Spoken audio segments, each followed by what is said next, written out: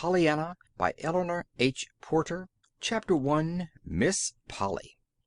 Miss Polly Harrington entered her kitchen a little hurriedly this June morning. Miss Polly did not usually make hurried movements. She specially prided herself on her repose of manner. But today she was hurrying, actually hurrying. Nancy, washing dishes at the sink, looked up in surprise. Nancy had been working in Miss Polly's kitchen only 2 months, but already she knew that her mistress did not usually hurry. "Nancy?" "Yes, ma'am," Nancy answered cheerfully, but she still continued wiping the pitcher in her hand. "Nancy," Miss Polly's voice was very stern now, "when I'm talking to you I wish you to stop your work and listen to what I have to say." Nancy flushed miserably.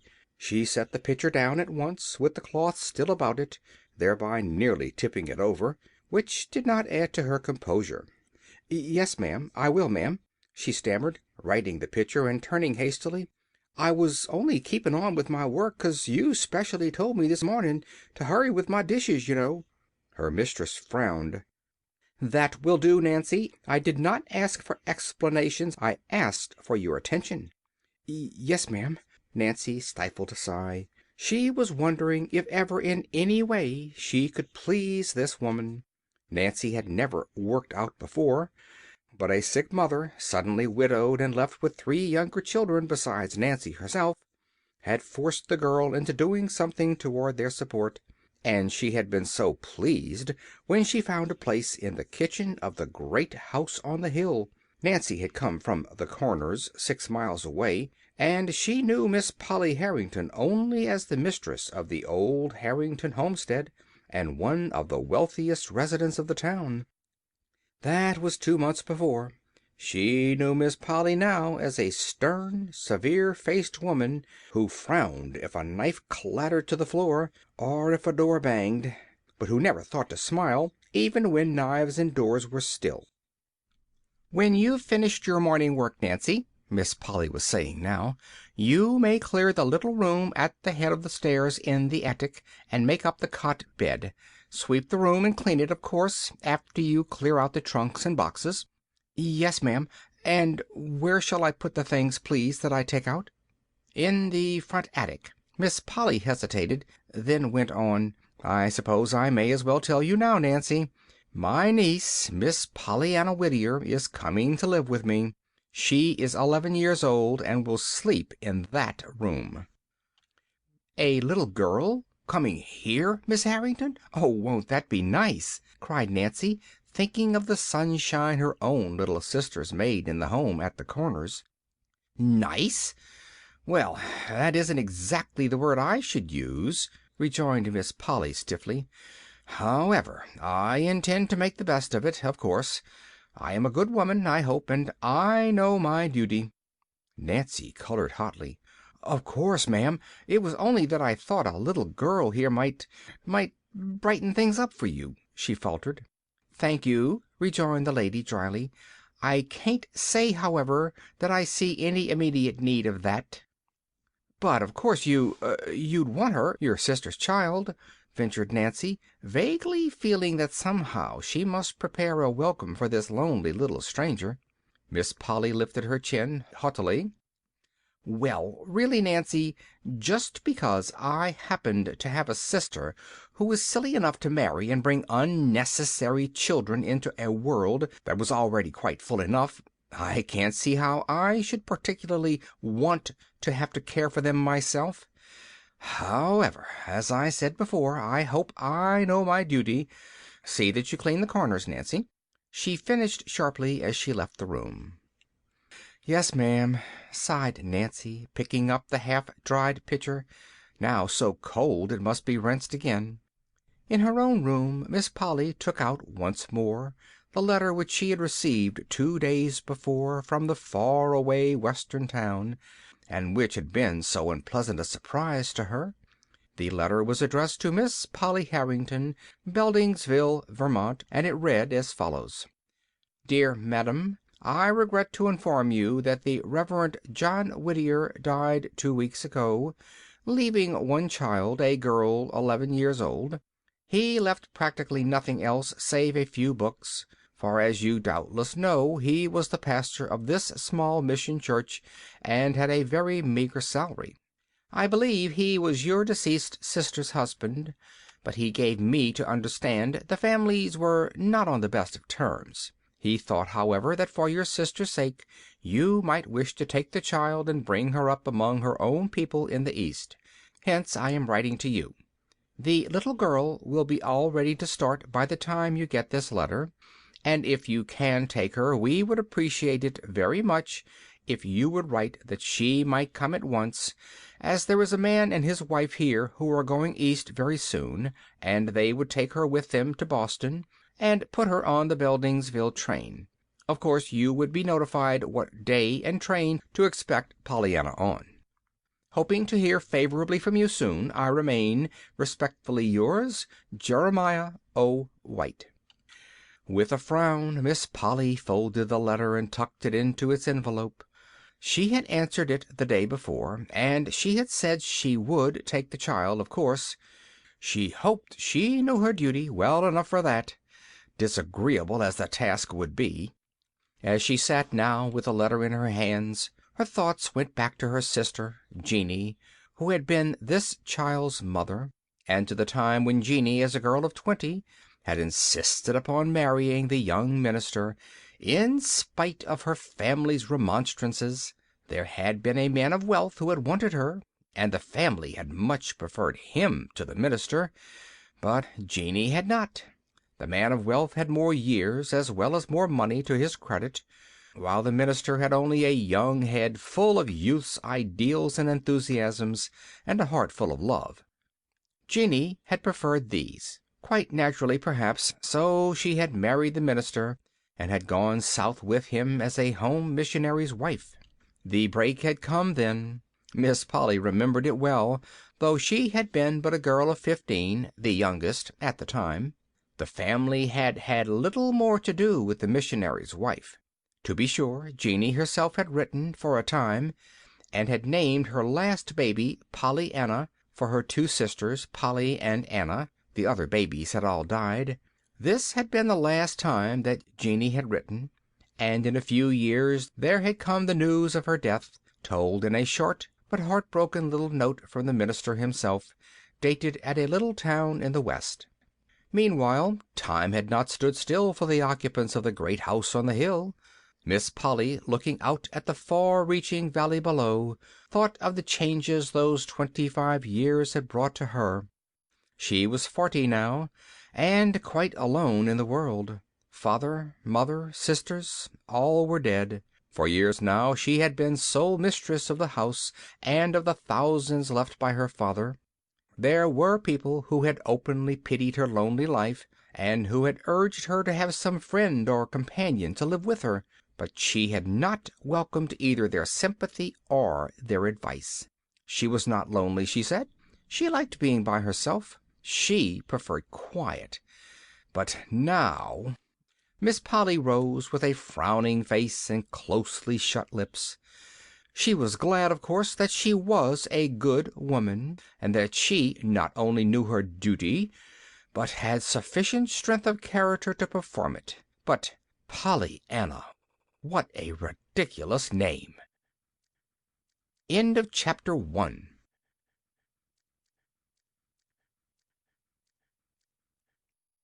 Chapter 2. Old Tom and Nancy. In the little attic room Nancy swept and scrubbed vigorously, paying particular attention to the corners. There were times, indeed, when the vigor she put into her work was more of a relief to her feelings than it was in order to efface dirt. Nancy, in spite of her frightened submission to her mistress, was no saint. "I just wish I could dig out the corners of her soul," she muttered jerkily, punctuating her words with murderous jabs of her pointed cleaning stick. "There's plenty of 'em needs cleaning out, all right, all right. The idea of sticking that blessed child way off up here in this hot little room, with no fire in the winter, too, and all this big house to pick from and choose from. Unnecessary children, indeed! Humph!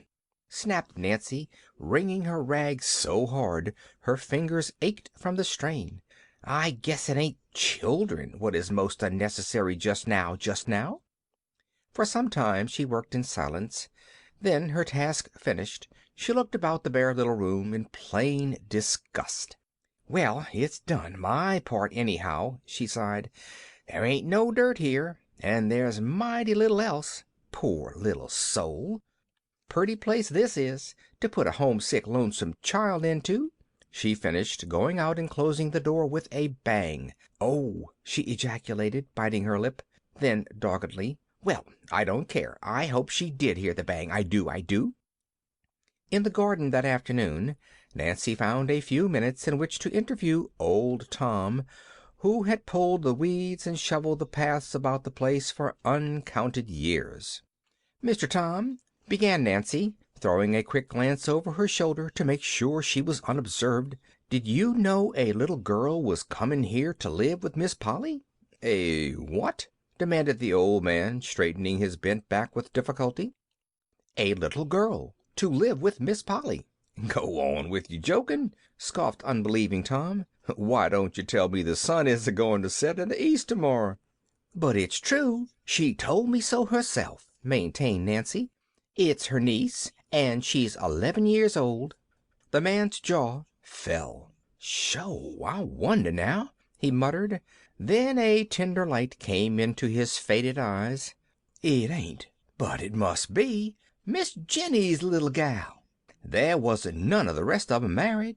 Why, Nancy, it must be Miss Jenny's little gal. Glory be to praise, to think of my old eyes a seein' this." "Who is Miss Jenny?"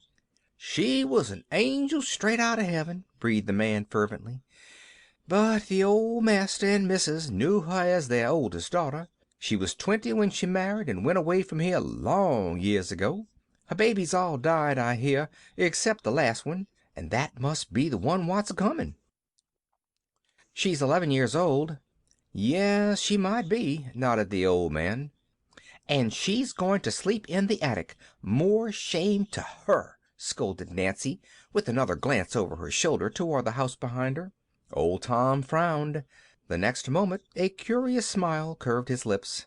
"I'm a-wonderin' what Miss Polly will do with the child in the house," he said. "Huh! Well, I'm a-wonderin' what a child will do with Miss Polly in the house," snapped Nancy. The old man laughed. "I'm afraid you ain't fond of Miss Polly," he grinned. "As if anybody could be fond of her," scorned Nancy. Old Tom smiled oddly. He stooped and began to work again. "I guess maybe you didn't know about Miss Polly's love affair," he said slowly. "Love affair? Her? No. And I guess nobody else didn't neither." "Oh, yes, they did," nodded the old man. "And the feller's livin' today, right in this town, too." "Who is he?" "I ain't a-tellin' that. It ain't fit that I should." The old man drew himself erect. In his dim blue eyes, as he faced the house, there was the loyal servant's honest pride in the family he had served and loved for long years. "But it don't seem possible. Her and a lover?" still maintained Nancy. Old Tom shook his head. "You didn't know Miss Polly as I did," he argued. "She used to be real handsome, and she would be now if she'd let herself be." "Handsome? Miss Polly?" "Yes, if she'd just let that tight hair of hern all loose and careless like, as it used to be, and wear the sort of bonnets with posies in 'em, and the kind of dresses all lace and white things, you'd see she'd be handsome. Miss Polly ain't old, Nancy." "Ain't she, though? Well, then, she's got an awful good imitation of it, she has, sniffed Nancy. "Yes, I know. It begun then, at the time of the trouble with her lover," nodded old Tom. "And it seems as if she's been feedin' on wormwood and thistles ever since. She's that bitter and prickly to deal with." "I should say she was," declared Nancy indignantly. "There's no pleasing her nohow, no matter how you try. I wouldn't stay if 'twasn't for the wages and the folks at home what's needin' 'em. But some day I shall just bile over, and when I do, of course, it'll be goodbye Nancy for me. It will, it will." Old Tom shook his head. "I know, I felt it. It's natural, but 'tain't best, child, 'tain't best. Take my word for it, 'tain't best." And again he bent his old head to the work before him. "Nancy!" called a sharp voice. "Yes, ma'am," stammered Nancy, and hurried toward the house. End of chapter 2.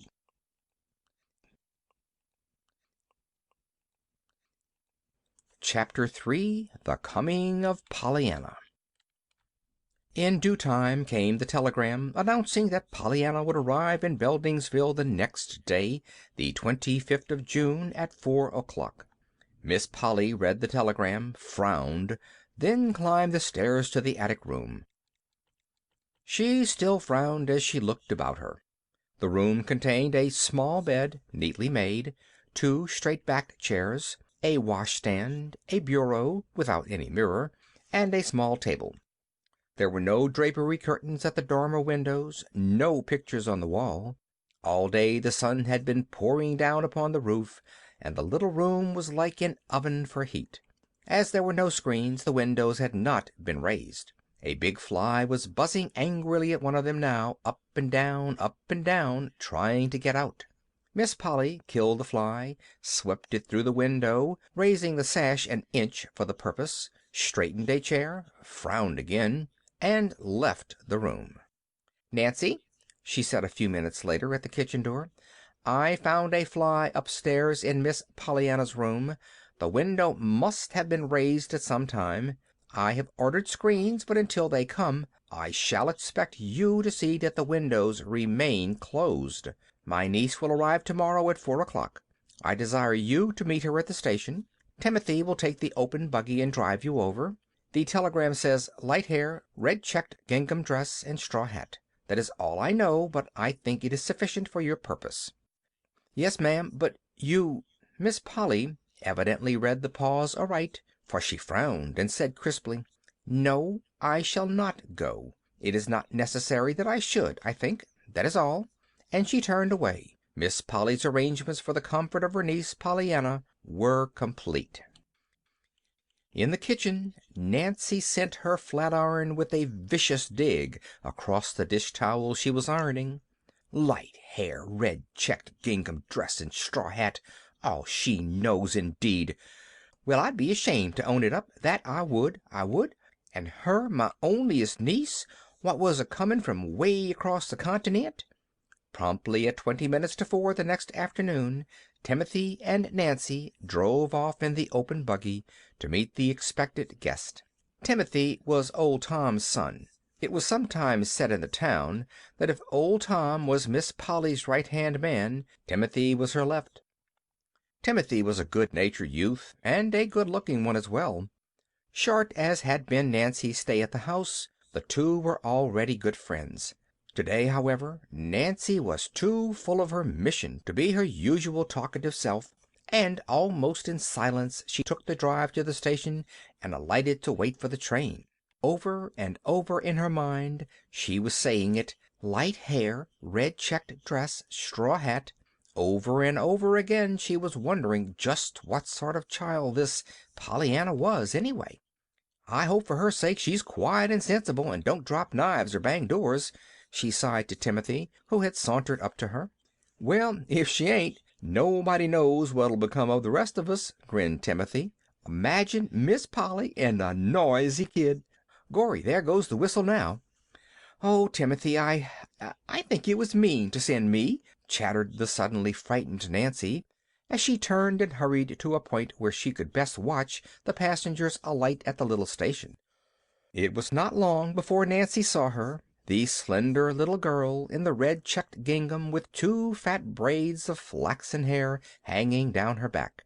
Beneath the straw hat, an eager, freckled little face turned to the right and to the left, plainly searching for someone.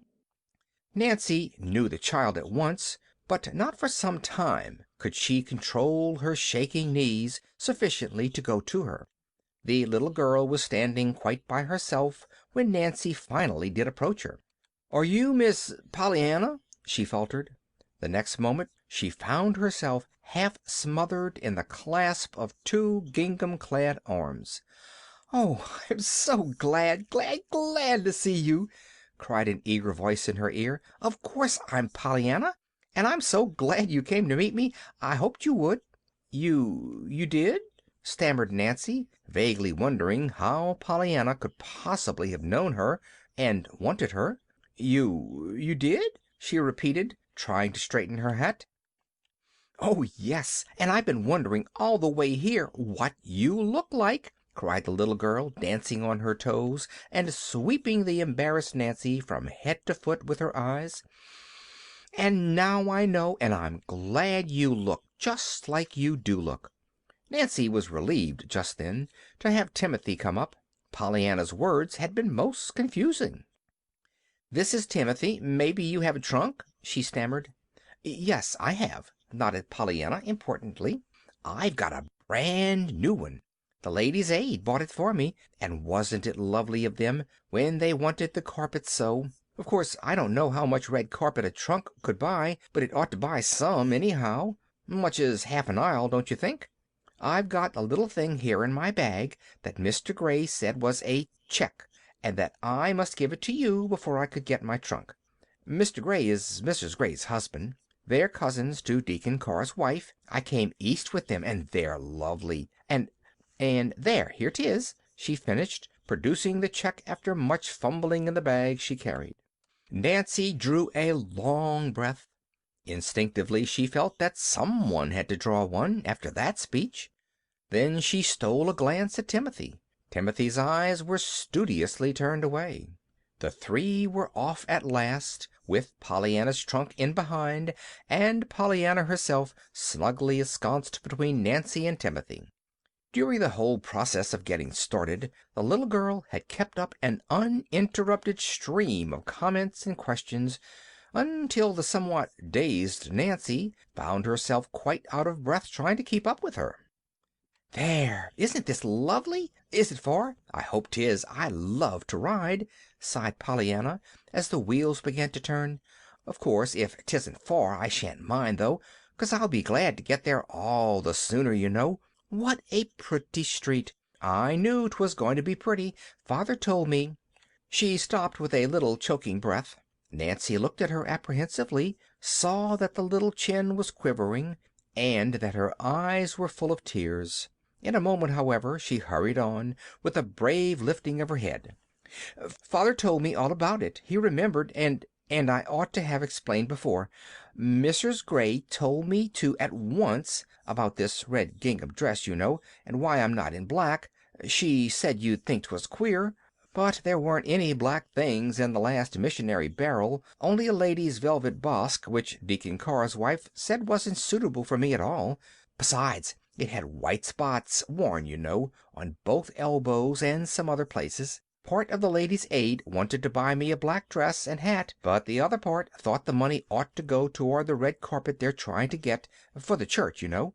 Mrs. White said maybe it was just as well, anyway, for she didn't like children in black. That is, I mean, she liked the children, of course, but not the black part." Pollyanna paused for breath, and Nancy managed to stammer, "Well, I'm sure it'll be all right."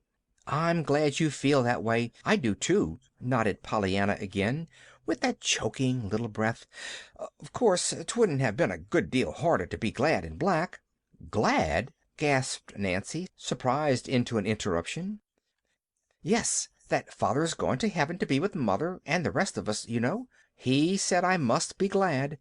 But it's been pretty hard to do it, even in red gingham, 'cause I wanted him so, and I couldn't help feeling I ought to have him, especially as Mother and the rest have God and all the angels, while I didn't have anybody but the Ladies' Aid. But now I'm sure it'll be easier because I've got you, Aunt Polly, and I'm so glad I've got you." Nancy's aching sympathy for the poor little forlornness behind her turned suddenly into shocked terror. "Oh, but you've made an awful mistake, dear," she faltered. "I'm only Nancy. I ain't your Aunt Polly at all." "You aren't?" stammered the little girl in plain dismay. "No, I'm only Nancy. I never thought of you taking me for her. We ain't a bit alike, we ain't." Timothy chuckled softly, but Nancy was too disturbed to answer the merry flash from his eyes. "But who are you?" questioned Pollyanna. "You don't look a bit like a lady's aider." Timothy laughed outright this time. "I'm Nancy, the hired girl. I do all the work except the washing and hard ironing. Miss Durgin does that." "But there is an Aunt Polly," demanded the child anxiously. "You bet your life there is," cut in Timothy. Pollyanna relaxed visibly. "Oh, that's all right, then." There was a moment's silence, and then she went on brightly. "And do you know, I'm glad after all that she didn't come to meet me, because now I've got her still coming, and I've got you besides." Nancy flushed. Timothy turned to her with a quizzical smile. "I call that a pretty slick compliment," he said. "Why don't you thank the little lady?" I was thinking about Miss Polly," faltered Nancy. Pollyanna sighed contentedly. "I was too. I'm so interested in her. You know, she's all the aunt I've got, and I didn't know I had her for ever so long. Then Father told me. He said she lived in a lovely great big house way on top of a hill." "She does. You can see it now," said Nancy. "It's that big white one with the green blinds way ahead." "Oh, how pretty! And what a lot of trees and grass all around it. I never saw such a lot of green grass seem so all at once. Is my Aunt Polly rich, Nancy?" "Yes, miss." "I'm so glad. It must be perfectly lovely to have lots of money. I never knew anyone that did have, only the Whites. They're some rich. They have carpets in every room and ice cream sundaes. Does Aunt Polly have ice cream sundaes?" Nancy shook her head. Her lips twitched. She threw a merry look into Timothy's eyes. "No, miss, your aunt don't like ice cream, I guess. Leastwise, I never saw it on her table." Pollyanna's face fell. "Oh, doesn't she? I'm so sorry. I don't see how she can help liking ice cream. But anyhow, I can be kinder glad about that, 'cause the ice cream you don't eat can't make your stomach ache, like Mrs. White's did. That is, I ate hers, you know, lots of it. Maybe Aunt Polly has got the carpets, though." "Yes, she's got the carpets." "In every room?" "Well, in almost every room," answered Nancy, frowning suddenly at the thought of that bare little attic room where there was no carpet. "Oh, I'm so glad!" exulted Pollyanna. "I love carpets. We didn't have any, only two little rugs that came in a missionary barrel, and one of those had ink spots on it. Mrs. White had pictures, too, perfectly beautiful ones of roses and little girls kneeling, and a kitty, and some lambs and a lion, not together, you know, the lambs and the lion. Oh, of course the Bible says they will sometimes, but they haven't yet. That is, I mean, Mrs. White's haven't. Don't you just love pictures?" "I don't know," answered Nancy in a half stifled voice. "I do. We didn't have any pictures. They don't come in the barrels much, you know. There did two come once, though. But one was so good Father sold it to get money to buy me some shoes with, and the other was so bad it fell to pieces just as soon as we hung it up. Glass, it broke, you know. And I cried. But I'm glad now we didn't have any of those nice things, 'cause I shall like Aunt Polly's all the better, not being used to 'em, you see. Just as it is when the pretty hair ribbons come in the barrels after a lot of faded out brown ones. My, but isn't this a perfectly beautiful house?" she broke off fervently as they turned into the wide driveway. It was when Timothy was unloading the trunk that Nancy found an opportunity to mutter low in his ear, "Don't you never say nothing to me again about leaving, Timothy Durgin. You couldn't hire me to leave." "Leave? I should say not," grinned the youth. "You couldn't drag me away. It'll be more fun here now with that kid round than moving picture shows every day." "Fun, fun," repeated Nancy indignantly. "I guess it'll be something more than fun for that blessed child when them two tries to live together. And I guess she'll be needing some rock to fly to for refuge. Well, I'm a-going to be that rock, Timothy. I am," she vowed as she turned and led Pollyanna up the broad steps. End of chapter 3.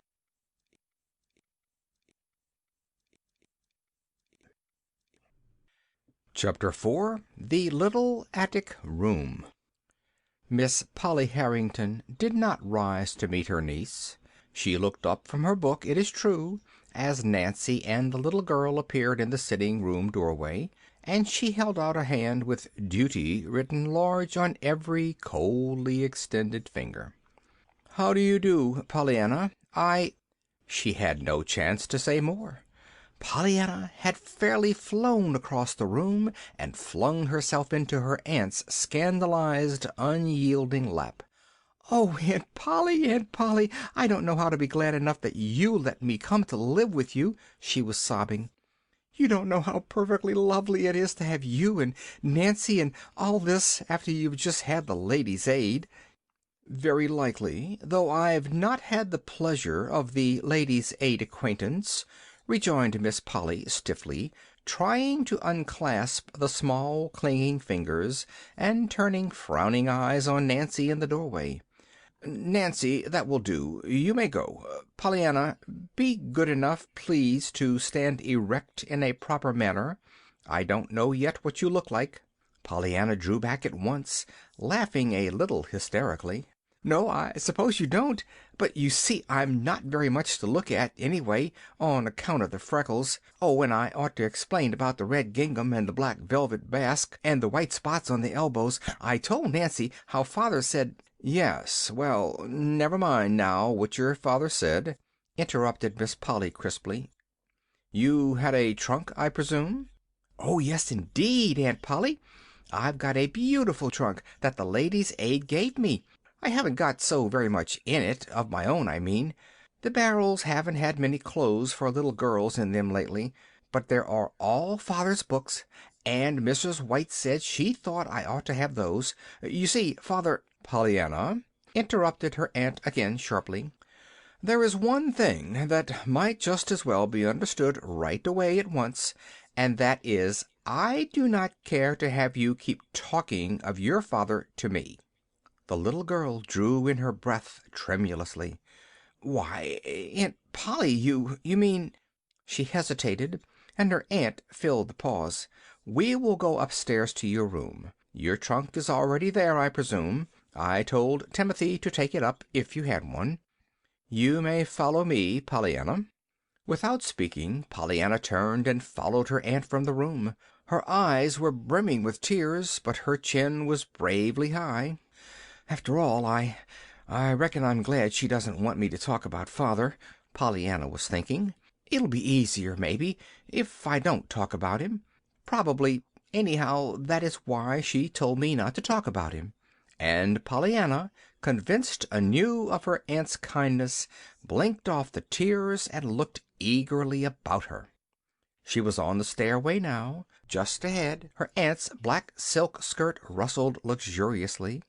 Behind her an open door allowed a glimpse of soft-tinted rugs and satin-covered chairs. Beneath her feet a marvelous carpet was like green moss to the tread. On every side the gilt of picture frames or the glint of sunlight through the filmy mesh of lace curtains flashed in her eyes. "Oh, Aunt Polly, Aunt Polly!" breathed the little girl rapturously. "What a perfectly lovely, lovely house! How awfully glad you must be you're so rich." "Pollyanna!" ejaculated her aunt, turning sharply about as she reached the head of the stairs. "I'm surprised at you, making a speech like that to me." "Why, Aunt Polly, aren't you?" queried Pollyanna, in frank wonder. "Certainly not, Pollyanna. I hope I could not so far forget myself as to be sinfully proud of any gift the Lord has seen fit to bestow upon me," declared the lady. "Certainly not of riches." Miss Polly turned and walked down the hall toward the attic stairway door. She was glad now that she had put the child in the attic room. Her idea at first had been to get her niece as far away as possible from herself, and at the same time place her where her childish heedlessness would not destroy valuable furnishings. Now, with this evident strain of vanity showing thus early, it was all the more fortunate that the room planned for her was plain and sensible, thought Miss Polly. Eagerly Pollyanna's little feet pattered behind her aunt. Still more eagerly her big blue eyes tried to look in all directions at once, that no thing of beauty or interest in this wonderful house might be passed unseen. Most eagerly of all her mind turned to the wondrously exciting problem about to be solved, behind which of all these fascinating doors was waiting now her room. The dear, beautiful room full of curtains, rugs, and pictures that was to be her very own. Then, abruptly, her aunt opened a door and ascended another stairway. There was little to be seen here. A bare wall rose on either side. At the top of the stairs, wide reaches of shadowy space led to far corners, where the roof came almost down to the floor, and where were stacked innumerable trunks and boxes. It was hot and stifling, too. Unconsciously, Pollyanna lifted her head higher. It seemed so hard to breathe. Then she saw that her aunt had thrown open a door at the right. "There, Pollyanna, here is your room, and your trunk is here, I see. Have you your key?" Pollyanna nodded dumbly. Her eyes were a little wide and frightened. Her aunt frowned. "When I ask a question, Pollyanna, I prefer that you should answer aloud, not merely with your head." "Yes, Aunt Polly." "Thank you. That is better. I believe you have everything you need here," she added, glancing at the well-filled towel rack and water pitcher. "I will send Nancy up to help you unpack. Supper is at 6 o'clock," she finished, as she left the room and swept downstairs. For a moment after she had gone, Pollyanna stood quite still, looking after her. Then she turned her wide eyes to the bare wall, the bare floor, the bare windows. She turned them last to the little trunk that had stood not so long before in her own little room in the far-away Western home. The next moment she stumbled blindly toward it and fell on her knees at its side, covering her face with her hands. Nancy found her there when she came up a few minutes later.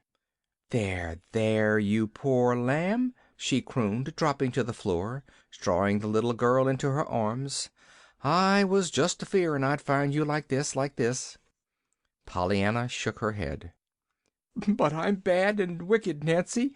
Awful wicked," she sobbed. "I just can't make myself understand that God and the angels needed my father more than I did." "No more they did, neither," declared Nancy stoutly. "Oh, Nancy!" The burning horror in Pollyanna's eyes dried the tears. Nancy gave a shamefaced smile and rubbed her own eyes vigorously. "There, there, child, I didn't mean it, of course," she cried briskly. "Come, let's have your key, and we'll get inside this trunk and take out your dresses in no time, no time." Somewhat tearfully, Pollyanna produced the key. "There aren't very many there, anyway," she faltered. "Then they're all the sooner unpacked," declared Nancy. Pollyanna gave a sudden, radiant smile. "That's so! I can be glad of that, can't I?" she cried. Nancy stared. "Why, of course," she answered a little uncertainly.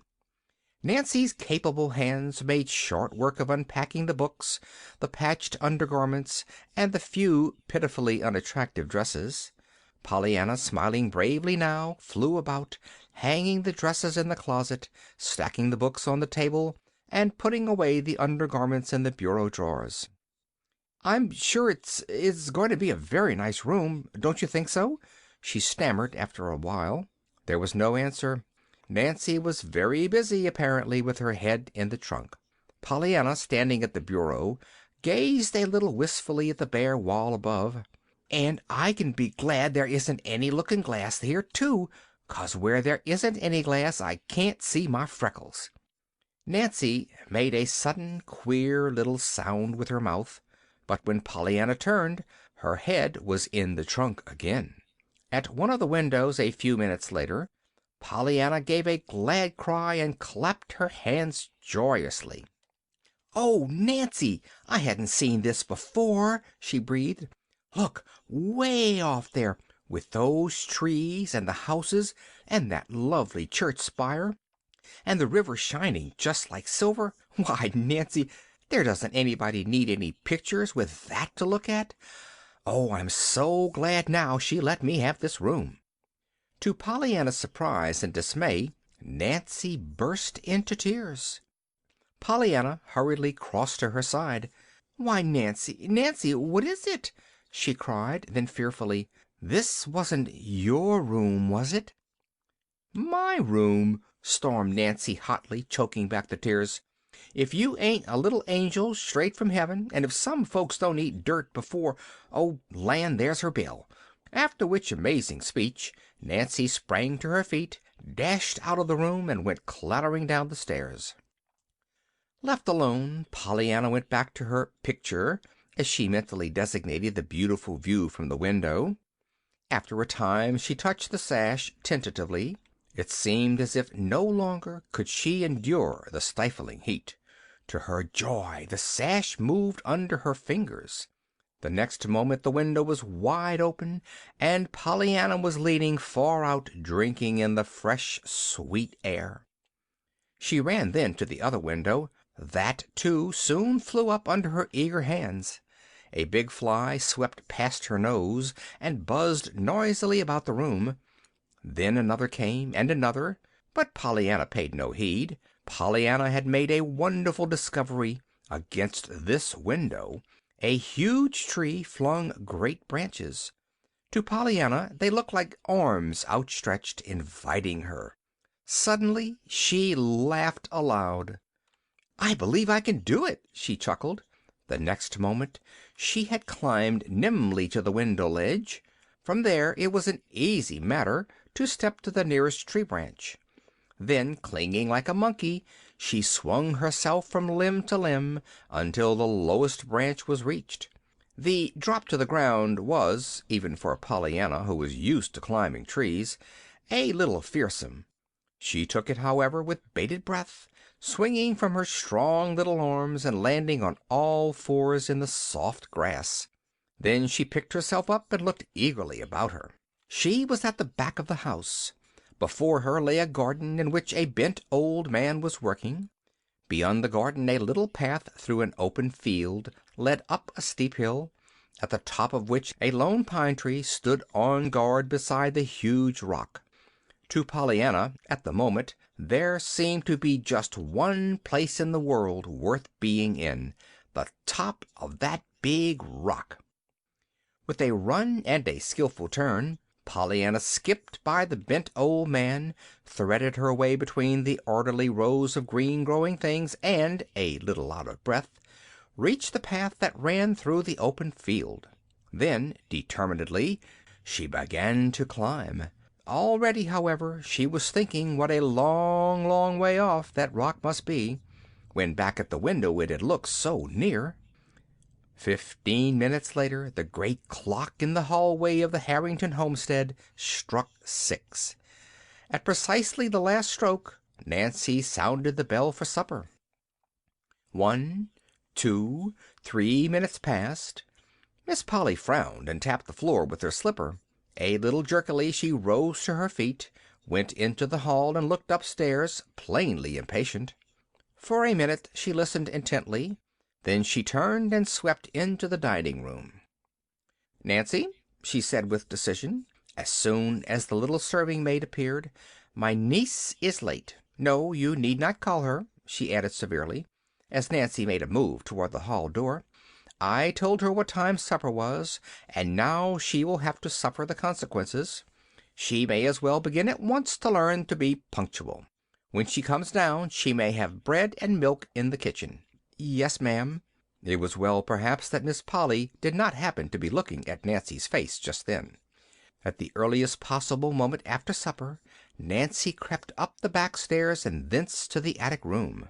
Bread and milk, indeed! And when the poor lamb had only just cried herself to sleep, she was muttering fiercely as she softly pushed open the door. The next moment she gave a frightened cry.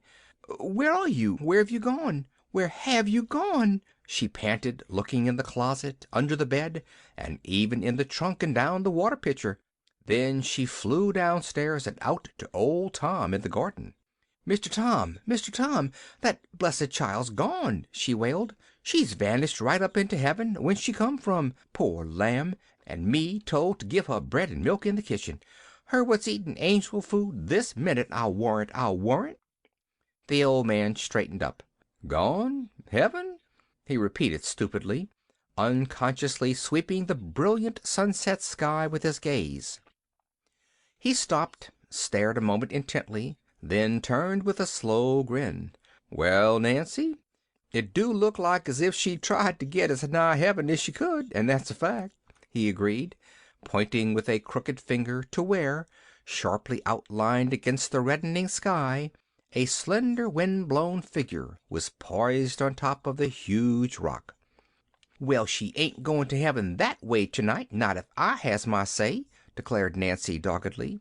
"If the mistress asks, tell her I ain't forgetting the dishes, but I gone on a stroll," she flung back over her shoulder as she sped toward the path that led through the open field.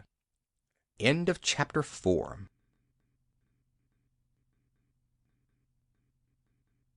Chapter 5. The Game. "For land's sake, Miss Pollyanna, what a scare you did give me!" panted Nancy, hurrying up to the big rock, down which Pollyanna had just regretfully slid. "Scare? Oh, I'm so sorry, but you mustn't really ever get scared about me, Nancy.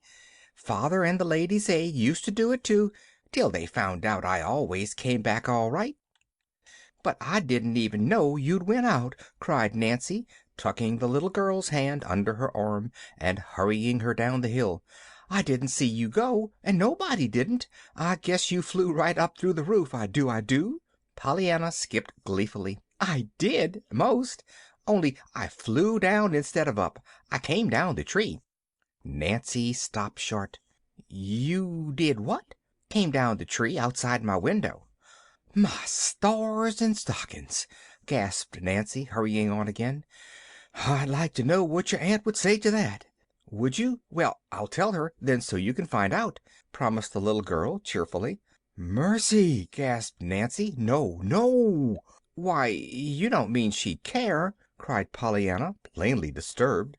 "No, yes. Well, never mind. I ain't so very particular about knowing what she'd say, truly," stammered Nancy, determined to keep one scolding from Pollyanna, if nothing more. "But say, we better hurry. I got to get them dishes done, you know." "I'll help," promised Pollyanna promptly. "Oh, Miss Pollyanna," demurred Nancy. For a moment there was silence. The sky was darkening fast. Pollyanna took a firmer hold on her friend's arm. "I reckon I'm glad, after all, that you did get scared a little, 'cause then you came after me." She shivered. "Poor little lamb, and you must be hungry, too. I'm afraid you'll have to have bread and milk in the kitchen with me. Your aunt didn't like it, because you didn't come down to supper, you know." "But I couldn't. I was up here." "Yes, but she didn't know that, you see," observed Nancy dryly, stifling a chuckle. "I'm sorry about the bread and milk. I am." "Oh, I'm not. I'm glad." "Glad? Why?" "Why, I like bread and milk, and I'd like to eat with you. I don't see any trouble about being glad about that." "You don't seem to see any trouble being glad about everything," retorted Nancy, choking a little over her remembrance of Pollyanna's brave attempts to like the bare little attic room. Pollyanna laughed softly. "Well, that's the game, you know, anyway." "The game?" "Yes, the just being glad game." "Whatever in the world are you talking about?" "Why, it's a game. Father told it to me, and it's lovely," rejoined Pollyanna. "We've played it always, ever since I was a little girl. I told the Ladies' Aid, and they played it. Some of them." "What is it? I ain't much on games, though." Pollyanna laughed again, but she sighed, too, and in the gathering twilight her face looked thin and wistful. "Why, we began it on some crutches that came in a missionary barrel." "Crutches!" "Yes. You see, I'd wanted a doll, and Father had written them so. But when the barrel came, the lady wrote that they hadn't any dolls come in, but the little crutches had. So she sent 'em along, as they might come in handy for some child sometime. And that's when we began it." "Well, I must say I can't see any game about that. declared Nancy almost irritably. Oh, yes. The game was to just find something about everything to be glad about, no matter what 'twas, rejoined Pollyanna earnestly. And we began right then, on the crutches. Well, goodness me, I can't see anything to be glad about, getting a pair of crutches when you wanted a doll. Pollyanna clapped her hands. There is, she crowed. But I couldn't see it either, Nancy, at first, she added with quick honesty. Father had to tell it to me. Well, then suppose you tell me, almost snapped Nancy. Goodness!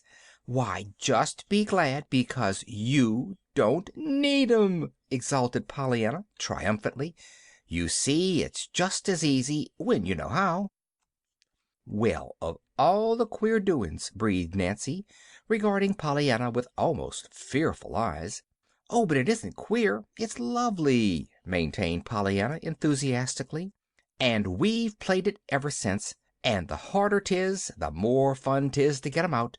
Only sometimes it's almost too hard, like when your father goes to heaven and there isn't anybody but a lady's aid left. Yes, or when you're put in a snippy little room way at the top of the house with nothing in it, growled Nancy. Pollyanna sighed. That was a hard one at first, she admitted, especially when I was so kind of lonesome. I just didn't feel like playing the game anyway, and I had been wanting pretty things so. Then I happened to think how I hated to see my freckles in the looking-glass, and I saw that lovely picture out the window, too, so then I knew I'd found the things to be glad about. You see, when you're hunting for the glad things, you sort of forget the other kind, like the doll you wanted, you know. Hm, choked Nancy, trying to swallow the lump in her throat. Most generally it doesn't take so long, sighed Pollyanna. And lots of times now I just think of them without thinking, you know. I've got so used to playing it. It's a lovely game. Father and I used to like it so much, she faltered. I suppose, though, it'll be a little harder now, as long as I haven't anybody to play it with. Maybe Aunt Polly will play it, though, she added, as an afterthought. My stars and stockings, her, breathed Nancy behind her teeth. Then, aloud, she said doggedly, See here, Miss Pollyanna, I ain't saying that I'll play it very well, and I ain't saying that I know how, anyway, but I'll play it with ye after a fashion, I just will, I will. Oh, Nancy, exulted Pollyanna, giving her a rapturous hug. That'll be splendid. Won't we have fun? Maybe, conceded Nancy in open doubt. But you mustn't count too much on me, you know. I never was no case for games. But I'm a-going to make a most awful old try on this one. You're going to have someone to play it with anyhow, she finished as they entered the kitchen together. Pollyanna ate her bread and milk with good appetite. Then, at Nancy's suggestion, she went into the sitting room where her aunt sat reading. Miss Polly looked up coldly. Have you had your supper, Pollyanna? Yes, Aunt Polly. I'm very sorry, Pollyanna, to have been obliged so soon to send you into the kitchen to eat bread and milk. But I was real glad you did it, Aunt Polly. I like bread and milk, and Nancy, too. You mustn't feel bad about that one bit. Aunt Polly sat suddenly a little more erect in her chair. Pollyanna, it's quite time you were in bed. You have had a hard day, and tomorrow we must plan your hours and go over your clothing to see what is necessary to get for you. Nancy will give you a candle. Be careful how you handle it. Breakfast will be at 7:30. See to it that you are down to that. Good night. Quite as a matter of course, Pollyanna came straight to her aunt's side and gave her an affectionate hug. I've had such a beautiful time so far, she sighed happily. I know I'm going to just love living with you, but then I knew I should before I came. Good night, she called cheerfully as she ran from the room. Well, upon my soul, ejaculated Miss Polly half aloud. What a most extraordinary child. Then she frowned. She's glad I punished her, and I mustn't feel bad one bit, and she's going to love to live with me? Well, upon my soul, ejaculated Miss Polly again as she took up her book. 15 minutes later, in the attic room, A lonely little girl sobbed into the tightly clutched sheet. "I know, Father among the angels, I'm not playing the game one bit now. Not one bit. But I don't believe even you could find anything to be glad about sleeping all alone, way off up here in the dark like this. If only I was near Nancy or Aunt Polly or even a lady's aider, it would be easier." Downstairs in the kitchen, Nancy, hurrying with her belated work, jabbed her dish mop into the milk pitcher and muttered jerkily, "If playing a silly fool game about being glad you've got crutches when you want dolls is got to be my way of being that rock of refuge, why, I'm a-going to play it. I am. End of chapter 5.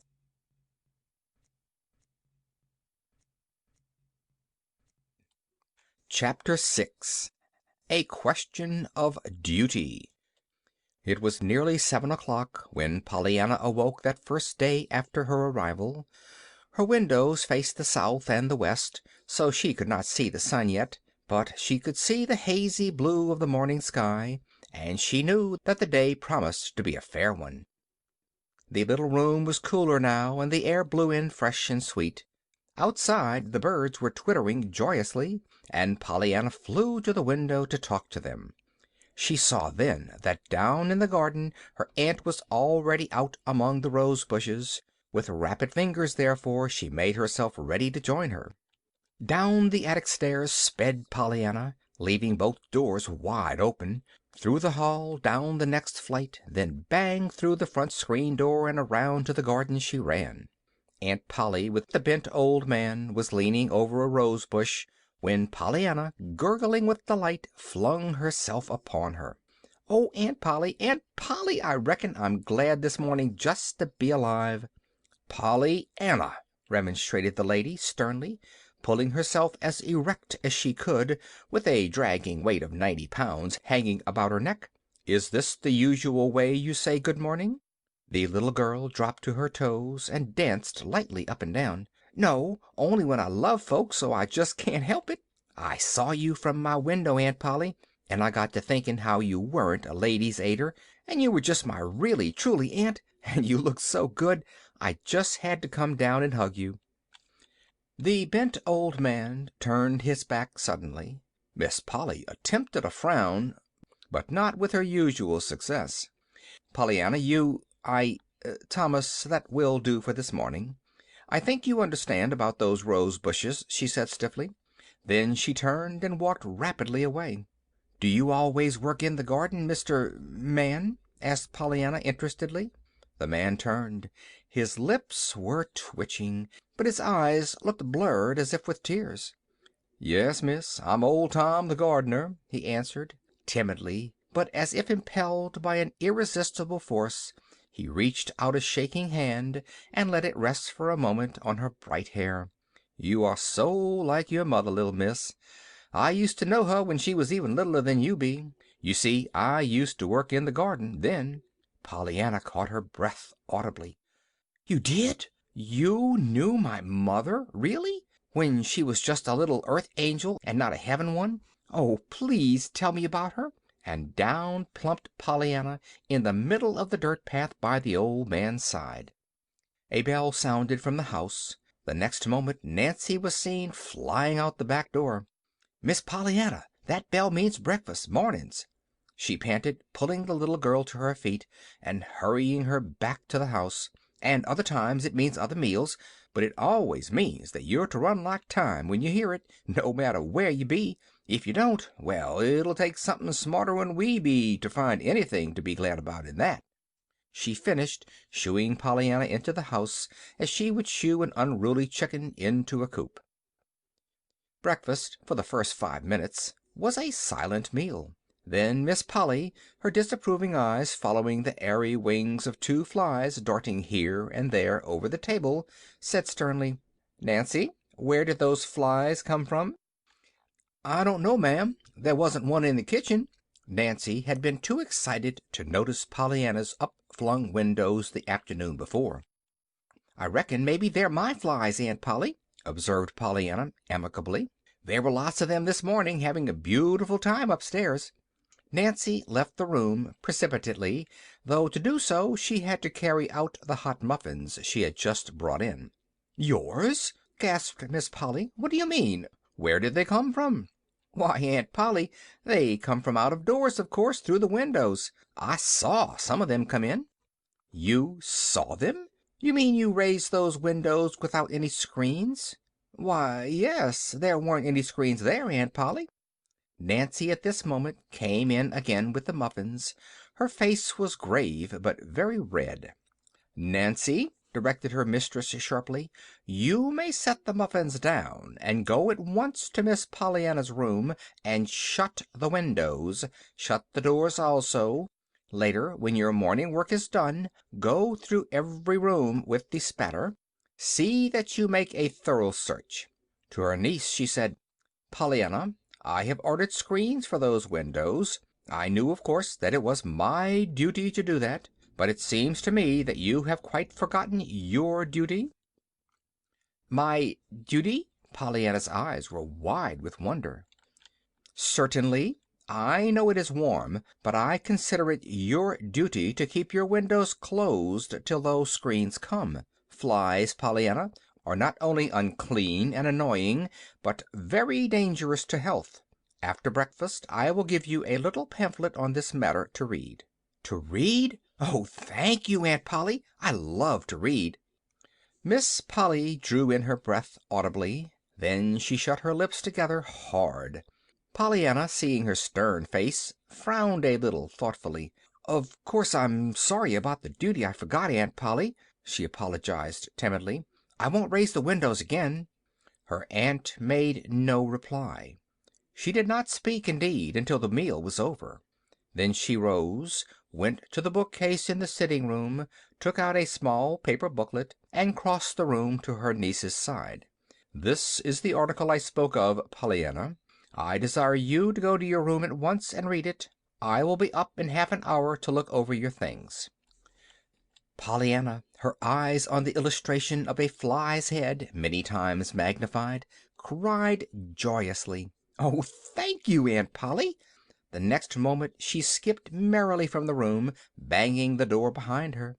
Miss Polly frowned, hesitated, then crossed the room majestically and opened the door.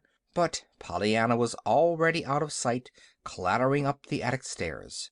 Half an hour later, when Miss Polly, her face expressing stern duty in every line, climbed those stairs and entered Pollyanna's room, she was greeted with a burst of eager enthusiasm.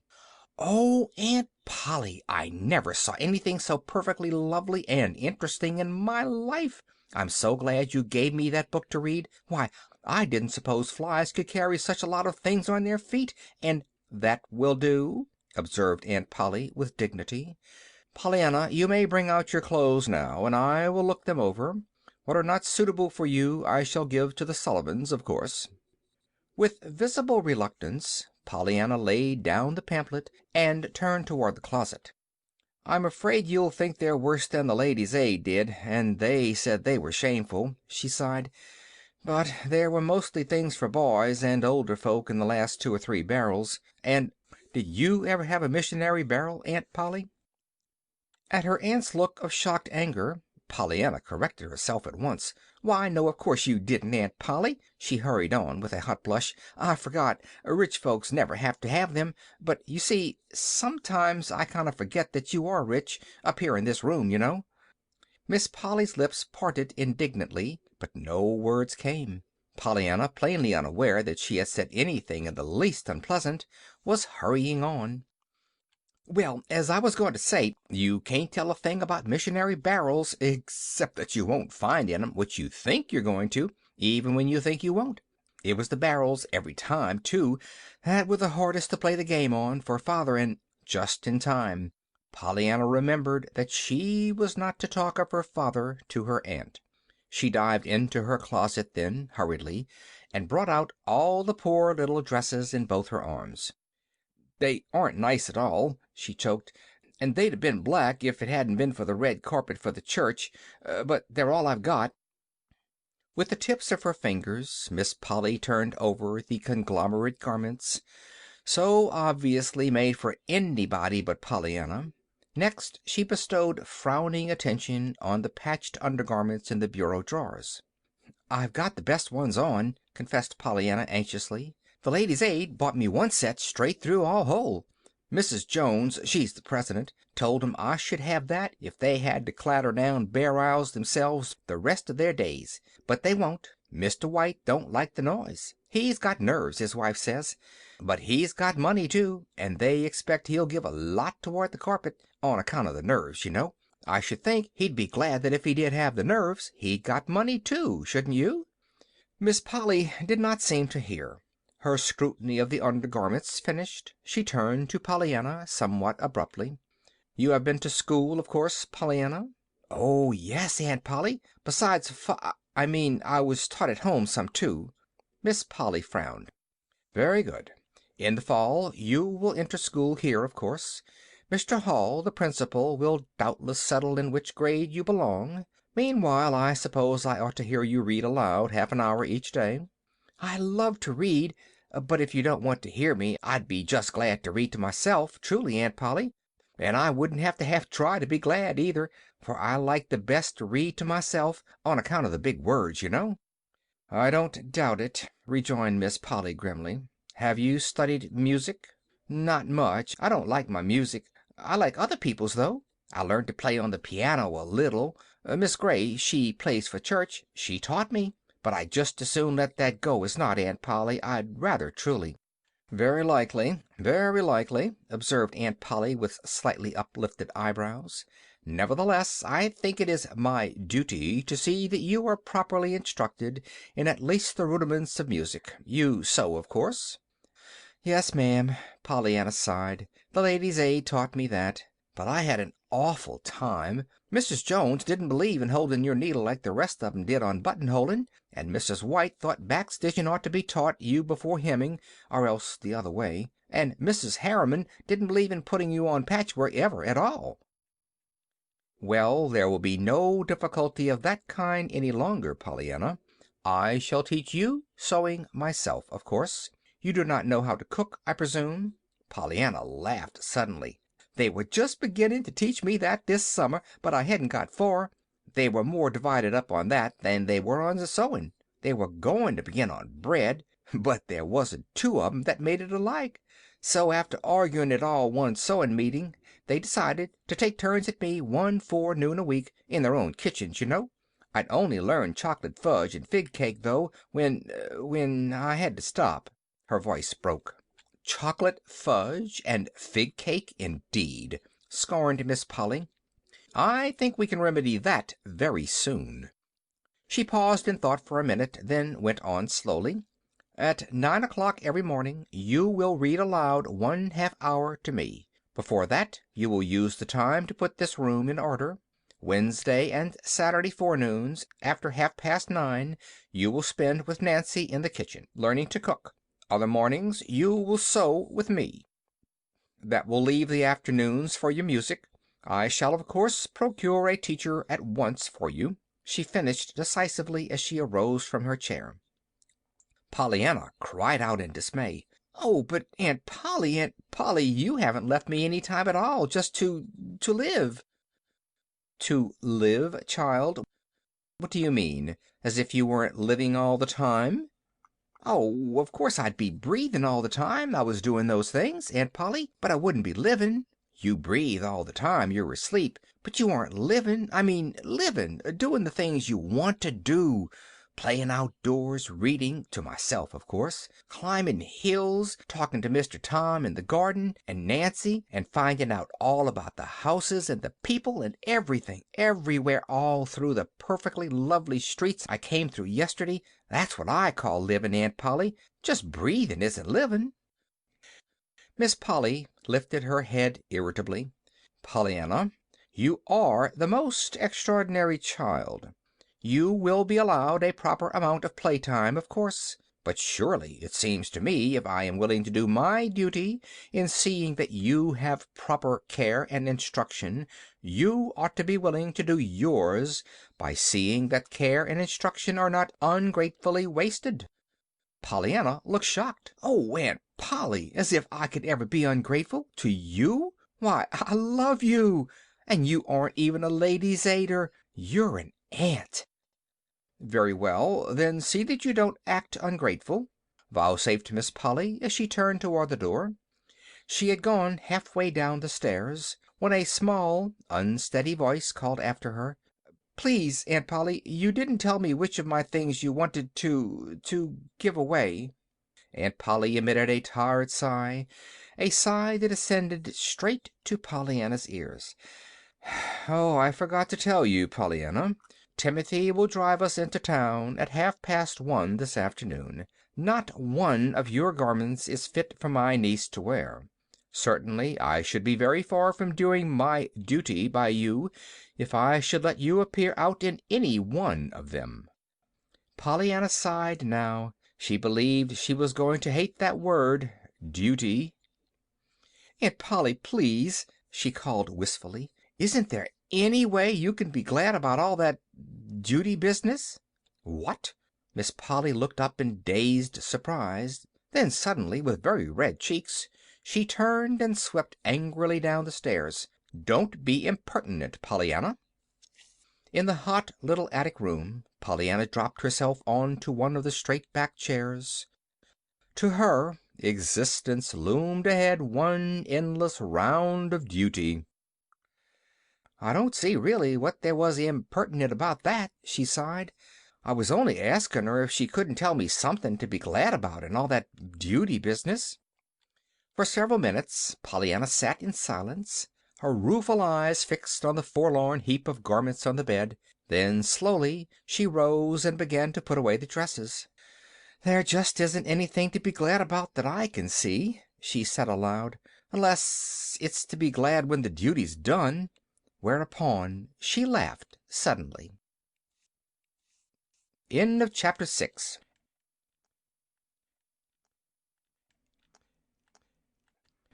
Chapter 7. Pollyanna and Punishments. At 1:30, Timothy drove Miss Polly and her niece to the 4 or 5 principal dry goods stores, which were about half a mile from the homestead. Fitting Pollyanna with a new wardrobe proved to be a more or less exciting experience for all concerned. Miss Polly came out of it with the feeling of limp relaxation that one might have at finding oneself at last on solid earth after a perilous walk across the very thin crust of a volcano. The various clerks who had waited upon the pair came out of it with very red faces and enough amusing stories of Pollyanna to keep their friends in gales of laughter the rest of the week. Pollyanna herself came out of it with radiant smiles and a heart content, for, as she expressed it to one of the clerks, when you haven't had anybody but missionary barrels and ladies' aiders to dress you, it is perfectly lovely to just walk right in and buy clothes that are brand new and that don't have to be tucked up or let down because they don't fit. The shopping expedition consumed the entire afternoon. Then came supper and a delightful talk with old Tom in the garden, and another with Nancy on the back porch after the dishes were done, and while Aunt Polly paid a visit to a neighbor. Old Tom told Pollyanna wonderful things of her mother that made her very happy indeed, and Nancy told her all about the little farm 6 miles away at The Corners, where lived her own dear mother and her equally dear brothers and sisters. She promised, too, that sometime, if Miss Polly were willing, Pollyanna should be taken to see them. "And they've got lovely names, too. You'll like their names," sighed Nancy. "They're Algernon and Floribel and Estelle. I just hate Nancy." "Oh, Nancy, what a dreadful thing to say. Why?" "Because it isn't pretty like the others. You see, I was the first baby, and Mother hadn't begun to read so many stories with the pretty names in 'em then. But I love Nancy, just because it's you," declared Pollyanna. "Huh! Well, I guess you could love Clarissa Maybelle just as well," retorted Nancy, "and it would be a heap happier for me. I think that name's just grand."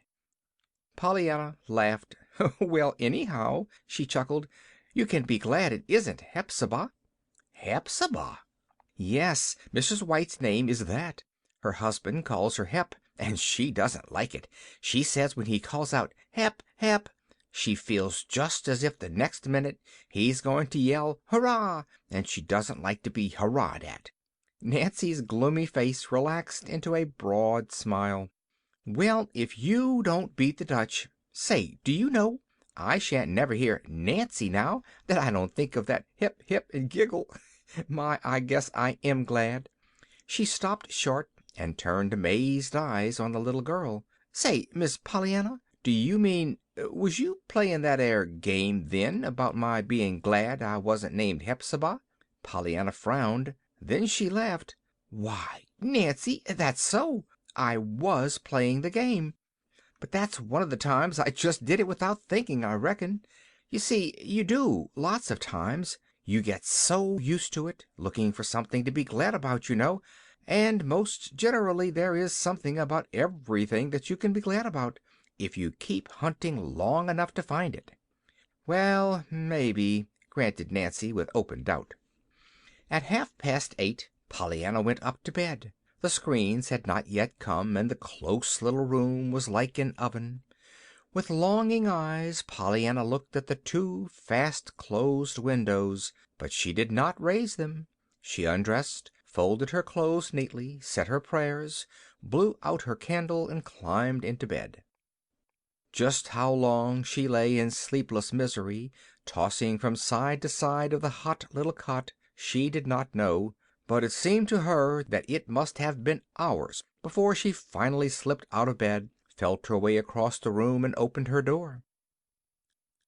Out in the main attic all was velvet blackness, save where the moon flung a path of silver halfway across the floor from the east dormer window. With a resolute ignoring of that fearsome darkness to the right and to the left, Pollyanna drew a quick breath and pattered straight into that silvery path and on to the window. She had hoped vaguely that this window might have a screen, but it did not. Outside, however, there was a wide world of fairy-like beauty, and there was, too, she knew, fresh, sweet air that would feel so good to hot cheeks and hands. As she stepped nearer and peered longingly out, she saw something else. She saw, only a little way below the window, the wide, flat tin roof of Miss Polly's sun parlor built over the porte cochère. The sight filled her with longing. If only now she were out there! Fearfully she looked behind her. Back there, somewhere, were her hot little room and her still hotter bed. But between her and them lay a horrid desert of blackness across which one must feel one's way with outstretched, shrinking arms, while before her, out on the sun parlor roof, were the moonlight and the cool, sweet night air. If only her bed were out there! And folks did sleep out of doors. Joel Hartley at home, who was so sick with the consumption, had to sleep out of doors. Suddenly Pollyanna remembered that she had seen near this attic window a row of long white bags hanging from nails. Nancy had said that they contained the winter clothing put away for the summer.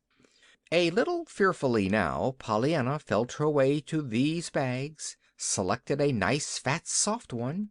It contained Miss Polly's sealskin coat for a bed, and a thinner one to be doubled up for a pillow, and still another, which was so thin it seemed almost empty, for a covering. Thus equipped, Pollyanna, in high glee, pattered to the moonlit window again, raised the sash, stuffed her burden through to the roof below, then let herself down after it, closing the window carefully behind her. Pollyanna had not forgotten those flies with the marvelous feet that carried things. How deliciously cool it was!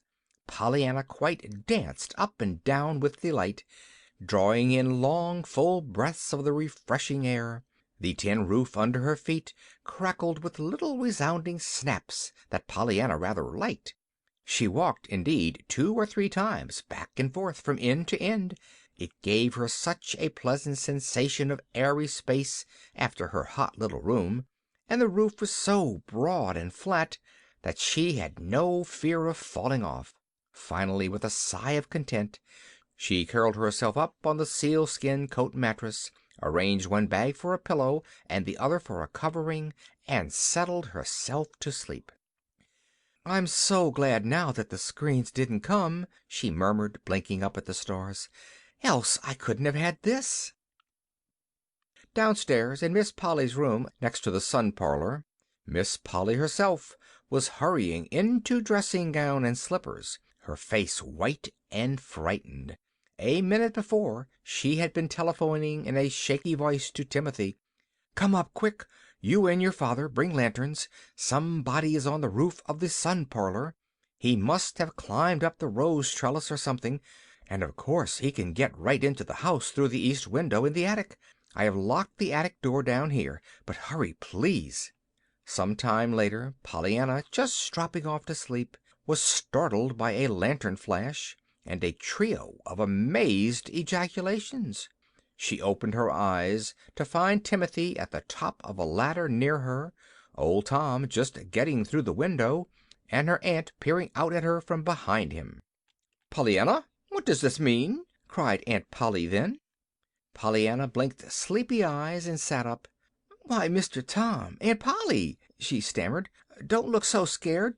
It isn't that I've got the consumption, you know, like Joel Hartley. It's only that I was so hot in there, but I shut the window, Aunt Polly, so the flies couldn't carry those germ things in." Timothy disappeared suddenly down the ladder. Old Tom, with almost equal precipitation, handed his lantern to Miss Polly and followed his son. Miss Polly bit her lip hard until the men were gone. Then she said sternly, "Pollyanna, hand those things to me at once and come in here. Of all the extraordinary children!" she ejaculated a little later, as, with Pollyanna by her side and the lantern in her hand, she turned back into the attic. To Pollyanna the air was all the more stifling after that cool breath of the out of doors, but she did not complain. She only drew a long, quivering sigh. At the top of the stairs Miss Polly jerked out crisply, "For the rest of the night, Pollyanna, you are to sleep in my bed with me.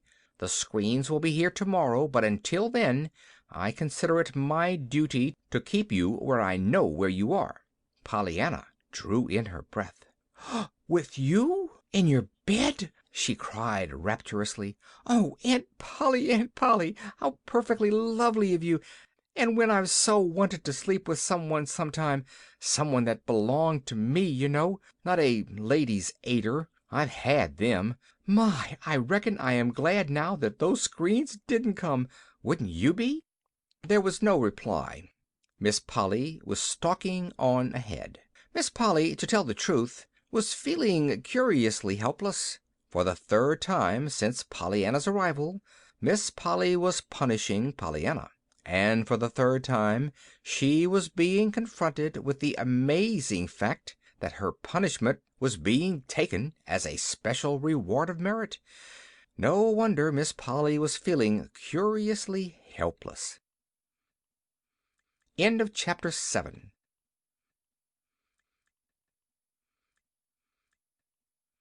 Chapter 8. Pollyanna Pays a Visit. It was not long before life at the Harrington homestead settled into something like order, although not exactly the order that Miss Polly had at first prescribed. Pollyanna sewed, practiced, read aloud, and studied cooking in the kitchen, it is true, but she did not give to any of these things quite so much time as had first been planned. She had more time, also, to just live, as she expressed it, for almost all of every afternoon from 2 until 6 o'clock was hers to do with as she liked, provided she did not like to do certain things already prohibited by Aunt Polly. It is a question, perhaps, whether all this leisure time was given to the child as a relief to Pollyanna from work, or as a relief to Aunt Polly from Pollyanna. Certainly, as those first July days passed, Miss Polly found occasion many times to ejaculate, "What an extraordinary child!" And certainly the reading and sewing lessons found her at their conclusion each day somewhat dazed and wholly exhausted. Nancy, in the kitchen, fared better. She was not dazed nor exhausted. Wednesdays and Saturdays came to be, indeed, red-letter days to her. There were no children in the immediate neighborhood of the Harrington homestead for Pollyanna to play with. The house itself was on the outskirts of the village, and though there were other houses not far away, they did not chance to contain any boys or girls near Pollyanna's age. This, however, did not seem to disturb Pollyanna in the least. "Oh, no, I don't mind it at all," she explained to Nancy. "I'm happy just to walk around and see the streets and the houses and watch the people. I just love people. Don't you, Nancy?" "Well, I can't say I do, all of 'em," retorted Nancy tersely. Almost every pleasant afternoon found Pollyanna begging for an errand to run, so that she might be off for a walk in one direction or another, and it was on these walks that frequently she met the man. To herself Pollyanna always called him the man, no matter if she met a dozen other men the same day. The man often wore a long black coat and a high silk hat, two things that the just men never wore. His face was clean-shaven and rather pale, and his hair, growing below his hat, was somewhat gray. He walked erect and rather rapidly, and he was always alone, which made Pollyanna vaguely sorry for him. Perhaps it was because of this that she one day spoke to him. "How do you do, sir? Isn't this a nice day?" she called cheerily as she approached him. The man threw a hurried glance about him, then stopped uncertainly. "Did you speak to me?" he asked in a sharp voice. "Yes, sir," beamed Pollyanna.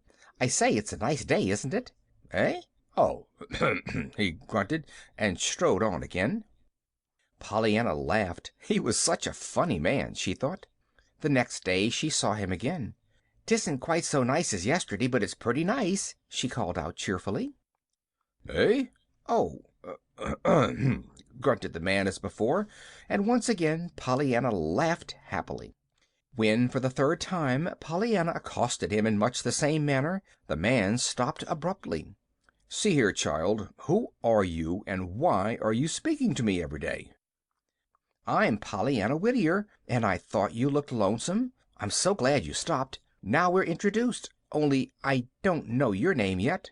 "Well, of all the—" The man did not finish his sentence, but strode on faster than ever. Pollyanna looked after him with a disappointed droop to her usually smiling lips. Maybe he didn't understand, but that was only half an introduction. "I don't know his name yet," she murmured as she proceeded on her way. Pollyanna was carrying calf's foot jelly to Mrs. Snow today.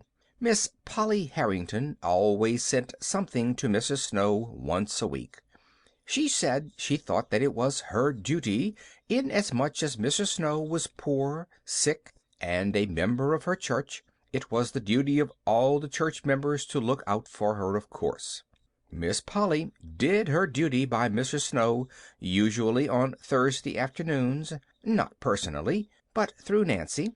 Today Pollyanna had begged the privilege, and Nancy had promptly given it to her in accordance with Miss Polly's orders.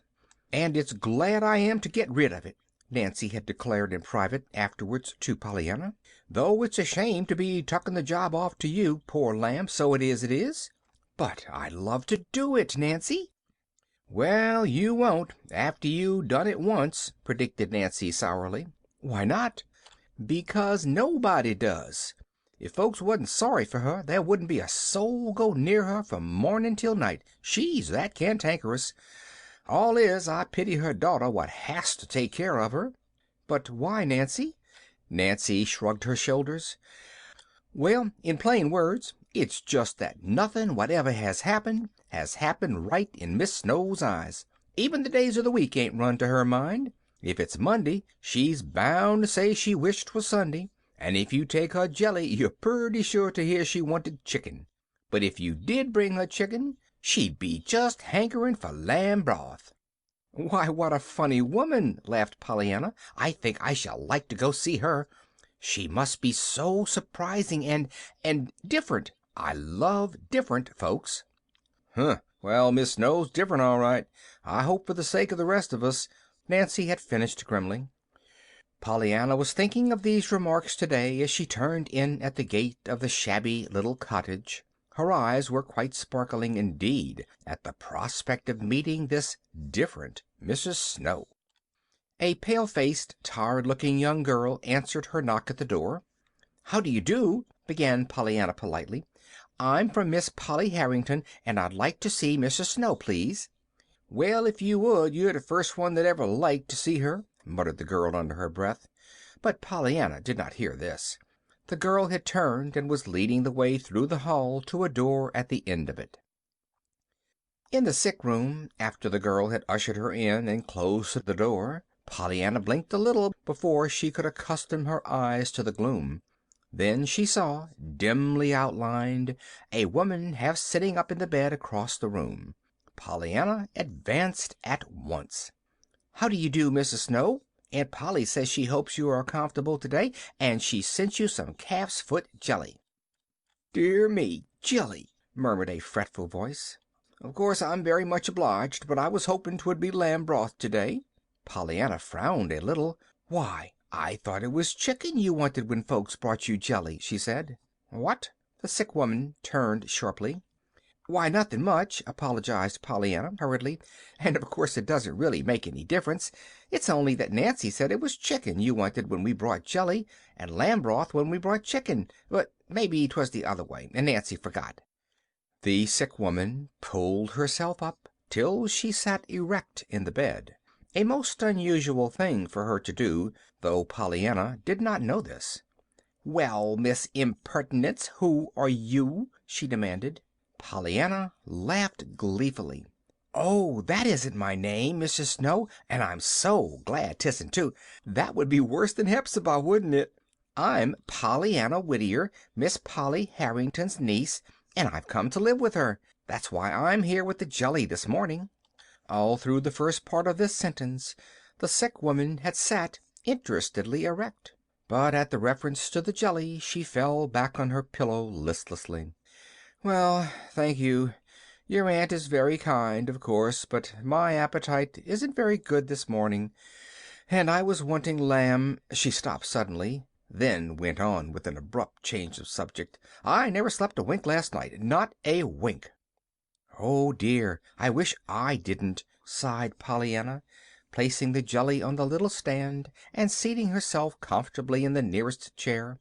"You lose such a lot of time just sleeping, don't you think so?" "Lose time? Sleeping?" exclaimed the sick woman. "Yes, when you might be just living, you know. It seems such a pity we can't live nights, too." Once again the woman pulled herself erect in her bed. "Well, if you ain't the amazin' young one!" she cried. "Here, do you go to that window and pull the curtain," she directed. "I should like to know what you look like." Pollyanna rose to her feet, but she laughed a little ruefully. "Oh, dear! Then you'll see my freckles, won't you?" she sighed as she went to the window. "And just when I was being so glad it was dark and you couldn't see 'em. There, now you can. Oh!" she broke off excitedly as she turned back to the bed. "I'm so glad you wanted to see me, because now I can see you. They didn't tell me you were so pretty." "Me? Pretty?" scoffed the woman bitterly. "Why, yes. Didn't you know it?" cried Pollyanna. "Well, no, I didn't," retorted Mrs. Snow dryly. Mrs. Snow had lived 40 years, and for 15 of those years she had been too busy wishing things were different to find much time to enjoy things as they were. "Oh, but your eyes are so big and dark, and your hair's all dark, too, and curly," cooed Pollyanna. "I love black curls. That's one of the things I'm going to have when I get to heaven. And you've got 2 little red spots in your cheeks. Why, Mrs. Snow, you are pretty. I should think you'd know it when you looked at yourself in the glass." "The glass!" snapped the sick woman, falling back on her pillow. "Well, yes, I ain't done much printin' before the mirror these days, and you wouldn't, if you was flat on your back as I am." "Why, no, of course not," agreed Pollyanna sympathetically. "But wait, just let me show you," she exclaimed, skipping over to the bureau and picking up a small hand glass. On the way back to the bed, she stopped, eyeing the sick woman with a critical gaze. "I reckon maybe if you don't mind, I'd like to fix your hair just a little before I let you see it," she proposed. "May I fix your hair, please?" "Why, I suppose so, if you want to," permitted Mrs. Snow, grudgingly. "But 'twon't stay, you know."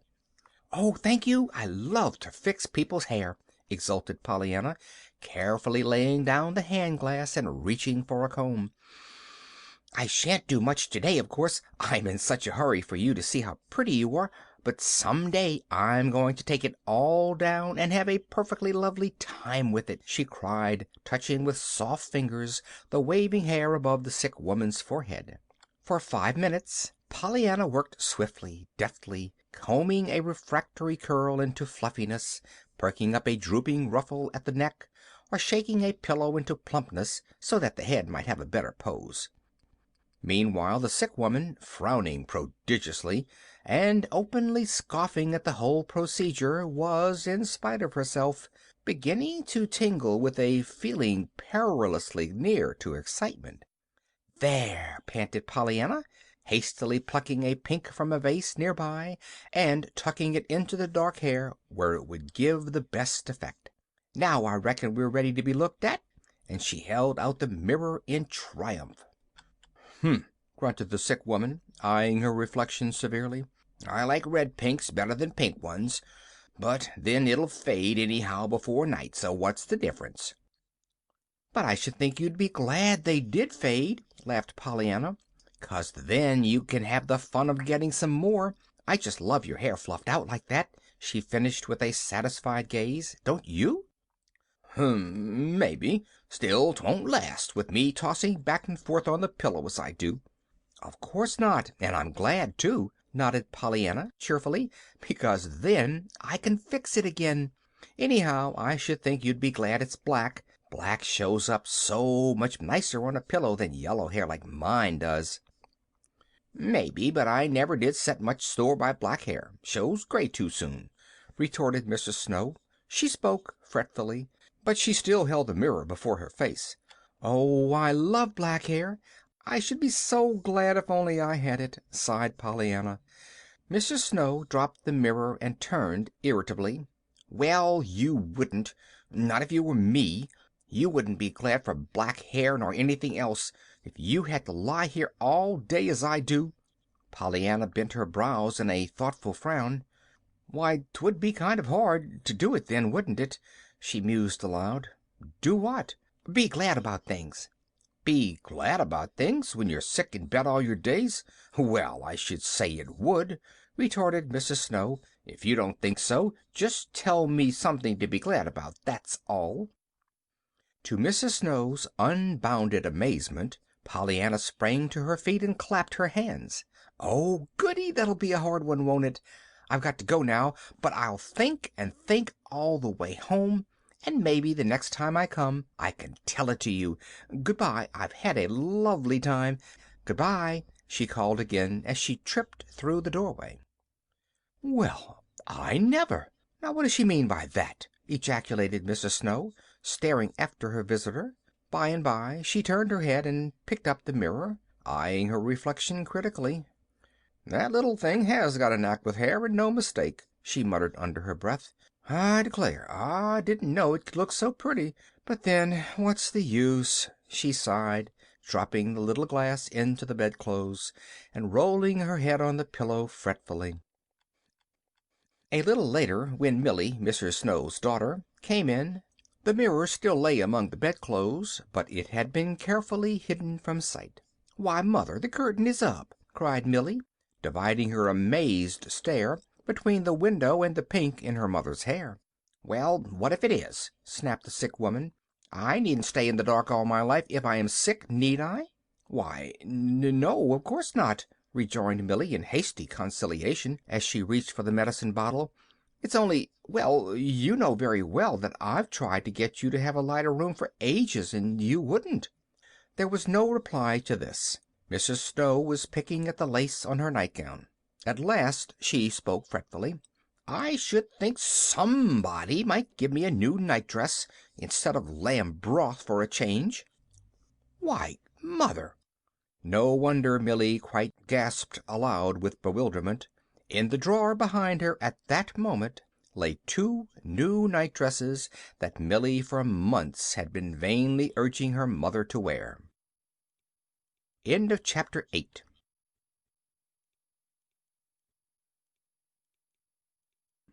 Chapter 9, which tells of the man. It rained the next time Pollyanna saw the man. She greeted him, however, with a bright smile. "It isn't so nice today, is it?" she called blithesomely. "I'm glad it doesn't rain always, anyhow." The man did not even grunt this time, nor turn his head. Pollyanna decided that of course he did not hear her.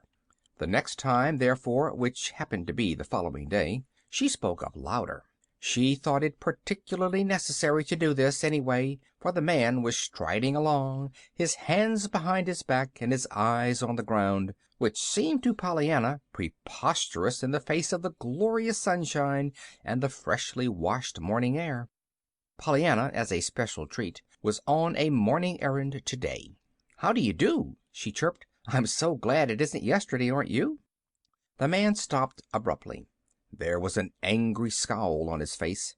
"See here, little girl, we might just as well settle this thing right now, once for all," he began testily. "I've got something besides the weather to think of. I don't know whether the sun shines or not." Pollyanna beamed joyously. "No, sir, I thought you didn't. That's why I told you." "Yes, well, eh? What?" He broke off sharply in sudden understanding of her words. "I say, that's why I told you. So you would notice it, you know, that the sun shines and all that. I knew you'd be glad it did, if you'd only stop to think of it. And you didn't look a bit as if you were thinking of it." "Well, of all the—" ejaculated the man, with an oddly impotent gesture. He started forward again, but after the second step he turned back, still frowning. "See here, why don't you find someone your own age to talk to?" "I'd like to, sir, but there aren't any round here, Nancy says. Still, I don't mind so very much. I like old folks just as well, maybe better sometimes, being used to the Ladies' Aid so." "The Ladies' Aid, indeed. Is that what you took me for?" The man's lips were threatening to smile, but the scowl above them was still trying to hold them grimly stern. Pollyanna laughed gleefully. "Oh, no, sir. You don't look a mite like a Ladies' Aider. Not but that you're just as good, of course. Maybe better," she added in hurried politeness. "You see, I'm sure you're much nicer than you look." The man made a queer noise in his throat. "Well, of all the—" he ejaculated again as he turned and strode on as before. The next time Pollyanna met the man, his eyes were gazing straight into hers with a quizzical directness that made his face look really pleasant, Pollyanna thought. "Good afternoon," he greeted her a little stiffly. "Perhaps I'd better say right away that I know the sun is shining today." "But you don't have to tell me," nodded Pollyanna brightly. "I knew you knew it just as soon as I saw you." "Oh, you did you?" "Yes, sir. I saw it in your eyes, you know, and in your smile." "Huh," grunted the man as he passed on. The man always spoke to Pollyanna after this, and frequently he spoke first, though usually he said little but "Good afternoon." Even that, however, was a great surprise to Nancy, who chanced to be with Pollyanna one day when the greeting was given. "Sakes alive, Miss Pollyanna!" she gasped. "Did that man speak to you?" "Why, yes, he always does, now," smiled Pollyanna. "He always does? Goodness! Do you know who he is?" demanded Nancy. Pollyanna frowned and shook her head. "I reckon he forgot to tell me one day. You see, I did my part of the introducin', but he didn't." Nancy's eyes widened. "But he never speaks to anybody, child. He hain't for years, I guess, except when he just has to for business and all that. He's John Pendleton. He lives all by himself in the big house on Pendleton Hill. He won't even have anyone round to cook for him. Comes down to the hotel for his meals 3 times a day. I know Sally Minter, who waits on him, and she says he hardly opens his head enough to tell her what he wants to eat. She has to guess it more'n half the time, only it'll be something cheap. She knows that without no telling." Pollyanna nodded sympathetically. "I know. You have to look for cheap things when you're poor. Father and I took meals out a lot. We had beans and fish balls most generally.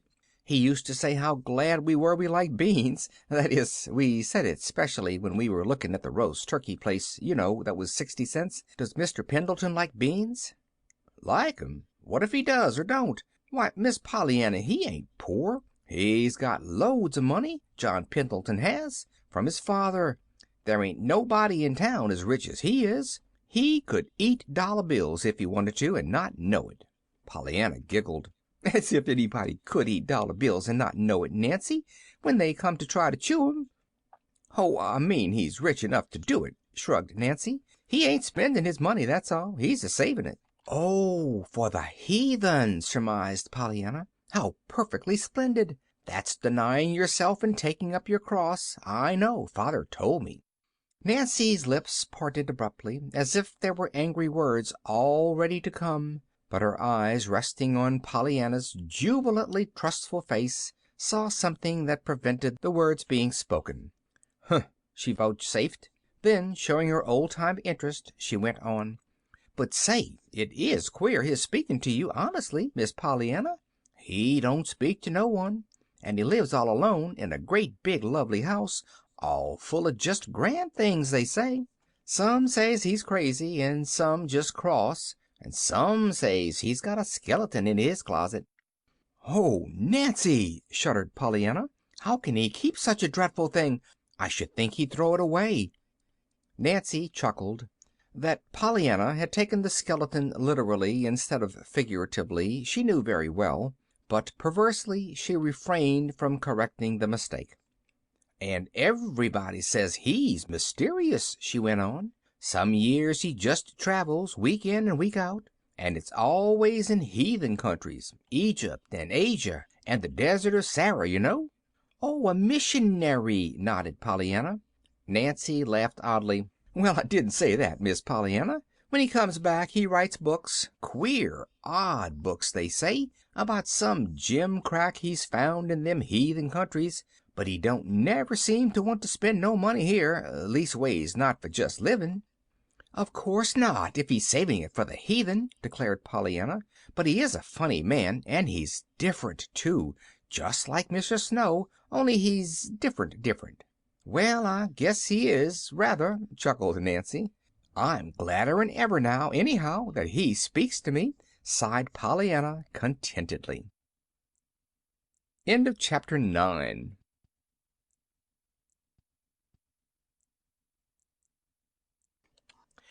Chapter 10. A Surprise for Mrs. Snow. The next time Pollyanna went to see Mrs. Snow, she found that lady, as at first, in a darkened room. "It's the little girl from Miss Polly's, Mother," announced Millie, in a tired manner. Then Pollyanna found herself alone with the invalid. "Oh, it's you, is it?" asked a fretful voice from the bed. "I remember you. Anybody'd remember you, I guess, if they saw you once. I wish you had come yesterday. I wanted you yesterday." "Did you? Well, I'm glad 'tisn't any farther away from yesterday than today is, then," laughed Pollyanna, advancing cheerily into the room and setting her basket carefully down on a chair. "My, but aren't you dark here, though? I can't see you a bit," she cried, unhesitatingly crossing to the window and pulling up the shade. "I want to see if you've fixed your hair like I did. Oh, you haven't. But never mind. I'm glad you haven't, after all, 'cause maybe you'll let me do it later. But now I want you to see what I've brought you." The woman stirred restlessly. "Just as if how it looks would make any difference in how it tastes," she scoffed, but turned her eyes toward the basket. "Well, what is it? Guess. What do you want?" Pollyanna had skipped back to the basket. Her face was alight. The sick woman frowned. "Why, I don't want anything, as I know of," she sighed. "After all, they all taste alike." Pollyanna chuckled. "This won't. Guess. If you did want something, what would it be?" The woman hesitated. She did not realize it herself, but she had so long been accustomed to wanting what she did not have that to state offhand what she did want seemed impossible, until she knew what she had. Obviously, however, she must say something. This extraordinary child was waiting. "Well, of course there's lamb broth." "I've got it," crowed Pollyanna. "But that's what I didn't want," sighed the sick woman, sure now of what her stomach craved. "It was chicken I wanted." "Oh, I've got that, too," chuckled Pollyanna. The woman turned in amazement. "Both of them?" she demanded. "Yes, and calf's foot jelly," triumphed Pollyanna. "I was just bound you should have what you wanted for once, so Nancy and I fixed it. Of course there's only a little of each, but there's some of all of 'em. I'm so glad you did want chicken," she went on contentedly, as she lifted the 3 little bowls from her basket. "You see, I got to thinking on the way here, what if you should say tripe or onions or something like that I didn't have? Wouldn't it have been a shame, when I tried so hard?" She laughed merrily. There was no reply. The sick woman seemed to be trying mentally to find something she had lost. "There, I'm to leave them all," announced Pollyanna, as she arranged the 3 bowls in a row on the table. "Like enough it'll be lamb broth you want tomorrow. How do you do today?" she finished in polite inquiry. "Very poorly, thank you," murmured Mrs. Snow, falling back into her usual listless attitude. "I lost my nap this morning. Nellie Higgins, next door, has begun music lessons, and her practicing drives me nearly wild. She was at it all the morning, every minute. I'm sure I don't know what I shall do." Polly nodded sympathetically. "I know, it is awful. Mrs. White had it once, one of my Ladies' Aiders, you know. She had rheumatic fever, too, at the same time, so she couldn't thrash round. She said 'twould have been easier if she could have. Can you?" "Can I what?" "Thrash round. Move, you know, so as to change your position when the music gets too hard to stand." Mrs. Snow stared a little. "Why, of course I can move, anywhere, in bed," she rejoined a little irritably. "Well, you can be glad of that, then, anyhow, can't you?" nodded Pollyanna. "Mrs. White couldn't. You can't thrash when you have rheumatic fever, though you want to something awful, Mrs. White says. She told me afterwards she reckoned she'd have gone raving crazy if it hadn't been for Mr. White's sister's ears being deaf so." "Sister's ears? What do you mean?" Pollyanna laughed. "Well, I reckon I didn't tell it all, and I forgot you didn't know Mrs. White. You see, Miss White was deaf, awfully deaf, and she came to visit 'em and to help take care of Mrs. White and the house. Well, they had such an awful time making her understand anything that after that, every time the piano commenced to play across the street, Mrs. White felt so good that she could hear it that she didn't mind so much that she did hear it, 'cause you can't help thinking how awful 'twould be if she was deaf and couldn't hear anything, like her husband's sister. You see, she was playing the game, too. I told her about it." "The game?" Pollyanna clapped her hands. "There, I 'most forgot, but I've thought it up, Mrs. Snow. What you can be glad about." "Glad? About? What do you mean?"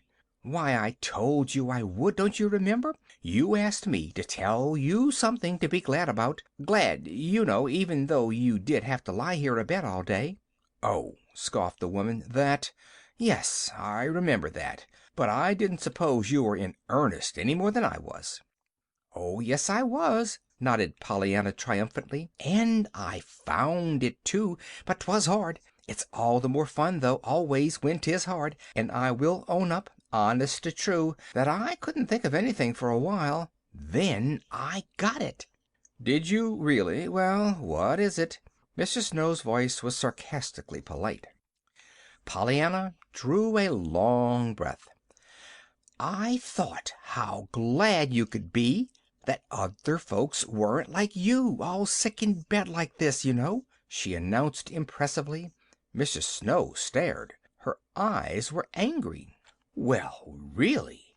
she ejaculated then, in not quite an agreeable tone of voice. "And now I'll tell you the game," proposed Pollyanna, blithely confident. "It'll be just lovely for you to play. It'll be so hard, and there's so much more fun when it's hard. You see, it's like this." And she began to tell of the missionary barrel, the crutches, and the doll that did not come. The story was just finished when Millie appeared at the door. "Your aunt is wanting you, Miss Pollyanna," she said with dreary listlessness. "She telephoned down to the Harlows across the way. She says you're to hurry, that you've got some practice in the makeup before dark." Pollyanna rose reluctantly. "All right," she sighed. "I'll hurry." Suddenly she laughed. "I suppose I ought to be glad I've got legs to hurry with, hadn't I, Mrs. Snow?" There was no answer. Mrs. Snow's eyes were closed. But Millie, whose eyes were wide open with surprise, saw that there were tears on the wasted cheeks. "Goodbye," flung Pollyanna over her shoulder as she reached the door. "I'm awfully sorry about the hair. I wanted to do it, but maybe I can next time." One by one the July days passed. To Pollyanna they were happy days indeed. She often told her aunt joyously how very happy they were, whereupon her aunt would usually reply wearily, "Very well, Pollyanna. I am gratified, of course, that they are happy, but I trust that they are profitable as well.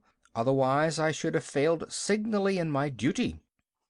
Generally Pollyanna would answer this with a hug and a kiss, a proceeding that was still always most disconcerting to Miss Polly. But one day she spoke. It was during the sewing hour.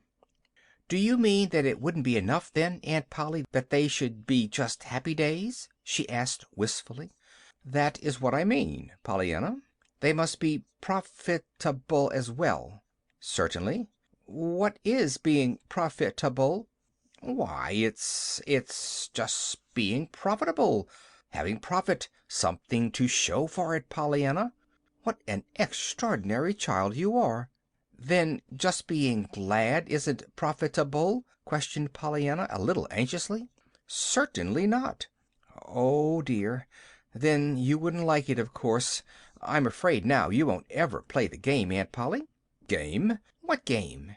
"Why, that father—" Pollyanna clapped her hand to her lips. "Nothing," she stammered. Miss Polly frowned. "That will do for this morning, Pollyanna," she said tersely, and the sewing lesson was over.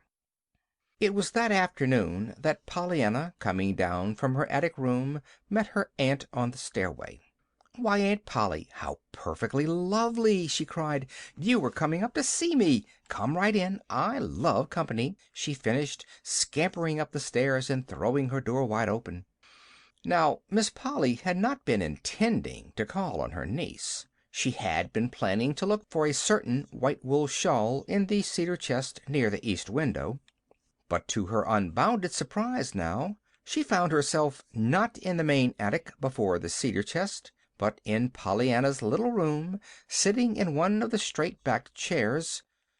So many times since Pollyanna came, Miss Polly had found herself like this, doing some utterly unexpected, surprising thing, quite unlike the thing she had set out to do. "I love company," said Pollyanna again, flitting about as if she were dispensing the hospitality of a palace. "'Specially since I've had this room all mine, you know. And of course I had a room always, but 'twas a hired room, and hired rooms aren't half as nice as owned ones, are they? And of course I do own this one, don't I?" "Why, yes, Pollyanna," murmured Miss Polly, vaguely wondering why she did not get up at once and go to look for that shawl. "And of course now I just love this room, even if it hasn't got the carpets and curtains and pictures that I'd been With a painful blush Pollyanna stopped short. She was plunging into an entirely different sentence when her aunt interrupted her sharply. "What's that, Pollyanna?" Nothing, Aunt Polly, truly. I didn't mean to say it." "Probably not," returned Miss Polly coldly, "but you did say it, so suppose we have the rest of it." "But it wasn't anything, only that I'd been kind of planning on pretty carpets and lace curtains and things, you know. But of course—" "Planning on them?" interrupted Miss Polly sharply. Pollyanna blushed still more painfully. I ought not to have, of course, Aunt Polly," she apologized. "It was only because I'd always wanted them and hadn't had them, I suppose. Oh, we had two rugs in the barrels, but they were little, you know, and one had ink spots and the other holes. There never were only those two pictures, the one I mean the good one we sold and the bad one that broke. Of course, if it hadn't been for all that, I shouldn't have wanted them so pretty things, I mean, and I shouldn't have got to planning all through the hall the first day how pretty mine would be here, and but truly, Aunt Polly, it wasn't but just a minute, I mean a few minutes, before I was being glad that the bureau didn't have a looking-glass, because it didn't show my freckles, and there couldn't be a nicer picture than the one out my window there, and you've been so good to me that—" Miss Polly rose to her feet. Her face was very red. "That will do, Pollyanna," she said stiffly. "You have said quite enough, I'm sure." The next minute she had swept down the stairs, and not until she reached the first floor did it suddenly occur to her that she had gone up into the attic to find a white wool shawl in the cedar chest near the east window. Less than 24 hours later, Miss Polly said to Nancy crisply, "Nancy, you may move Miss Pollyanna's things downstairs this morning to the room directly beneath. I have decided to have my niece sleep there for the present." "Yes, ma'am," said Nancy aloud. "Oh, glory!" said Nancy to herself. To Pollyanna, a minute later, she cried joyously, "And won't you just be listening to this, Miss Pollyanna? You're to sleep downstairs in the room straight under this. You are, you are." Pollyanna actually grew white. "You mean, why, Nancy, not really, really and truly?" "I guess you'd think it's really and truly," prophesied Nancy, exulting, nodding her head to Pollyanna over the armful of dresses she had taken from the closet. "I'm told to take down your things, and I'm going to take 'em, too, 'fore she gets a chance to change her mind." Pollyanna did not stop to hear the end of this sentence. At the imminent risk of being dashed headlong, she was flying downstairs 2 steps at a time. Bang went 2 doors and a chair before Pollyanna at last reached her goal, Aunt Polly. "Oh, Aunt Polly, Aunt Polly, do you mean it, really? Why, that room's got everything. The carpet and curtains and 3 pictures, besides the one outdoors, too, 'cause the windows look the same way. Oh, Aunt Polly!" "Very well, Pollyanna. I am gratified that you like the change, of course. But if you think so much of all those things, I trust you will take proper care of them. That's all. Pollyanna, please pick up that chair, and you have banged 2 doors in the last half-minute." Miss Polly spoke sternly, all the more sternly because, for some inexplicable reason, she felt inclined to cry, and Miss Polly was not used to feeling inclined to cry. Pollyanna picked up the chair. "Yes'm, I know I banged 'em, those doors," she admitted cheerfully. "You see, I just found out about the room, and I reckon you'd have banged doors if—" Pollyanna stopped short and eyed her aunt with new interest. "Aunt Polly, did you ever bang doors?" "I hope not, Pollyanna." Miss Polly's voice was properly shocked. "Why, Aunt Polly, what a shame!" Pollyanna's voice expressed only concerned sympathy. "A shame?" repeated Aunt Polly, too dazed to say more. "Why, yes. You see, if you'd felt like banging doors, you'd have banged 'em, of course. And if you didn't, that must have meant that you weren't ever glad over anything, or you would have banged 'em. You couldn't have helped it. And I'm so sorry you weren't ever glad over anything." "Pollyanna!" gasped the lady. But Pollyanna was gone, and only the distant bang of the attic stairway door answered for her. Pollyanna had gone to help Nancy bring down her things. Miss Polly, in the sitting room, felt vaguely disturbed. But then, of course, she had been glad over some things. End of chapter 10.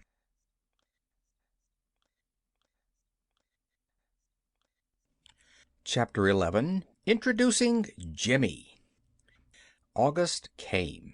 August brought several surprises and some changes, none of which, however, were really a surprise to Nancy. Nancy, since Pollyanna's arrival, had come to look for surprises and changes. First, there was the kitten. Pollyanna found the kitten mewing pitifully some distance down the road. When systematic questioning of the neighbors failed to find anyone who claimed it, Pollyanna brought it home at once as a matter of course. "And I was glad I didn't find anyone who owned it, too," she told her aunt in happy confidence, "'cause I wanted to bring it home all the time. I love kitties. I knew you'd be glad to let it live here." Miss Polly looked at the forlorn little gray bunch of neglected misery in Pollyanna's arms and shivered. Miss Polly did not care for cats, not even pretty, healthy, clean ones. "Ugh, Pollyanna, what a dirty little beast! And it's sick, I'm sure, and all mangy and fleaey." "I know it, poor little thing," crooned Pollyanna, tenderly, looking into the little creature's frightened eyes. "And it's all trembly, too, it's so scared. You see, it doesn't know yet that we're going to keep it, of course." "No, nor anybody else," retorted Miss Polly, with meaning emphasis. "Oh, yes, they do," nodded Pollyanna, entirely misunderstanding her aunt's words. "I told everybody we should keep it if I didn't find where it belonged. I knew you'd be glad to have it. Poor little lonesome thing." Miss Polly opened her lips and tried to speak, but in vain. The curious, helpless feeling that had been hers so often since Pollyanna's arrival had her now fast in its grip.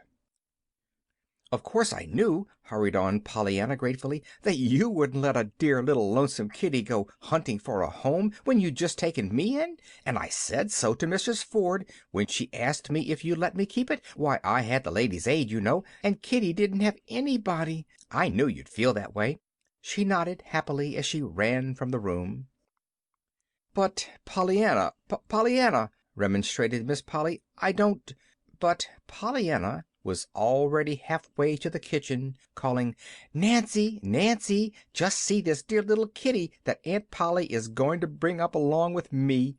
And Aunt Polly, in the sitting room, who abhorred cats, fell back in her chair with a gasp of dismay, powerless to remonstrate. The next day it was a dog, even dirtier and more forlorn, perhaps, than was the kitten. And again Miss Polly, to her dumbfounded amazement, found herself figuring as a kind protector and an angel of mercy, a role that Pollyanna so unhesitatingly thrust upon her as a matter of course, that the woman, who abhorred dogs even more than she did cats if possible, found herself, as before, powerless to remonstrate. When, in less than a week, however, Pollyanna brought home a small, ragged boy, and confidently claimed the same protection for him, Miss Polly did have something to say. It happened after this wise. On a pleasant Thursday morning Pollyanna had been taking calf's foot jelly again to Mrs. Snow. Mrs. Snow and Pollyanna were the best of friends now. Their friendship had started from the third visit Pollyanna had made, the one after she had told Mrs. Snow of the game. Mrs. Snow herself was playing the game now with Pollyanna. To be sure, she was not playing it very well. She had been sorry for everything for so long that it was not easy to be glad for anything now. But under Pollyanna's cheery instructions and merry laughter at her mistakes, she was learning fast. Today even, to Pollyanna's huge delight, she had said that she was glad Pollyanna brought calf's foot jelly, because that was just what she had been wanting. She did not know that Millie, at the front door, had told Pollyanna that the minister's wife had already that day sent over a great bowl full of that same kind of jelly. Pollyanna was thinking of this now, when suddenly she saw the boy. The boy was sitting in a disconsolate little heap by the roadside, whittling half-heartedly at a small stick. "Hello," smiled Pollyanna engagingly. The boy glanced up, but he looked away again at once. "Hello yourself," he mumbled. Pollyanna laughed. "Now you don't look as if you'd be glad even for calf's foot jelly," she chuckled, stopping before him. The boy stirred restlessly, gave her a surprised look, and began to whittle again at his stick, with the dull, broken-bladed knife in his hand. Pollyanna hesitated, then dropped herself comfortably down on the grass near him. In spite of Pollyanna's brave assertion that she was used to ladies' aiders and didn't mind, she had sighed at times for some companion of her own age. hence her determination to make the most of this one. "My name's Pollyanna Whittier," she began pleasantly. "What's yours?" Again the boy stirred restlessly. He even almost got to his feet, but he settled back. "Jimmy Bean," he grunted with ungracious indifference. "Good. Now we're introduced. I'm glad you did your part. Some folks don't, you know. I live at Miss Polly Harrington's house. Where do you live?" "Nowhere." "Nowhere? Why, you can't do that. Everybody lives somewhere," asserted Pollyanna. "Well, I don't, just now. I'm hunting up a new place." "Oh, where is it?" The boy regarded her with scornful eyes. "Silly! As if I'd be hunting for it if I knew." Pollyanna tossed her head a little. This was not a nice boy, and she did not like being called silly. Still, he was somebody besides old folks. "Where did you live before?" she queried. "Well, if you ain't the beat 'em for asking questions," sighed the boy impatiently. "I have to be," retorted Pollyanna calmly. "Else I couldn't find out a thing about you. If you talk more, I wouldn't talk so much." The boy gave a short laugh. It was a sheepish laugh, and not quite a willing one, but his face looked a little pleasanter when he spoke this time. "All right, then, here goes. I'm Jimmy Bean, and I'm 10 years old, going on 11.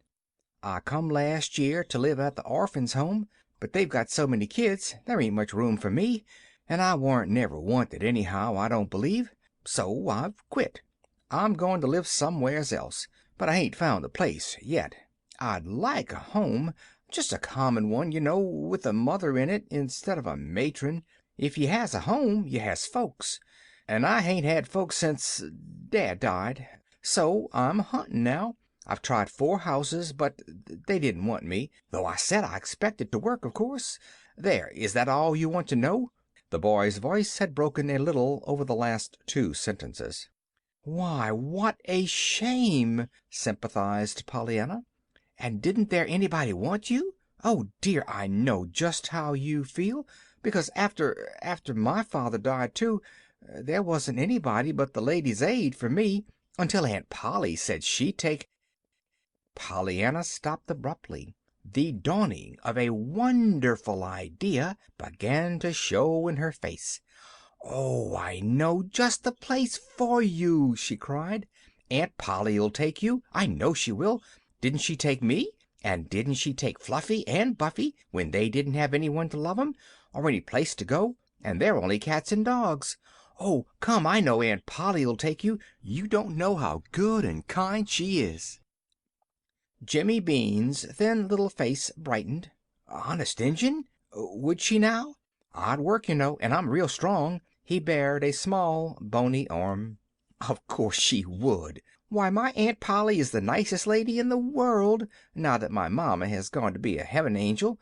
And there's rooms, heaps of 'em," she continued, springing to her feet and tugging at his arm. "It's an awful big house. Maybe, though," she added a little anxiously as they hurried on, "maybe you'll have to sleep in the attic room. I did at first. But there's screens there now, so 'twon't be so hot, and the flies can't get in either to bring in the germ things on their feet. Did you know about that? It's perfectly lovely. Maybe she'll let you read the book if you're good. I mean, if you're bad. And you've got freckles, too," with a critical glance. "So you'd be glad there isn't any looking glass. And the outdoor picture is nicer than any wall one could be, so you won't mind sleeping in that room at all, I'm sure," panted Pollyanna, finding suddenly that she needed the rest of her breath for purposes other than talking. "Gorry!" exclaimed Jimmy Bean, tersely and uncomprehendingly, but admiringly. Then he added, "I shouldn't think anybody who could talk like that running would need to ask no questions to fill up time with." Pollyanna laughed. "Well, anyhow, you can be glad of that," she retorted, "for when I'm talking, you don't have to." When the house was reached, Pollyanna unhesitatingly piloted her companion straight into the presence of her amazed aunt. "Oh, Aunt Polly," she triumphed, "just look a here. I've got something ever so much nicer even than Fluffy and Buffy for you to bring up. It's a real live boy. He won't mind a bit sleeping in the attic at first, you know, and he says he'll work, but I shall need him most of the time to play with, I reckon." Miss Polly grew white, then very red. She did not quite understand understand, but she thought she understood enough. "Pollyanna, what does this mean? Who is this dirty little boy? Where did you find him?" she demanded sharply. The dirty little boy fell back a step and looked toward the door. Pollyanna laughed merrily. "There, if I didn't forget to tell you his name. I'm as bad as the man, and he is dirty too, isn't he? I mean, the boy is, just like Fluffy and Buffy were when you took them in. But I reckon he'll improve all right by washing, just as they did, and oh, I most forgot again," she broke off with a laugh. "This is Jimmy Bean, Aunt Polly." "Well, what is he doing here?" "Why, Aunt Polly, I just told you." Pollyanna's eyes were wide with surprise. "He's for you. I brought him home so he could live here, you know. He wants a home and folks. I told him how good you were to me and to Fluffy and Buffy, and that I knew you would be to him, because of course he's even nicer than cats and dogs." Miss Polly dropped back in her chair and raised a shaking hand to her throat. The old helplessness was threatening once more to overcome her. With a visible struggle, however, Miss Polly pulled herself suddenly erect. "That will do, Pollyanna. This is a little the most absurd thing you've done yet. As if tramp cats and mangy dogs weren't bad enough, but you must needs bring home ragged little beggars from the street who—" There was a sudden stir from the boy. His eyes flashed and his chin came up. With two strides of his sturdy little legs he confronted Miss Polly fearlessly. "I ain't a beggar, marm, and I don't want nothin' of you. I was calculatin' to work, of course, for my board and keep. I wouldn't have come to your old house anyhow if this 'ere girl hadn't 'a' made me, a-telling me how you was so good and kind that you'd be just dyin' to take me in. So there!" And he wheeled about and stalked from the room with a dignity that would have been absurd had it not been so pitiful. "Oh, Aunt Polly," choked Pollyanna. "Why, I thought you'd be glad to have him here. I'm sure I should think you'd be glad—" Miss Polly raised her hand with a peremptory gesture of silence. Miss Polly's nerves had snapped at last. The good and kind of the boy's words were still ringing in her ears, and the old helplessness was almost upon her, she knew, yet she rallied her forces with the last atom of her willpower. "Pollyanna," she cried sharply, "will you stop using that everlasting word glad? It's glad, glad, glad from morning till night, until I think I shall grow wild." From sheer amazement Pollyanna's jaw dropped. "Why, Aunt Polly," she breathed, "I should think you'd be glad to have me Oh!" she broke off, clapping her hands to her lips and hurrying blindly from the room. Before the boy had reached the end of the driveway, Pollyanna overtook him. Boy, Jimmy Bean, I want you to know how sorry I am," she panted, catching him with a detaining hand. "Sorry nothin'. I ain't blamin' you," retorted the boy sullenly. "But I ain't no beggar," he added with sudden spirit. "Of course you aren't, but you mustn't blame Auntie," appealed Pollyanna. "Probably I didn't do the introducin' right anyhow, and I reckon I didn't tell her much who you were. She is good and kind, really. She's always been. But I probably didn't explain it right. I do wish I could find some place for you, though." The boy shrugged his shoulders and half turned away. "Never mind. I guess I can find one myself. I ain't no beggar, you know." Pollyanna was frowning thoughtfully. Of a sudden she turned, her face illumined. "Say, I'll tell you what I will do. The Ladies' Aid meets this afternoon. I heard Aunt Polly say so. I'll lay your case before them. That's what Father always did when he wanted anything. Educating the heathen and new carpets, you know." The boy turned fiercely. "Well, I ain't a heathen or a new carpet. Besides, what is a Ladies' Aid?" Pollyanna stared in shocked disapproval. "Why, Jimmy Bean, wherever have you been brought up not to know what a Ladies' Aid is?" "Oh, all right, if you ain't tellin'," grunted the boy, turning and beginning to walk away indifferently. Pollyanna sprang to his side at once. Why, it's just a lot of ladies that meet and sew and give suppers and raise money and talk. That's what a Ladies' Aid is. They're awfully kind. That is, most of mine was, back home. I haven't seen this one here, but they're always good, I reckon. I'm going to tell them about you this afternoon." Again the boy turned fiercely. "Not much you will. Maybe you think I'm going to stand round and hear a whole lot of women call me a beggar instead of just one? Not much." "Oh, but you wouldn't be there," argued Pollyanna quickly. "I go alone, of course, and tell them." "You would?" "Yes, and I tell it better this time," hurried on Pollyanna, quick to see the signs of relenting in the boy's face. "And there'd be some of 'em I know that would be glad to give you a home." "I'd work, don't forget to say that," cautioned the boy. "Of course not," promised Pollyanna, happily, sure now that her point was gained. "Then I'll let you know tomorrow." "Where?" "By the road where I found you today, near Mrs. Snow's house." "All right, I'll be there." The boy paused before he went on slowly. "Maybe I'd better go back then, fer tonight, ter the home. You see, I hain't no other place to stay, and I didn't leave till this mornin'. I slipped out. I didn't tell 'em I wasn't comin' back, else they'd pretend I couldn't come, though I'm thinking they won't do no worryin' when I don't show up sometime. They ain't like folks, you know. They don't care." "I know," nodded Pollyanna with understanding eyes. "But I'm sure when I see you tomorrow I'll have just a common home and folks that do care all ready for you. Goodbye," she called brightly as she turned back toward the house. In the sitting-room window at that moment Miss Polly, who had been watching the two children, followed with somber eyes the boy until a bend of the road hid him from sight. Then she sighed, turned, and walked listlessly upstairs. And Miss Polly did not usually move listlessly. In her ears still was the boy's scornful, "You was so good and kind." In her heart was a curious sense of desolation, as of something lost.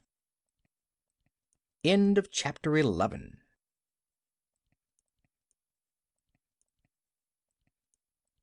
Chapter 12. Before the Ladies' Aid. Dinner, which came at noon in the Harrington homestead, was a silent meal on the day of the Ladies' Aid meeting. Pollyanna, it is true, tried to talk, but she did not make a success of it, chiefly because 4 times she was obliged to break off a "glad" in the middle of it, much to her blushing discomfort. The 5th time it happened, Miss Polly moved her head wearily. "There, there, child, say it if you want to," she sighed. "I'm sure I'd rather you did than not if it's going to make all this fuss." Pollyanna's puckered little face cleared. "Oh, thank you. I'm afraid it would be pretty hard not to say it. You see, I've played it so long." "You've what?" demanded Aunt Polly. "Played it. The game, you know, that Father—" Pollyanna stopped with a painful blush at finding herself so soon again on forbidden ground. Aunt Polly frowned and said nothing. The rest of the meal was a silent one.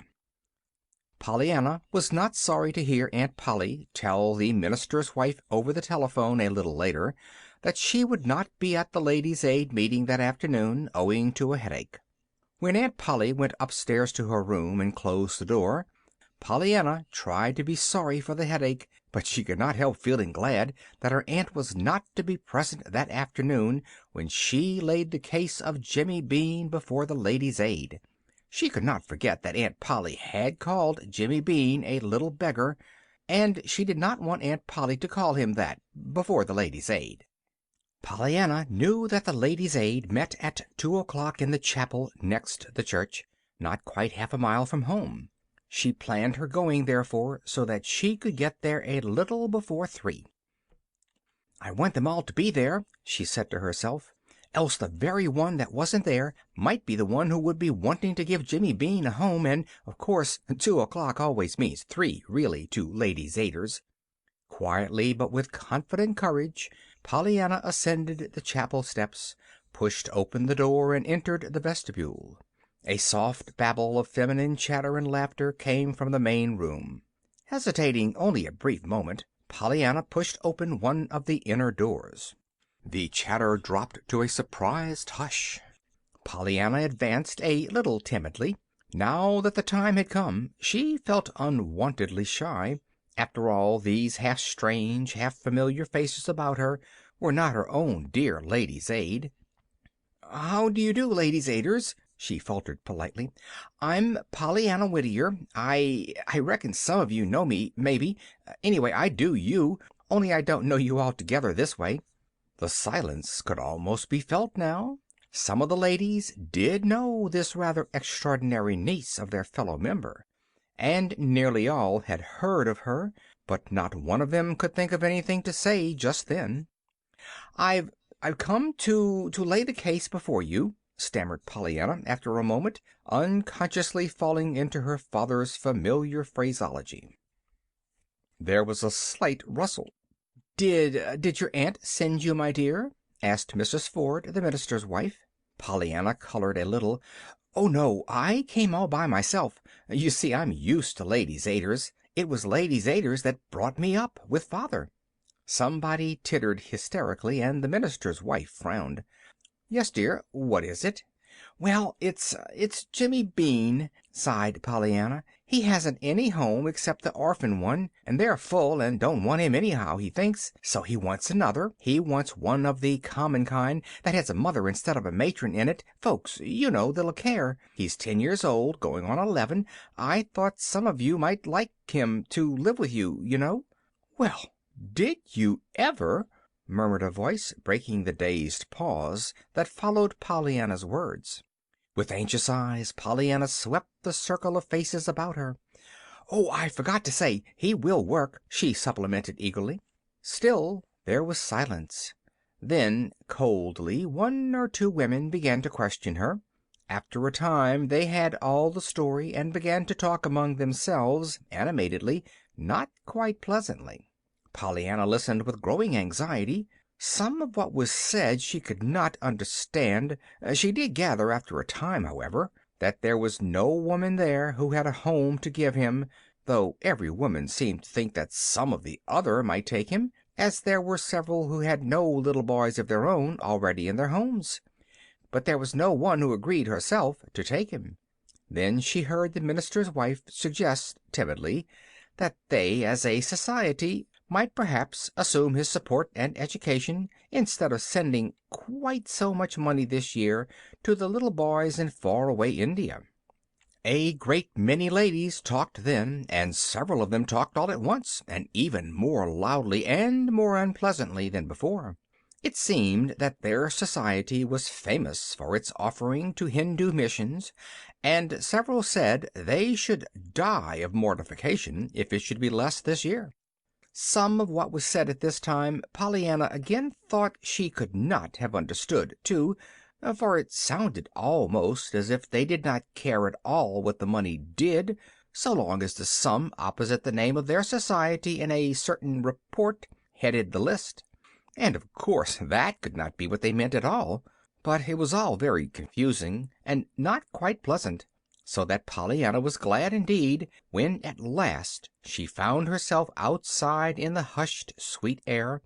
Only she was very sorry, too, for she knew it was not going to be easy or anything but sad to tell Jimmy Bean tomorrow that the Ladies' Aid had decided that they would rather send all their money to bring up the little Indian boys than to save out enough to bring up one little boy in their own town, for which they could not get a bit of credit in the report, according to the tall lady who wore spectacles.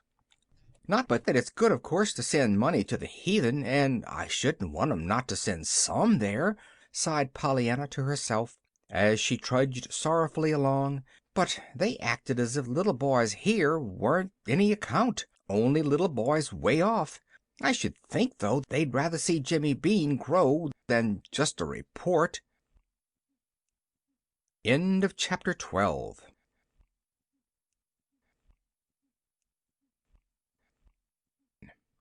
Chapter 13. In Pendleton Woods. Pollyanna had not turned her steps toward home when she left the chapel. She had turned them instead toward Pendleton Hill. It had been a hard day, for all it had been a vacation one, as she termed the infrequent days when there was no sewing or cooking lessons, and Pollyanna was sure that nothing would do her quite so much good as a walk through the green quiet of Pendleton Woods. Up Pendleton Hill, therefore, she climbed steadily, in spite of the warm sun on her back. "I don't have to get home till 5:30 anyway," she was telling herself. "And it'll be so much nicer to go around by the way of the woods, even if I do have to climb to get there." It was very beautiful in the Pendleton woods, as Pollyanna knew by experience. But today it seemed even more delightful than ever, notwithstanding her disappointment over what she must tell Jimmy Bean tomorrow. "I wish they were up here, all those ladies who talk so loud," sighed Pollyanna to herself, raising her eyes to the patches of vivid blue between the sunlit green of the treetops. "Anyhow, if they were up here, I just reckon they'd change and take Jimmy Bean for their little boy, all right," she finished, secure in her conviction, but unable to give a reason for it, even to herself. Suddenly Pollyanna lifted her head and listened. A dog had barked some distance ahead. A moment later he came dashing toward her, still barking.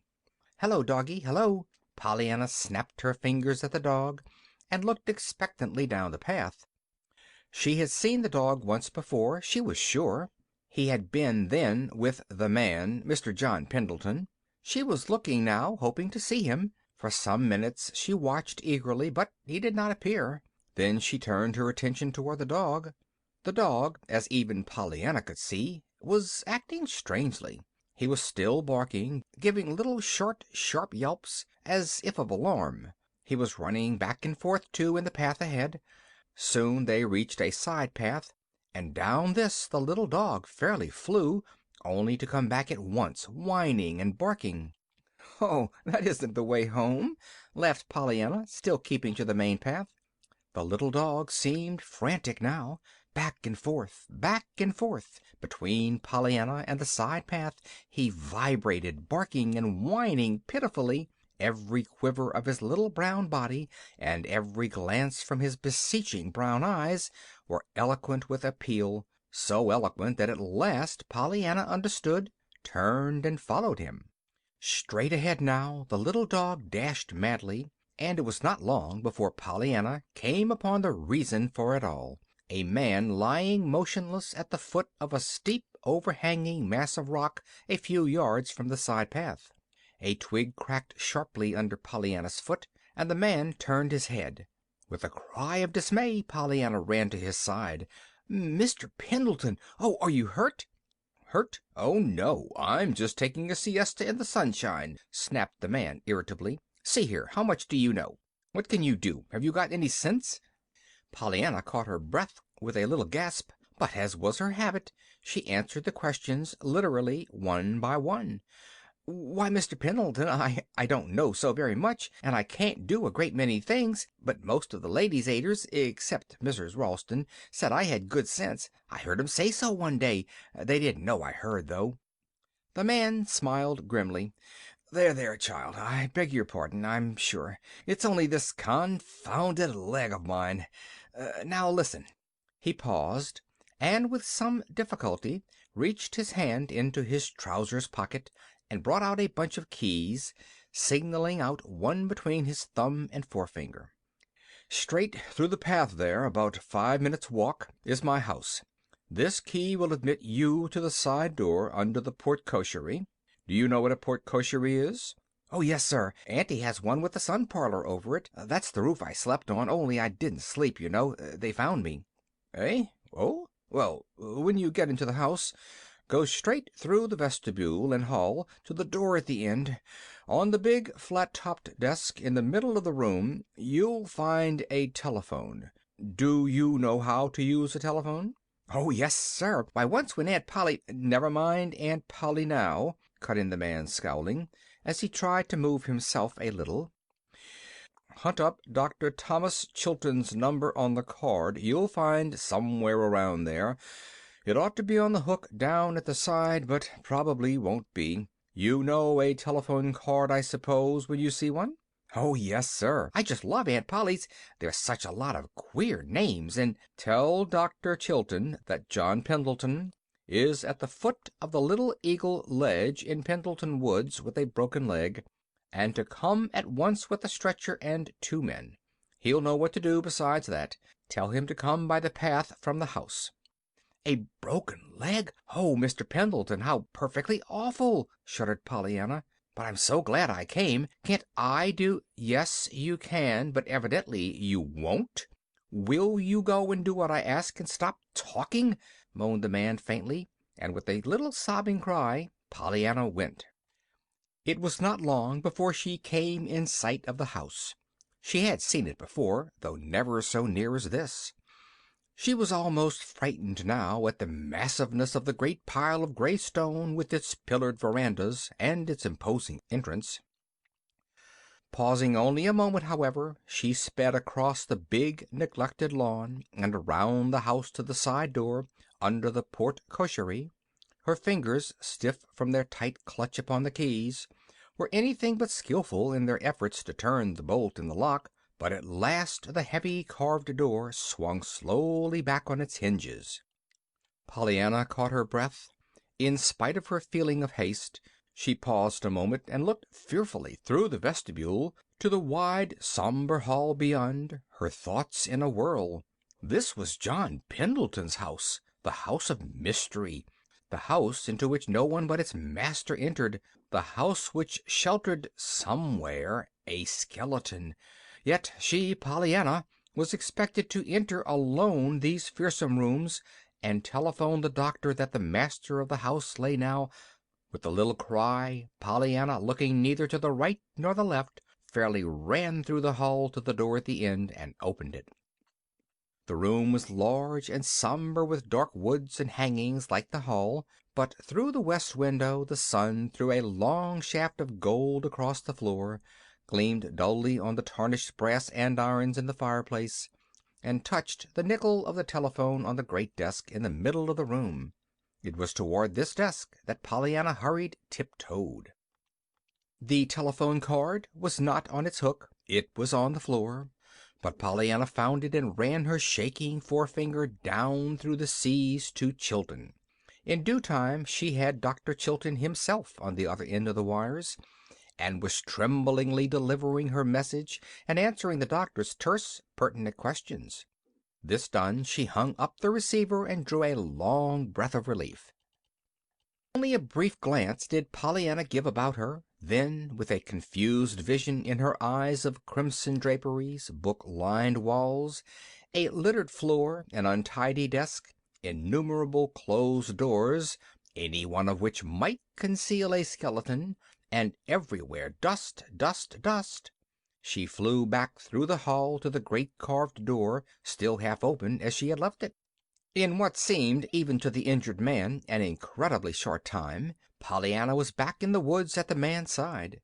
"Well, what is the trouble? Couldn't you get in?" he demanded. Pollyanna opened wide her eyes. "Why, of course I could. I'm here," she answered. "As if I'd be here if I hadn't got in. And the doctor will be right up just as soon as possible with the men and things. He said he knew just where you were, so I didn't stay to show him. I wanted to be with you." "Did you?" smiled the man grimly. "Well, I can't say I admire your taste. I should think you might find pleasanter companions." "Do you mean because you're so cross?" "Thank you for your frankness. Yes." Pollyanna laughed softly. "But you're only cross outside. You aren't cross inside a bit." "Indeed? How do you know that?"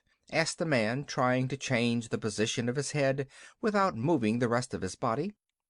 "Oh, lots of ways. There, like that, the way you act with the dog," she added, pointing to the long, slender hand that rested on the dog's sleek head near him.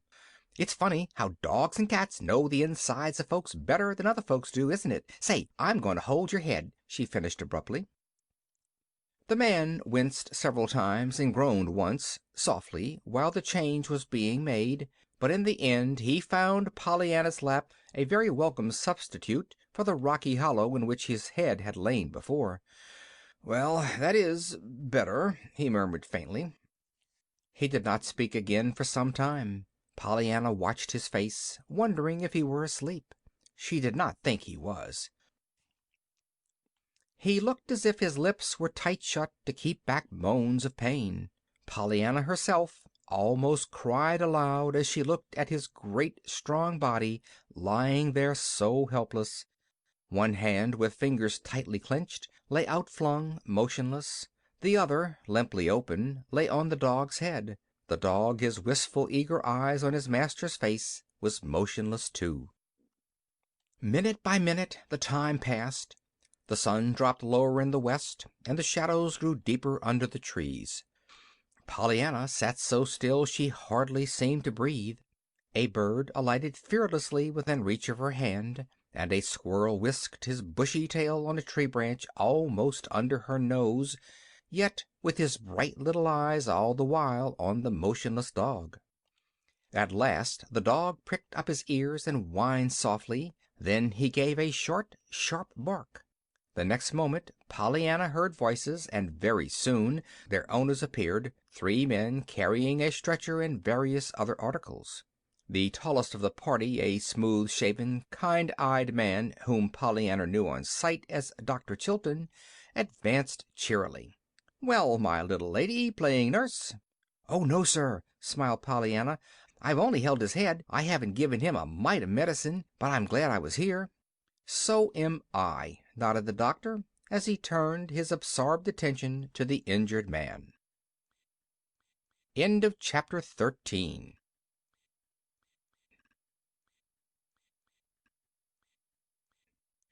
Chapter 14. Just a Matter of Jelly.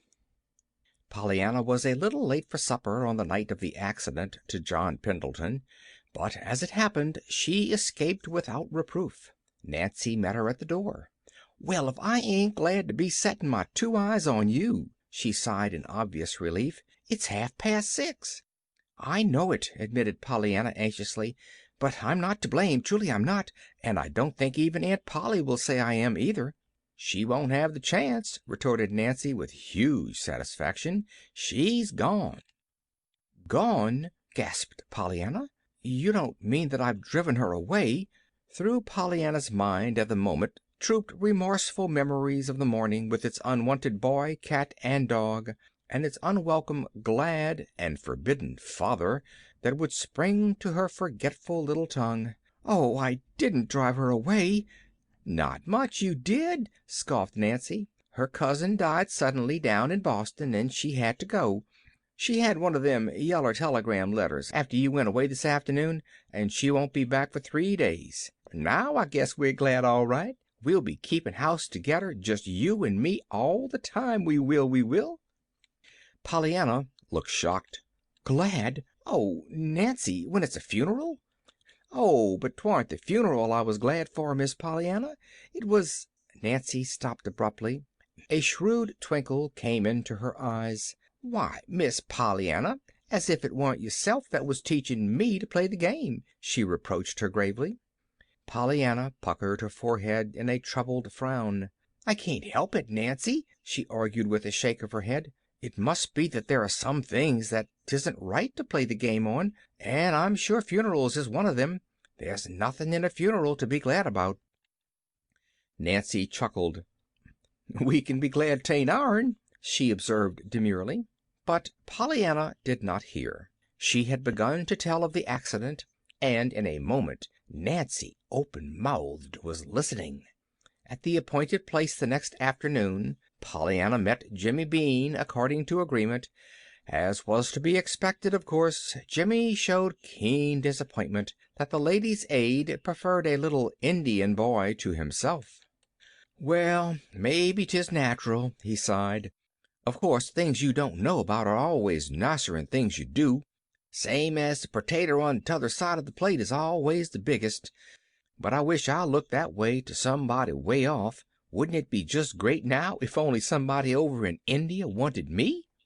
Pollyanna clapped her hands. "Why, of course, that's the very thing, Jimmy. I'll write to my Ladies' Aiders about you. They aren't over in India. They're only out west, but that's awful far away just the same. I reckon you'd think so if you'd come all the way here as I did." Jimmy's face brightened. "Do you think they would truly take me?" he asked. "Of course they would. Don't they take little boys in India to bring up? Well, they can just play you are the little India boy this time. I reckon you're far enough away to make a report all right. You wait. I'll write 'em.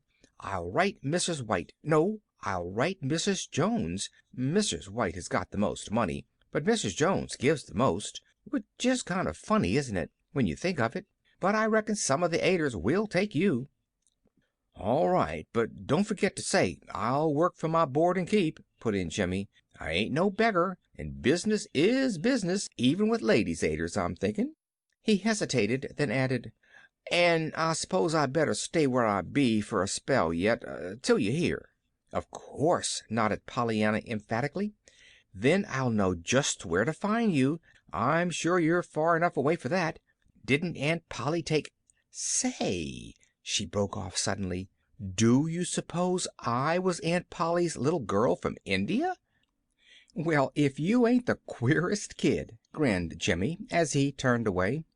It was about a week after the accident in Pendleton Woods that Pollyanna said to her aunt one morning, "Aunt Polly, please would you mind very much if I took Mrs. Snow's calf-foot jelly this week to someone else? I'm sure Mrs. Snow wouldn't this once." "Dear me, Pollyanna, what are you up to now?" sighed her aunt. "You are the most extraordinary child." Pollyanna frowned a little anxiously. "Aunt Polly, please, what is extraordinary? If you're extraordinary, you can't be ordinary, can you?" "You certainly cannot." "Oh, that's all right, then. I'm glad I'm extraordinary," sighed Pollyanna, her face clearing. "You see, Mrs. White used to say Mrs. Rawson was a very ordinary woman, and she disliked Mrs. Rawson something awful. They were always Father had... That is, I meant we had more trouble keeping peace between them than we did between any of the rest of the Aiders," corrected Pollyanna, a little breathlessly from her efforts to steer between the Scylla of her father's past commands in regard to speaking of church quarrels, and the Charybdis of her aunt's present commands in regard to speaking of her father. "Yes, yes, well, never mind," interposed Aunt Polly a trifle impatiently. "You do run on so, Pollyanna, and no matter what we're talking about you always bring up those lady Aiders." "Yes'm," smiled Pollyanna cheerfully. "I reckon I do, maybe, but you see they used to bring me up, and—" "That will do, Pollyanna," interrupted a cold voice. "Now, what is it about this jelly?" "Nothing, Aunt Polly, truly, that you would mind, I'm sure. You let me take jelly to her, so I thought you would to him, this once. You see, broken legs aren't like lifelong invalids, so his won't last forever as Mrs. Snow's does, and she can have all the rest of the things after just once or twice." "Him? He? Broken leg? What are you talking about, Pollyanna?" Pollyanna stared, then her face relaxed. "Oh, I forgot. I reckon you didn't know. You see, it happened while you were gone. It was the very day you went that I found him in the woods, you know, and I had to unlock his house and telephone for the men and the doctor and hold his head and everything, and of course then I came away and haven't seen him since. But when Nancy made the jelly for Mrs. Snow this week, I thought how nice it would be if I could take it to him instead of her just this once. Aunt Polly, may I?" "Yes, yes, I suppose so," acquiesced Miss Polly, a little wearily. "Who did you say he was?" "The man. I mean Mr. John Pendleton." Miss Polly almost sprang from her chair. "John Pendleton?" "Yes. Nancy told me his name. Maybe you know him?" Miss Polly did not answer this. Instead, she asked, "Do you know him?" Pollyanna nodded. "Oh, yes, he always speaks and smiles. Now, he's only cross outside, you know. I'll go and get the jelly. Nancy had it most fixed when I came in," finished Pollyanna, already halfway across the room. "Pollyanna, wait." Miss Polly's voice was suddenly very stern.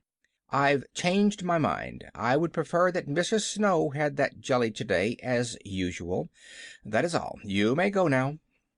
Pollyanna's face fell.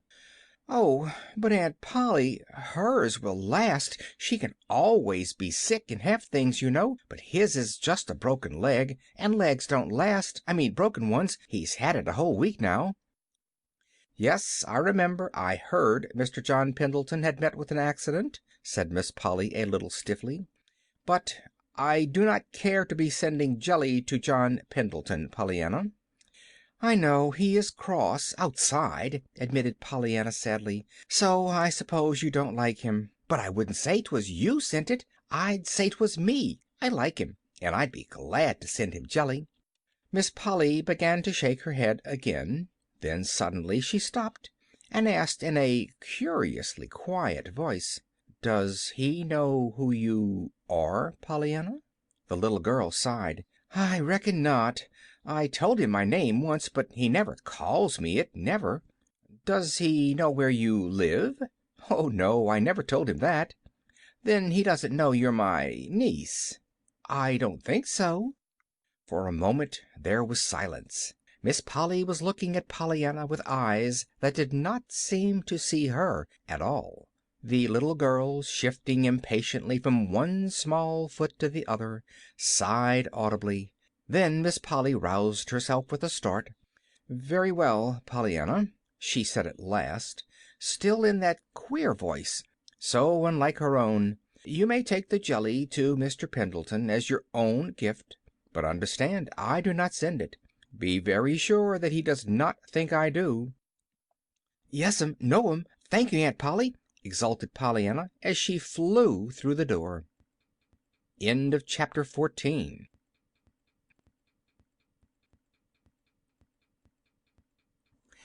Chapter 15. Dr. Chilton. The great gray pile of masonry looked very different to Pollyanna when she made her second visit to the house of Mr. John Pendleton.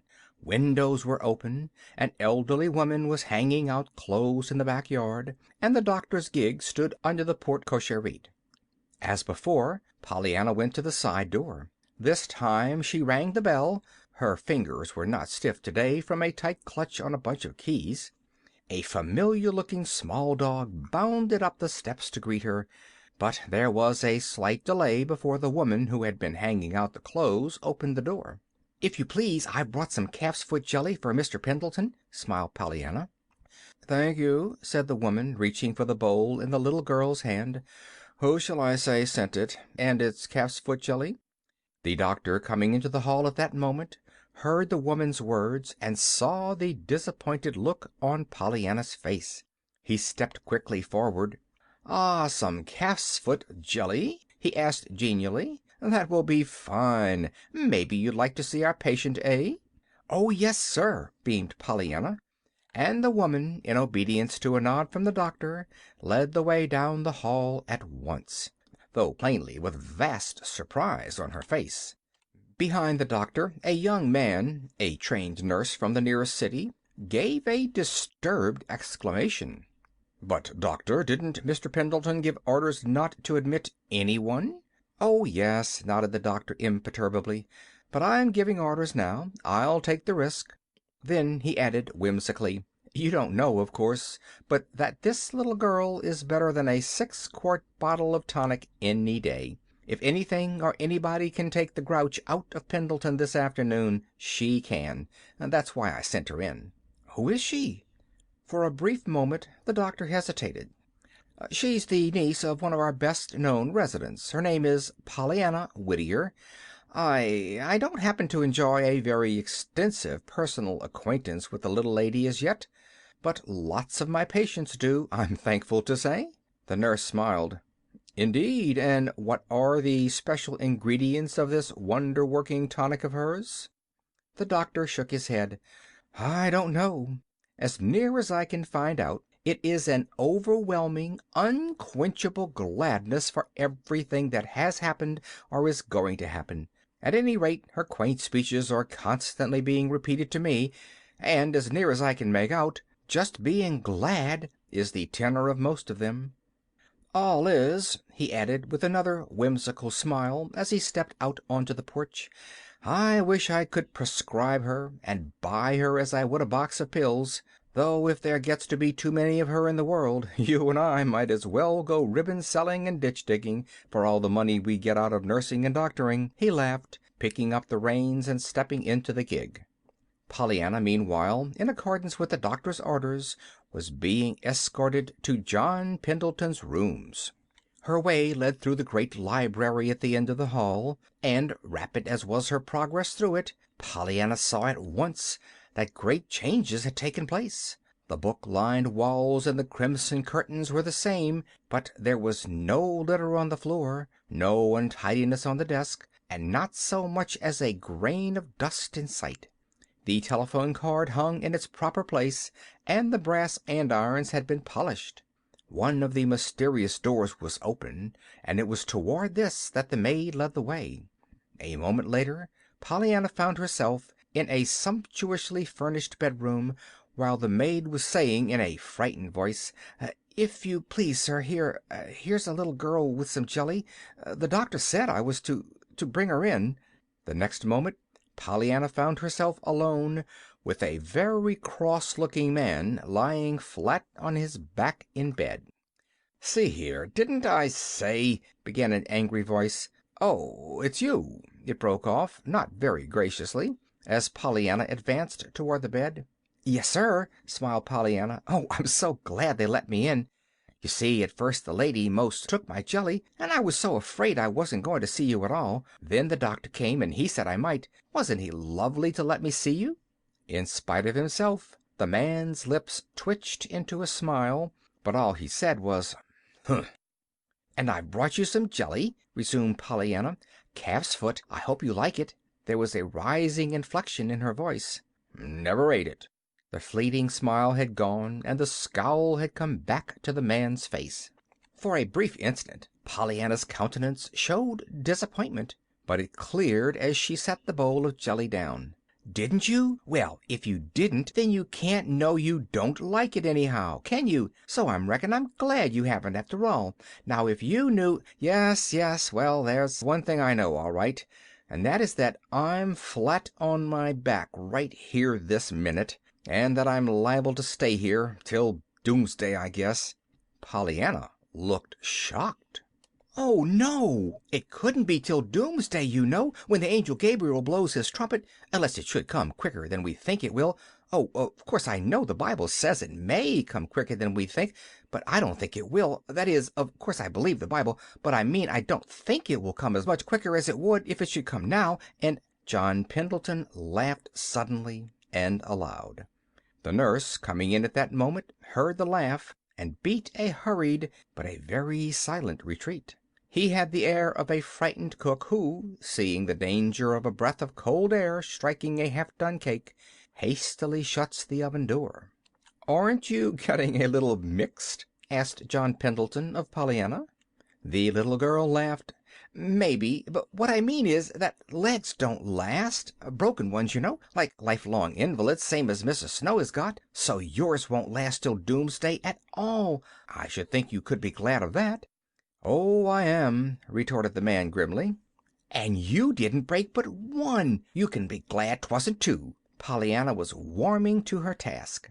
"Of course. So fortunate," sniffed the man with uplifted eyebrows. "Looking at it from that standpoint, I suppose I might be glad I wasn't a centipede and didn't break 50. Pollyanna chuckled. "Oh, that's the best yet," she crowed. "I know what a centipede is. They've got lots of legs, and you can be glad—" "Oh, of course," interrupted the man sharply, all the old bitterness coming back to his voice. "I can be glad, too, for all the rest, I suppose. The nurse and the doctor and that confounded woman in the kitchen." "Why, yes, sir. Only think how bad 'twould be if you didn't have them." "Well, Eh?" he demanded sharply. "Why, I say, only think how bad it would be if you didn't have 'em, and you lying here like this." "As if that wasn't the very thing that was at the bottom of the whole matter," retorted the man testily. "Because I am lying here like this, and yet you expect me to say I'm glad, because of a fool woman who disarranges the whole house and calls it regulating, and a man who aids and abets her in it and calls it nursing, to say nothing of the doctor who eggs 'em both on, and the whole bunch of them meanwhile expecting me to pay them for it, and pay them well, too." Pollyanna frowned sympathetically. "Yes, I know. That part is too bad, about the money, when you've been saving it, too, all this time." "When? Eh?" "Saving it. Buying beans and fish balls, you know. Say, do you like beans? Or do you like turkey better, only on account of the 60 cents? "Look-a-here, child, what are you talking about?" Pollyanna smiled radiantly. "About your money, you know, denying yourself and saving it for the heathen. You see, I found out about it. Why, Mr. Pendleton, that's one of the ways I knew you weren't cross inside. Nancy told me." The man's jaw dropped. "Nancy told you I was saving money for the— Well, may I inquire who Nancy is?" "Our Nancy. She works for Aunt Polly." "Aunt Polly. Well, who is Aunt Polly?" "She's Miss Polly Harrington. I live with her." The man made a sudden movement. "Miss Polly Harrington?" he breathed. "You live with her?" "Yes, I'm her niece. She's taken me to bring up, on account of my mother, you know," faltered Pollyanna in a low voice. "She was her sister, and after Father went to be with her and the rest of us in heaven, there wasn't anyone left for me down here but the Ladies' Aid, so she took me." The man did not answer. His face, as he lay back on the pillow now, was very white. So white that Pollyanna was frightened. She rose uncertainly to her feet. "I reckon maybe I'd better go now," she proposed. I hope you'll like the jelly." The man turned his head suddenly and opened his eyes. There was a curious longing in their dark depths which even Pollyanna saw, and at which she marveled. "And so you are Miss Polly Harrington's niece," he said gently. "Yes, sir." Still the man's dark eyes lingered on her face, until Pollyanna, feeling vaguely restless, murmured, I suppose you know her." John Pendleton's lips curved in an odd smile. "Oh, yes, I know her." He hesitated, then went on, still with that curious smile. "But you can't mean that it was Miss Polly Harrington who sent that jelly to me?" he said slowly.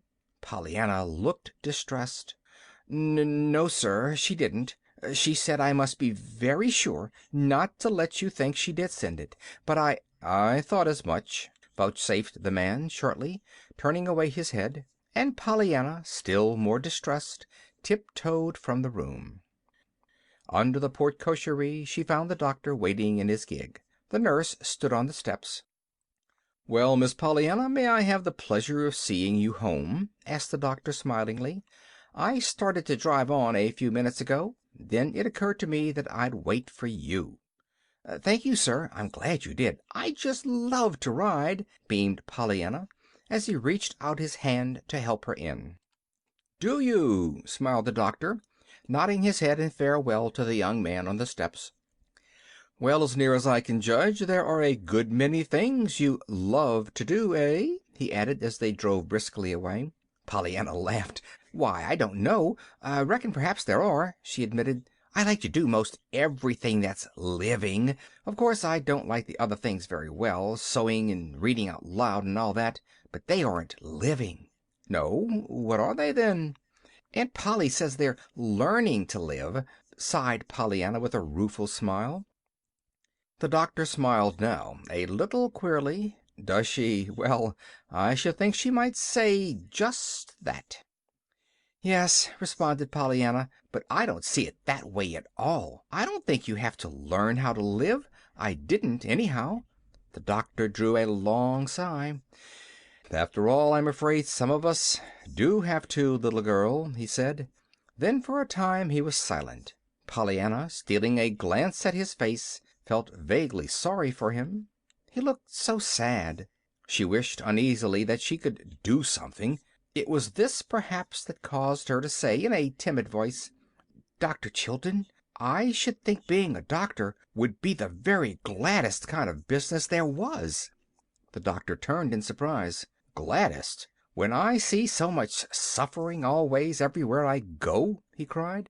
She nodded. "I know, but you're helping it, don't you see? And of course you're glad to help it, and so that makes you the gladdest of any of us, all the time." The doctor's eyes filled with sudden hot tears. The doctor's life was a singularly lonely one.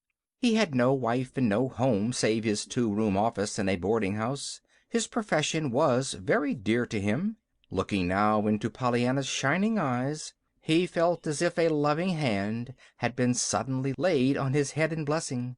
He knew, too, that never again Would a long day's work or a long night's weariness be quite without the new-found exaltation that had come to him through Pollyanna's eyes? "God bless you, little girl," he said unsteadily. Then, with the bright smile his patients knew and loved so well, he added, "And I'm thinking, after all, that it was the doctor, quite as much as his patients, that needed a draught of that tonic." All of which puzzled Pollyanna very much, until a chipmunk running across the road drove the whole matter from her mind. The doctor left Pollyanna at her own door, smiled at Nancy, who was sweeping off the front porch, then drove rapidly away. "I've had a perfectly beautiful ride with the doctor," announced Pollyanna, bounding up the steps. "He's lovely, Nancy." "Is he?" "Yes, and I told him I should think his business would be the very gladdest one there was." "What? Goin' to see sick folks, and folks what ain't sick but thinks they is, which is worse?" Nancy's face showed open skepticism. Pollyanna laughed gleefully. "Yes, that's most what he said, too. But there is a way to be glad even then. Guess." Nancy frowned in meditation. Nancy was getting so she could play this game of being glad quite successfully, she thought. She rather enjoyed studying out Pollyanna's posers, too, as she called some of the little girl's questions. "Oh, I know," she chuckled. "It's just the opposite from what you told Miss Snow." "Opposite?" repeated Pollyanna, obviously puzzled. "Yes. You told her she could be glad because other folks wasn't like her, all sick, you know." "Yes," nodded Pollyanna. "Well, the doctor can be glad because he isn't like other folks, the sick ones, I mean, what he doctors," finished Nancy in triumph. It was Pollyanna's turn to frown. "Why, yes," she admitted. "Of course that is one way, but it isn't the way I said, and some way I don't seem to quite like the sound of it. It isn't exactly as if he said he was glad they were sick, but you do play the game so funny sometimes, Nancy," she sighed as she went into the house. Pollyanna found her aunt in the sitting room. "Who was that man? The one who drove you into the yard, Pollyanna?" questioned the lady a little sharply. "Why, Aunt Polly, that was Dr. Chilton. Don't you know him?" "Dr. Chilton? What was he doing here?" "He drove me home. Oh, and I gave the jelly to Mr. Pendleton, and—" Miss Polly lifted her head quickly. "Pollyanna, he did not think I sent it?" "Oh, no, Aunt Polly. I told him you didn't." Miss Polly grew a sudden vivid pink. "You told him I didn't?" Pollyanna opened wide her eyes at the remonstrative dismay in her aunt's voice. "Why, Aunt Polly, you said to." Aunt Polly sighed. "I said, Pollyanna, that I did not send it, and for you to be very sure that he did not think I did, which is a very different matter from telling him outright that I did not send it," and she turned vexedly away. "Dear me, well, I don't see where the difference is," sighed Pollyanna, as she went to hang her hat on the one particular hook in the house upon which Aunt Polly had said that it must be hung. End of chapter 15.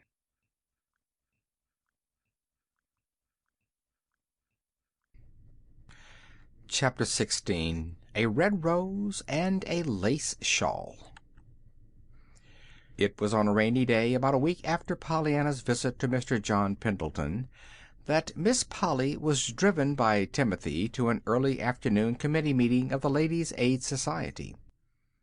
When she returned at 3 o'clock, her cheeks were a bright, pretty pink, and her hair, blown by the damp wind, had fluffed into kinks and curls wherever the loosened pins had given leave. Pollyanna had never before seen her aunt look like this. "Oh, oh, oh! Why, Aunt Polly, you've got 'em too!" she cried rapturously, dancing round and round her aunt as that lady entered the sitting room. "Got what, you impossible child?" Pollyanna was still revolving round and round her aunt. "And I never knew you had 'em. Can folks have 'em when you don't know they've got 'em? Do you suppose I could? 'Fore I go to heaven, I mean," she cried, pulling out with eager fingers the straight locks above her ears. "But then they wouldn't be black if they did come. You can't hide the black part." "Pollyanna, what does all this mean?" demanded Aunt Polly, hurriedly removing her hat and trying to smooth back her disordered hair. "No, no, please, Aunt Polly."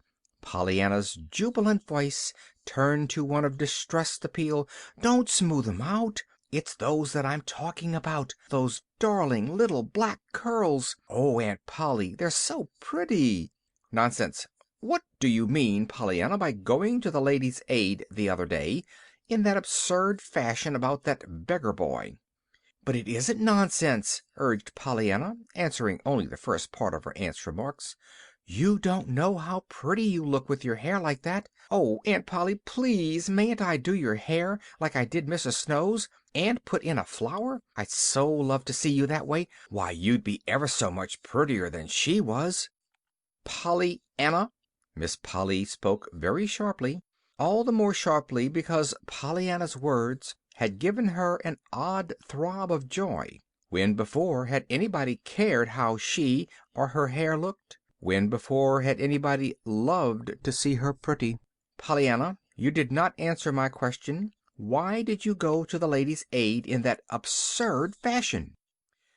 "Yes'm, I know, but please, I didn't know it was absurd until I went and found out they'd rather see their report grow than Jimmy. So then I wrote to my Ladies' Aiders, 'cause Jimmy is far away from them, you know, and I thought maybe he could be their little India boy, same as Aunt Polly, was I your little India girl? And Aunt Polly, you will let me do your hair, won't you?" Aunt Polly put her hand to her throat. The old helpless feeling was upon her, she knew. "But, Pollyanna, when the ladies told me this afternoon how you came to them, I was so ashamed. Pollyanna began to dance up and down lightly on her toes. "You didn't say I couldn't do your hair," she crowed triumphantly. "And so I'm sure it means just the other way round, sort of, like it did the other day about Mr. Pendleton's jelly that you didn't send, but didn't want me to say you didn't send, you know. Now wait just where you are. I'll get a comb." "But Pollyanna, Pollyanna," remonstrated Aunt Polly, following the little girl from the room and panting upstairs after her. "Oh, did you come up here?" Pollyanna greeted her at the door of Miss Polly's own room. "That'll be nicer yet. I've got the comb. Now sit down, please, right here. Oh, I'm so glad you let me do it." "But, Pollyanna, I Miss Polly did not finish her sentence. To her helpless amazement, she found herself in the low chair before the dressing table, with her hair already tumbling about her ears under 10 eager but very gentle fingers. "Oh, my, what pretty hair you've got!" prattled Pollyanna. "And there's so much more of it than Mr. Snow has, too. But of course you need more anyhow, because you're well and you can go to places where folks can see it. My, I reckon folks will be glad when they see it, and surprised, too, 'cause you hid it so long. Why, Aunt Polly, I'll make you so pretty everybody'll just love to look at you." "Pollyanna!" gasped a stifled but shocked voice from a veil of hair. I'm sure I don't know why I'm letting you do this silly thing." "Why, Aunt Polly, I should think you'd be glad to have folks like to look at you. Don't you like to look at pretty things? I'm ever so much happier when I look at pretty folks, 'cause when I look at the other kind I'm so sorry for them." But, and I just love to do folks's hair," purred Pollyanna contentedly. "I did quite a lot of the Ladies' Aiders, but there wasn't any of them so nice as yours. Mrs. White's was pretty nice, though, and she looked just lovely one day when I dressed her up in— Oh, Aunt Polly, I've just happened to think of something, but it's a secret and I shan't tell. Now your hair is almost done, and pretty quick I'm going to leave you just a minute, and you must promise, promise, promise not to stir or peek even till I come back. Now remember," she finished as she ran from the room. Aloud, Miss Polly said nothing. To herself she said that of course she should at once undo the absurd work of her niece's fingers, and put her hair up properly again. As for peeking, just as if she cared how— At that moment, unaccountably, Miss Polly caught a glimpse of herself in the mirror of the dressing table, and what she saw sent such a flush of rosy color to her cheeks that she only flushed the more at the sight. She saw a face, not young, it is true, but just now alight with excitement and surprise. The cheeks were a pretty pink, the eyes sparkled, the hair dark and still damp from the outdoor air, lay in loose waves about the forehead and curved back over the ears in wonderfully becoming lines, with softening little curls here and there. So amazed and absorbed was Miss Polly with what she saw in the glass that she quite forgot her determination to do over her hair until she heard Pollyanna enter the room again. Before she could move then, she felt a folded something slipped across her eyes and tied in the back. "Pollyanna, Pollyanna, what are you doing?" she cried. Pollyanna chuckled. "That's just what I don't want you to know, Aunt Polly, and I was afraid you would peek, so I tied on the handkerchief. Now sit still. It won't take but just a minute, and then I'll let you see." "But Pollyanna," began Miss Polly, struggling blindly to her feet, "you must take this off. Child, what are you doing?" she gasped, as she felt a soft something slipped about her shoulders. Pollyanna only chuckled the more gleefully. With trembling fingers she was draping about her aunt's shoulders the fleecy folds of a beautiful lace shawl, yellowed from long years of packing away and fragrant with lavender. Pollyanna had found the shawl the week before when Nancy had been regulating the attic, and it had occurred to her today that there was no reason why her aunt, as well as Mrs. White of her Western home, should not be dressed up. Her task completed, Pollyanna surveyed her work with eyes that approved, but that saw yet one touch wanting. Promptly, therefore, she pulled her aunt toward the sun parlor, where she could see a belated red rose blooming on the trellis within reach of her hand. "Pollyanna, what are you doing? Where are you taking me to?" recoiled Aunt Polly, vainly trying to hold herself back. "Pollyanna, I shall not—" "It's just the sun parlor. Only a minute. I'll have you ready now quicker'n no time," panted Pollyanna, reaching for the rose and thrusting it into the soft hair above Miss Polly's left ear.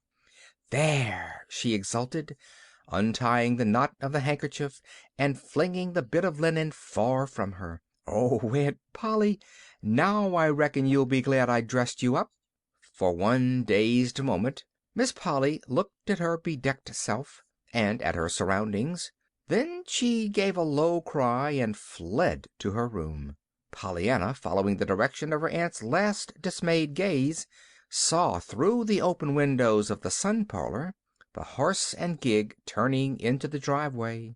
She recognized at once the man who held the reins. Delightedly she leaned forward. "Dr. Chilton! Dr. Chilton! Do you want to see me? I'm up here." "Yes," smiled the doctor, a little gravely. "Will you come down, please?" In the bedroom Pollyanna found a flush-faced, angry-eyed woman plucking at the pins that held a lace shawl in place. "Pollyanna, how could you?" moaned the woman. "To think of you rigging me up like this, and then letting me be seen!" Pollyanna stopped in dismay. "But you look lovely, perfectly lovely, Aunt Polly, and—" "Lovely!" scorned the woman, flinging the shawl to one side and attacking her hair with shaking fingers. "Oh, Aunt Polly, please, please let the hair stay." "Stay? Like this? As if I would!"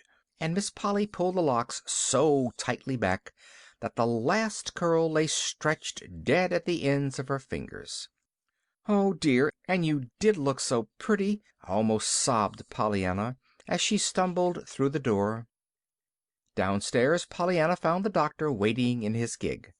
"I've prescribed you for a patient, and he sent me to get the prescription filled," announced the doctor. "Will you go?" "You mean an errand to the drugstore?" asked Pollyanna, a little uncertainly. "I used to go some for the Ladies' Aiders." The doctor shook his head with a smile. "Not exactly. It's Mr. John Pendleton. He would like to see you today, if you'll be so good as to come. It stopped raining, so I drove down after you. Will you come? I'll call for you and bring you back before 6 o'clock." "I'd love to!" exclaimed Pollyanna. "Let me ask Aunt Polly." In a few minutes she returned, hat in hand, but with rather a sober face. "Didn't your aunt want you to go?" asked the doctor, a little diffidently, as they drove away. "Yes," sighed Pollyanna. She wanted me to go too much, I'm afraid." "Wanted you to go too much?" Pollyanna sighed again. Yes, I reckon she meant she didn't want me there. You see, she said, 'Yes, yes, run along, do. I wish you'd gone before.'" The doctor smiled, but with his lips only. His eyes were very grave. For some time he said nothing. Then, a little hesitatingly, he asked, "Wasn't it your aunt I saw with you a few minutes ago, in the window of the sun parlor?" Pollyanna drew a long breath. "Yes, that's what's the whole trouble, I suppose. You see, I dressed her up in a perfectly lovely lace shawl I found upstairs, and I fixed her hair and put on a rose, and she looked so pretty. Didn't you think she looked just lovely?" For a moment the doctor did not answer. When he did speak, his voice was so low Pollyanna could but just hear the words. "Yes, Pollyanna, I thought she did look just lovely." "Did you? I'm so glad. I'll tell her," nodded the little girl contentedly. To her surprise, the doctor gave a sudden exclamation. "Never, Pollyanna! I'm afraid I shall have to ask you not to tell her that." "Why, Dr. Chilton, why not? I should think you'd be glad—" "But she might not be," cut in the doctor. Pollyanna considered this for a moment. "That's so. Maybe she wouldn't," she sighed. "I remember now. 'Twas 'cause she saw you that she ran. And she spoke afterward about her being seen in that rig." "I thought as much," declared the doctor under his breath. "Still, I don't see why," maintained Pollyanna, "when she looks so pretty." The doctor said nothing. He did not speak again, indeed, until they were almost to the great stone house in which John Pendleton lay with a broken leg. End of chapter 16.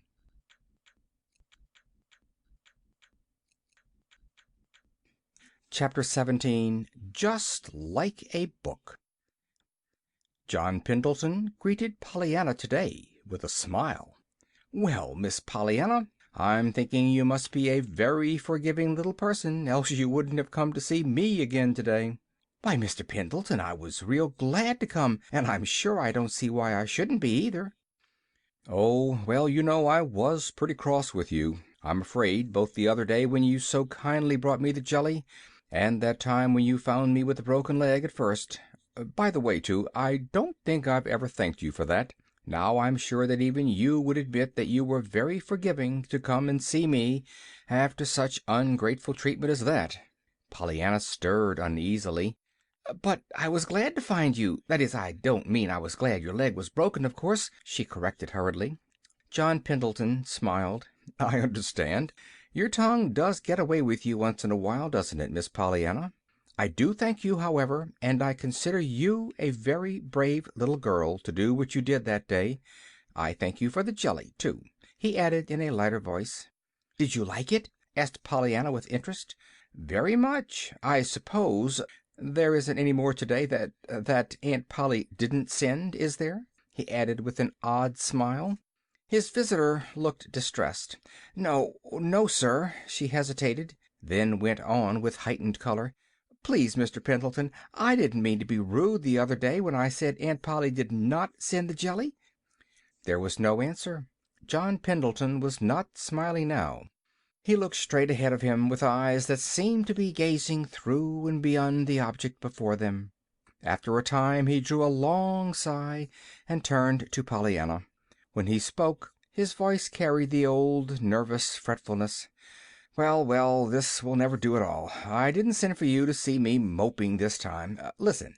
Out in the library, the big room where the telephone is, you know, you will find a carved box on the lower shelf of the big case with glass doors in the corner not far from the fireplace. That is, it'll be there if that confounded woman hasn't regulated it to somewhere else. You may bring it to me. It is heavy, but not too heavy for you to carry, I think." "Oh, I'm awfully strong," declared Pollyanna cheerfully, as she sprang to her feet. In a minute she had returned with the box.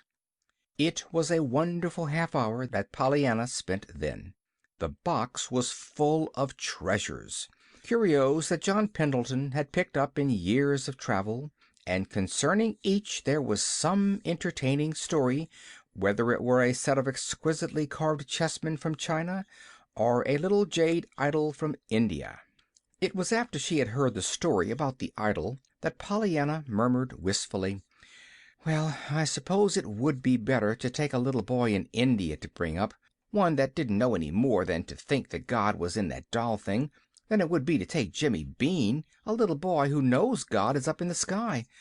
Still, I can't help wishing they had wanted Jimmy Bean too, besides the India boys."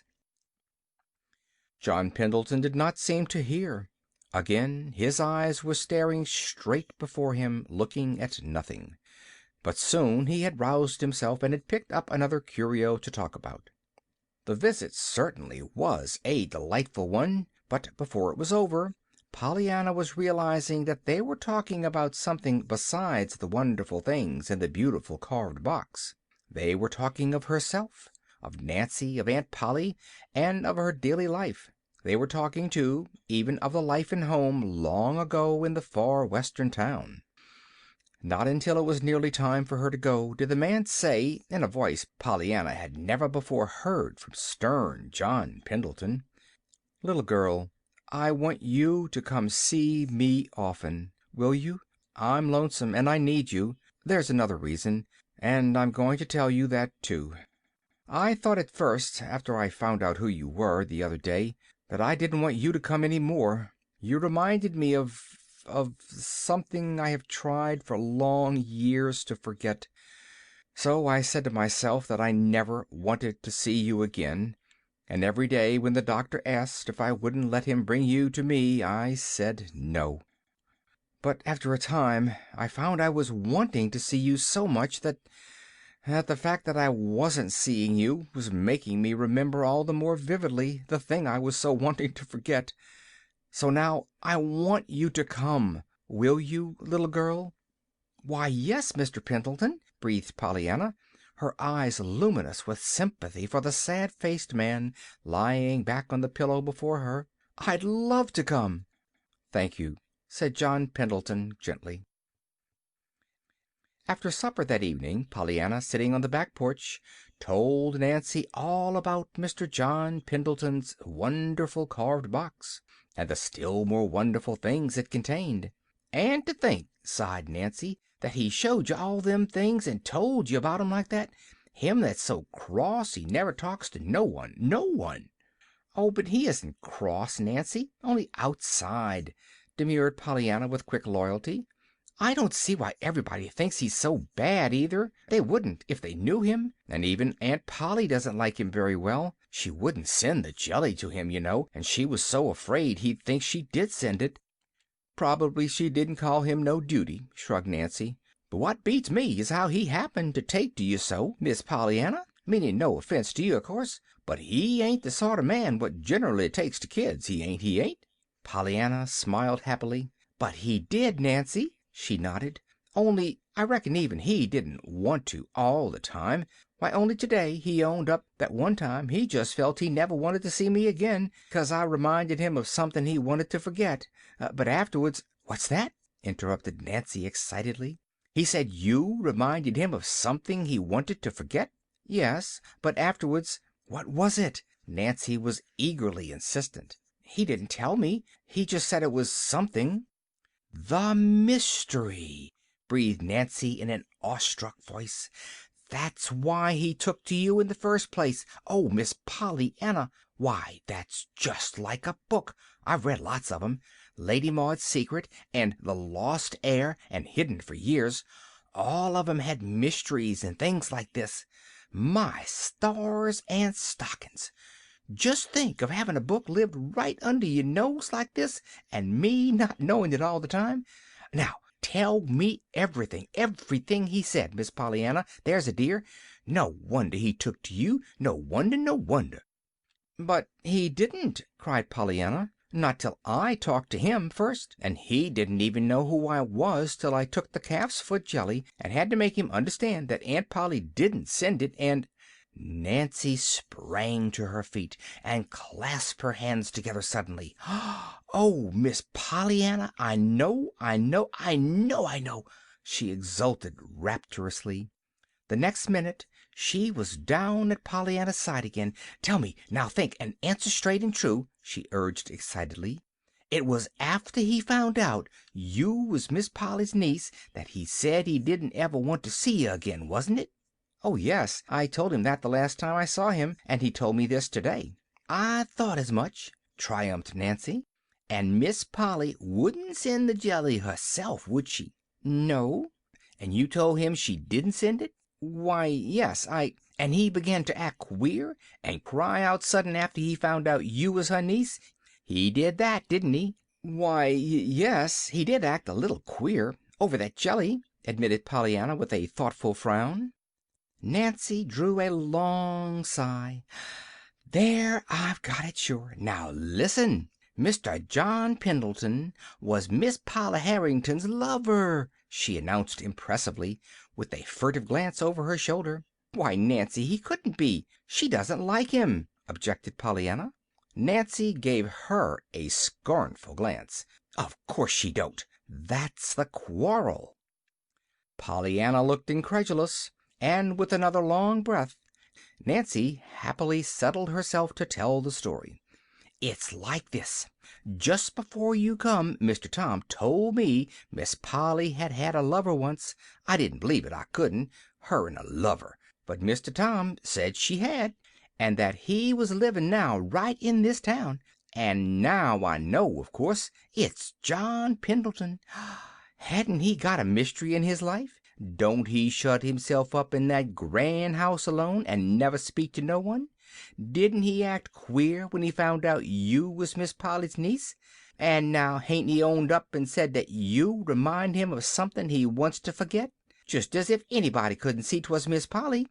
And her saying she wouldn't send him no jelly, too. Why, Miss Pollyanna, it's as plain as the nose on your face, it is, it is." "Oh!" breathed Pollyanna, in wide-eyed amazement. "But, Nancy, I should think if they loved each other they'd make up sometime. Both of 'em all alone so all these years. I should think they'd be glad to make up." Nancy sniffed disdainfully. "I guess maybe you don't know much about lovers, Miss Pollyanna. You ain't big enough yet, anyhow. But if there is a set of folks in the world what wouldn't have no use for that 'ere glad game of yourn, it'd be a pair of quarreling lovers. And that's what they be. Ain't he cross as sticks most generally? And ain't she—" Nancy stopped abruptly, remembering just in time to whom and about whom she was speaking. Suddenly, however, she chuckled. "I ain't saying, though, Miss Pollyanna, but what it would be a purty slick piece of business if you could get 'em to play in it, so they would be glad to make up. But my land, wouldn't folks stare some? Miss Polly and him? I guess, though, there ain't much chance, much chance." Pollyanna said nothing, but when she went into the house a little later her face was very thoughtful. End of chapter 17.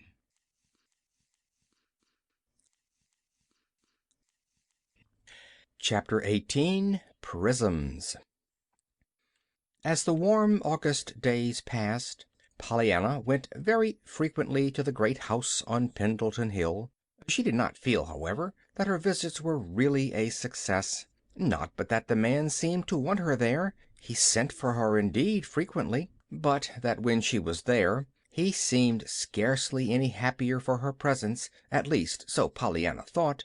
He talked to her, it was true, and he showed her many strange and beautiful things, books, pictures, and curios, but he still fretted audibly over his own helplessness, and he chafed visibly under the rules and regulations of the unwelcome members of his household. He did indeed seem to like to hear Pollyanna talk, however, and Pollyanna talked. Pollyanna liked to talk. But she was never sure that she would not look up and find him laying back on his pillow with that white, hurt look that always pained her. And she was never sure which, if any, of her words had brought it there. As for telling him the glad game and trying to get him to play it, Pollyanna had never seen the time yet when she thought he would care to hear about it. She had twice tried to tell him, but neither time had she got beyond the beginning of what her father had said. John Pendleton had on each occasion turned the conversation abruptly to another subject. Pollyanna never doubted now that John Pendleton was her Aunt Polly's one-time lover, and with all the strength of her loving, loyal heart she wished she could in some way bring happiness into their, to her mind, miserably lonely lives. Just how she was to do this, however, she could not see. She talked to Mr. Pendleton about her aunt, and he listened, sometimes politely, sometimes irritably, frequently with a quizzical smile on his usually stern lips. She talked to her aunt about Mr. Pendleton, or rather she tried to talk to her about him.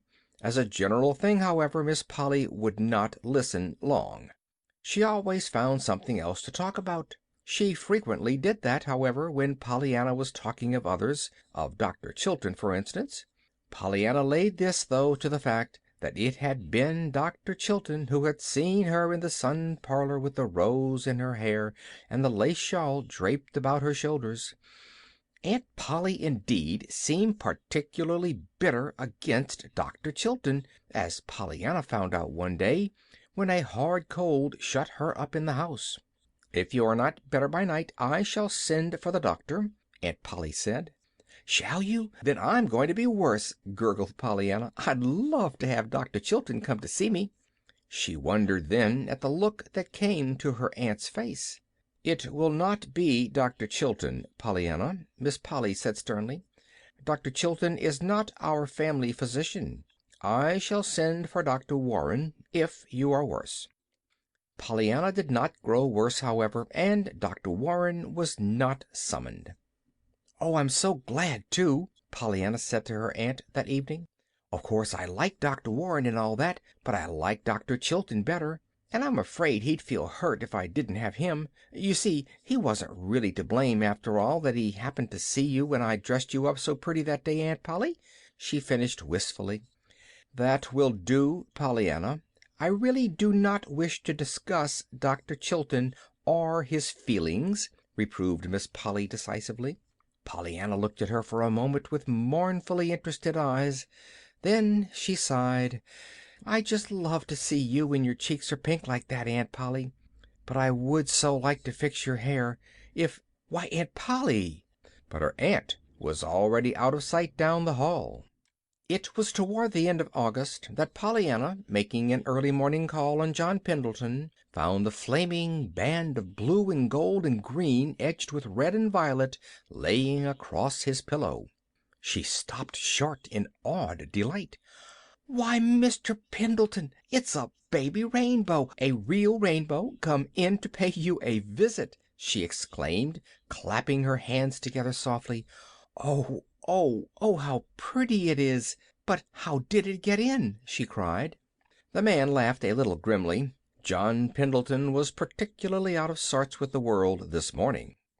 "Well, I suppose it got in through the beveled edge of that glass thermometer in the window," he said wearily. "The sun shouldn't strike it at all, but it does in the morning." "Oh, but it's so pretty, Mr. Pendleton. And does just the sun do that? My, if it was mine, I'd have it hang in the sun all day long." "Lots of good you'd get out of the thermometer then," laughed the man. "How do you suppose you could tell how hot it was, or how cold it was, if the thermometer hung in the sun all day?" "I shouldn't care," breathed Pollyanna, her fascinated eyes on the brilliant band of colors across the pillow. "Just as if anybody'd care when they were living all the time in a rainbow." The man laughed. He was watching Pollyanna's rapt face a little curiously. Suddenly a new thought came to him. He touched the bell at his side. "Nora," he said when the elderly maid appeared at the door, "bring me one of the big brass candlesticks from the mantel in the front drawing-room." "Yes, sir," murmured the woman, looking slightly dazed. In a minute she had returned.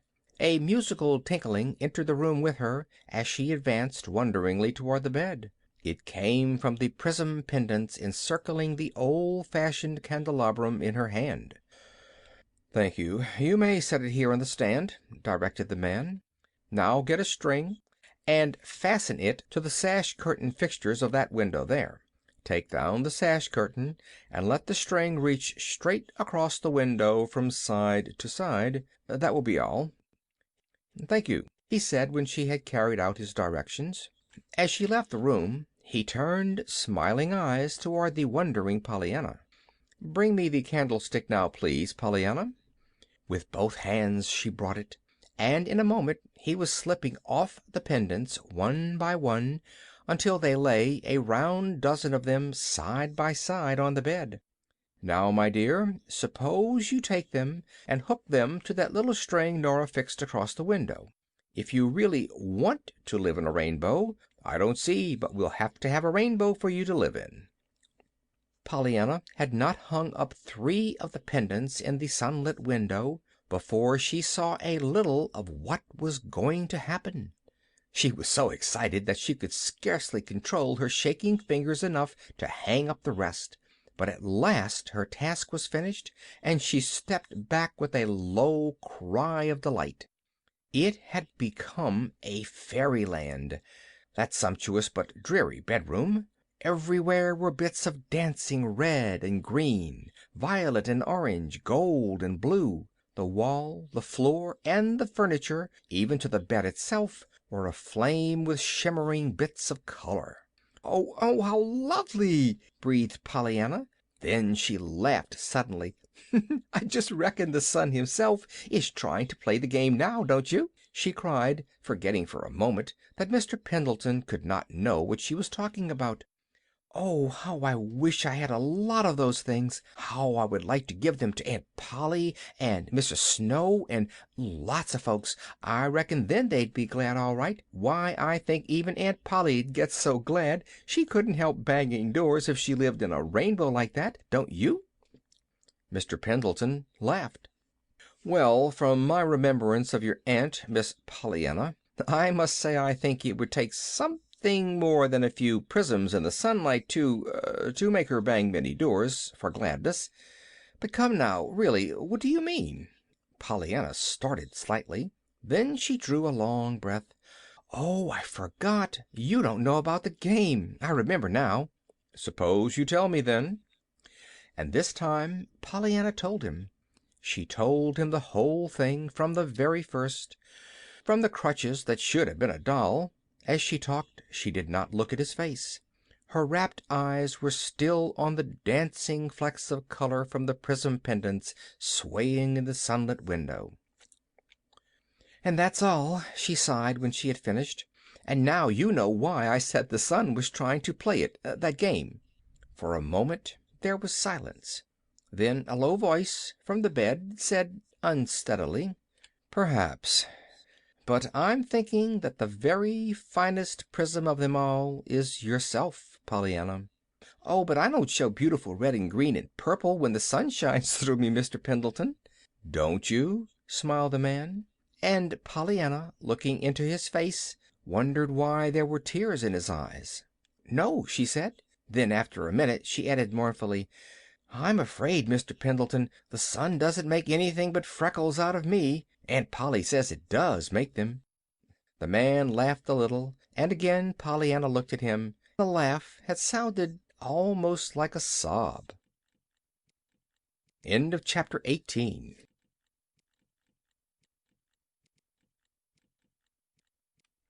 Chapter 19, which is somewhat surprising. Pollyanna entered school in September. Preliminary examinations showed that she was well advanced for a girl of her years, and she was soon a happy member of a class of girls and boys of her own age. School, in some ways, was a surprise to Pollyanna, and Pollyanna certainly in many ways was very much of a surprise to school. They were soon on the best of terms, however, and to her aunt Pollyanna confessed that going to school was living, after all, though she had had her doubts before. In spite of her delight in her new work, Pollyanna did not forget her old friends. True, she could not give them quite so much time now, of course, but she gave them what time she could. Perhaps John Pendleton, of them all, however, was the most dissatisfied. One Saturday afternoon he spoke to her about it. "See here, Pollyanna, how would you like to come and live with me?" he asked a little impatiently. "I don't see anything of you nowadays."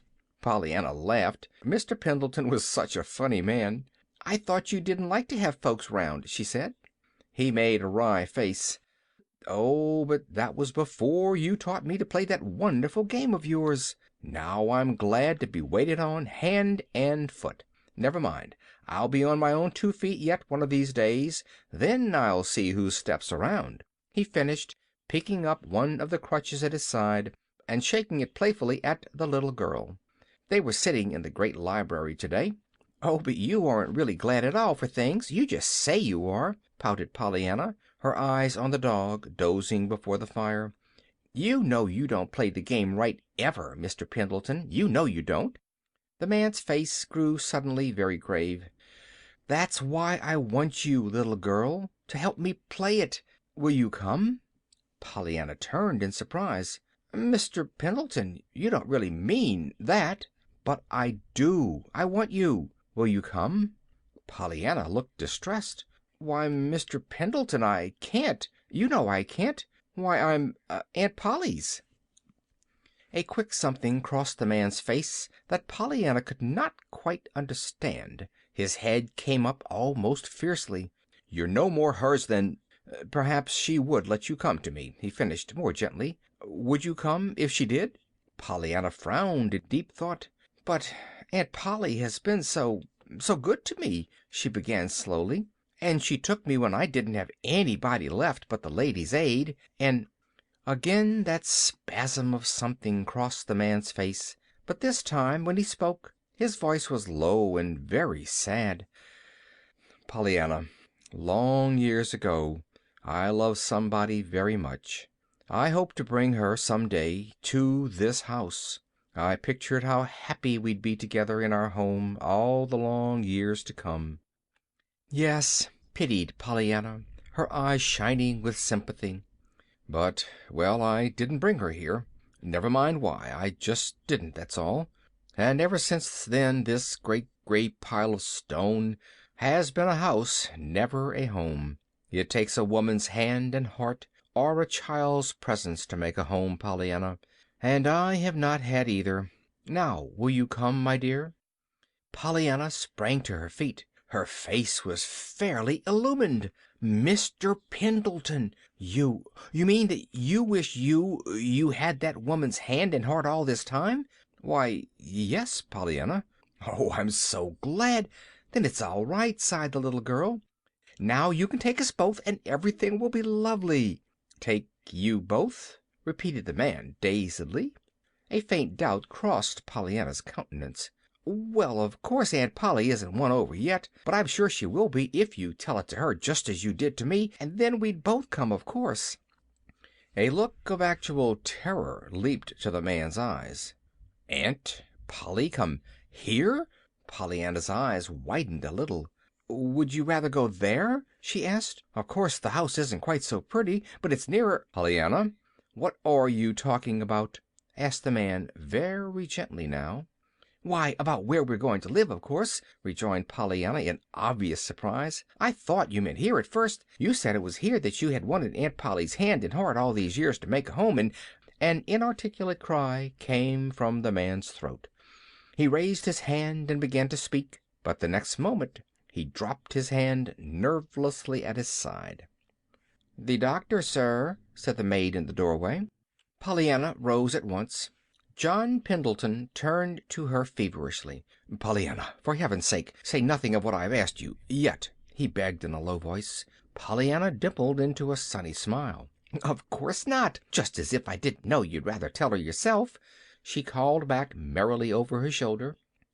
John Pendleton fell limply back in his chair. "Why, what's up?" demanded the doctor a minute later, his fingers on his patient's galloping pulse. A whimsical smile trembled on John Pendleton's lips.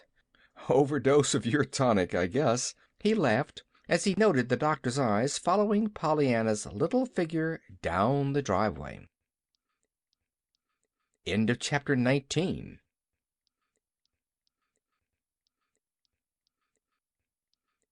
Chapter 20, which is more surprising. Sunday mornings Pollyanna usually attended church and Sunday school. Sunday afternoons she frequently went for a walk with Nancy. She had planned one for the day after her Saturday afternoon visit to Mr. John Pendleton, but on the way home from Sunday school Dr. Chilton overtook her in his gig and brought his horse to a stop. "Suppose you let me drive you home, Pollyanna," he suggested. "I want to speak to you a minute. I was just driving out to your place to tell you," he went on, as Pollyanna settled herself at his side. "Mr. Pendleton sent a special request for you to go see him this afternoon. Sure, he says it's very important." Pollyanna nodded happily. "Yes, it is, I know. I'll go." The doctor eyed her with some surprise. "I'm not sure I shall let you, after all," he declared, his eyes twinkling. "You seemed more upsetting than soothing yesterday, young lady." Pollyanna laughed. "Oh, it wasn't me, truly. Not really, you know. Not so much as it was Aunt Polly." The doctor turned with a quick start. "Your aunt?" he ejaculated. Pollyanna gave a happy little bounce in her seat. "Yes, and it's so exciting and lovely, just like a story, you know. I'm going to tell you," she burst out with sudden decision. "He said not to mention it, but he wouldn't mind your knowing, of course. He meant not to mention it to her." "Her?" "Yes, Aunt Polly. And of course he would want to tell her himself instead of having me do it. Lovers so." "Lovers?" As the doctor said the word, the horse started violently, as if the hand that held the reins had given a sharp jerk. "Yes," nodded Pollyanna happily. "That's the story part, you see. I didn't know it till Nancy told me. She said Aunt Polly had a lover years ago, and they quarreled. She didn't know who it was at first, but we found out now. It's Mr. Pendleton, you know." The doctor relaxed suddenly. The hand holding the reins fell limply to his lap. "Oh, no, I didn't know," he said quietly. Pollyanna hurried on. They were nearing the Harrington homestead. "Yes, and I'm so glad now. It's come out lovely. Mr. Pendleton asked me to come and live with him, but of course I wouldn't leave Aunt Polly like that, after she'd been so good to me. Then he told me all about the woman's hand and heart that he used to want, and I found out that he wanted it now, and I was so glad, for of course if he wants to make up the quarrel everything will be all right now, and Aunt Polly and I will both go to live there, or else he'll come to live with us. Of course Aunt Polly doesn't know yet, and we haven't got everything settled, so I suppose that's why he wanted to see me this afternoon, sure." The doctor sat suddenly erect. There was an odd smile on his lips. "Yes, I can well imagine that Mr. John Pendleton does want to see you, Pollyanna," he nodded, as he pulled his horse to a stop before the door. "There's Aunt Polly now in the window," cried Pollyanna. Then, a second later, "Why, no, she isn't, but I thought I saw her." "No, she isn't there now," said the doctor. His lips had suddenly lost their smile. Pollyanna found a very nervous John Pendleton waiting for her that afternoon. "Pollyanna," he began at once, "I've been trying all night to puzzle out what you meant by all that yesterday, about my wanting your Aunt Polly's hand and heart here all these years. What did you mean?" "Why, because you were lovers, you know, once, and I was so glad you still felt that way now." "Lovers? Your Aunt Polly and I?" At the obvious surprise in the man's voice, Pollyanna opened wide her eyes. "Why, Mr. Pendleton, Nancy said you were." The man gave a short little laugh. "Indeed? Well, I'm afraid I shall have to say that Nancy didn't know." "Then you weren't lovers?" Pollyanna's voice was tragic with dismay. "Never. And it isn't all coming out like a book?" There was no answer. The man's eyes were moodily fixed out the window. "Oh, dear, and it was all going so splendidly," almost sobbed Pollyanna. "I'd have been so glad to come with Aunt Polly." "And you won't now?" The man asked the question without turning his head. "Of course not. I'm Aunt Polly's." The man turned now, almost fiercely. "Before you were hers, Pollyanna, you were your mother's. And it was your mother's hand and heart that I wanted long years ago." "My mother's?" Yes, I had not meant to tell you, but perhaps it's better after all that I do, now." John Pendleton's face had grown very white. He was speaking with evident difficulty. Pollyanna, her eyes wide and frightened, and her lips parted, was gazing at him fixedly. "I loved your mother, but she didn't love me. After a time she went away with your father. I did not know until then how much I did care. The whole world suddenly seemed to turn black under my fingers, and but never mind. For long years I have been a cross, crabbed, unlovable, unloved old man, though I'm not nearly 60 yet, Pollyanna. Then one day, like one of the prisms that you love so well, little girl, you danced into my life and flecked my dreary old world with dashes of the purple and gold and scarlet of your own bright cheeriness. I found out after a time who you were, and I thought then I never wanted to see you again. I didn't want to be reminded of your mother. But you know how that came out. I just had to have you come, and now I want you always. Pollyanna, won't you come now?" "But Mr. Pendleton, there's Aunt Polly." Pollyanna's eyes were blurred with tears. The man made an impatient gesture. "What about me? How do you suppose I'm going to be glad about anything without you? Why, Pollyanna, it's only since you came that I've been even half glad to live. But if I had you for my own little girl, I'd be glad for anything. And I'd try to make you glad too, my dear. You shouldn't have a wish ungratified. All my money to the last cent should go to make you happy." Pollyanna looked shocked. "Why, Mr. Pendleton, as if I'd let you spend it on me, all that money you've saved for the heathen." A dull red came to the man's face. He started to speak, but Pollyanna was still talking. "Besides, anybody with such a lot of money as you have doesn't need me to make you glad about things. You're making other folks so glad giving them things that you just can't help being glad yourself. Why, look at those prisms you gave Mrs. Snow and me, and the gold piece you gave Nancy on her birthday, and—" "Yes, yes, never mind about all that," interrupted the man. His face was very, very red now, and no wonder, perhaps. It was not for giving things that John Pendleton had been best known in the past. "That's all nonsense. 'Twasn't much anyhow, but what there was because of you. You gave those things, not I." "Yes, you did," he repeated, in answer to the shocked denial in her face. "And that only goes to prove all the more how I need you, little girl," he added, his voice softening into tender pleading once more. "If ever, ever I am to play the glad game, Pollyanna, you'll have to come and play it with me." The little girl's forehead puckered into a wistful frown. "Aunt Polly has been so good to me," she began, but the man interrupted her sharply. The old irritability had come back to his face. Impatience which would brook no opposition had been a part of John Pendleton's nature too long to yield very easily now to restraint. "Of course she's been good to you, but she doesn't want you, I'll warrant, half so much as I do," he contested. "Why, Mr. Pendleton, she's glad, I know, to have—" "Glad!" interrupted the man, thoroughly losing his patience now. "I'll wager Miss Polly doesn't know how to be glad for anything. Oh, she does her duty, I know. She's a very dutiful woman. I've had experience with her duty before. I'll acknowledge we haven't been the best of friends for the last 15 or 20 years, but I know her. Everyone knows her, and she isn't the glad kind Pollyanna. She doesn't know how to be.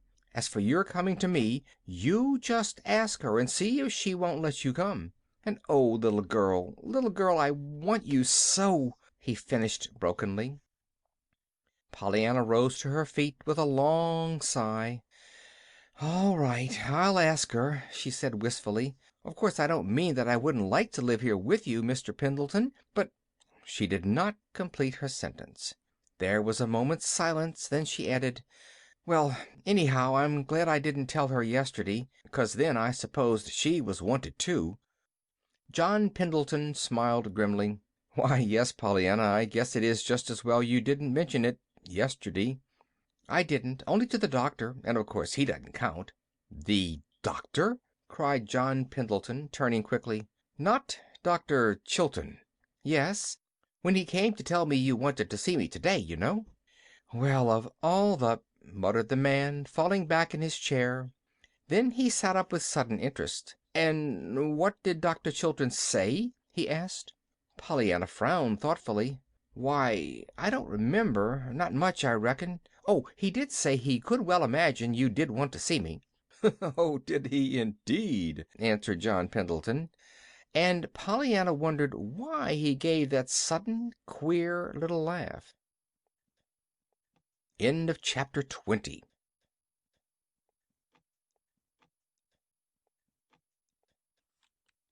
Chapter 21. A Question Answered.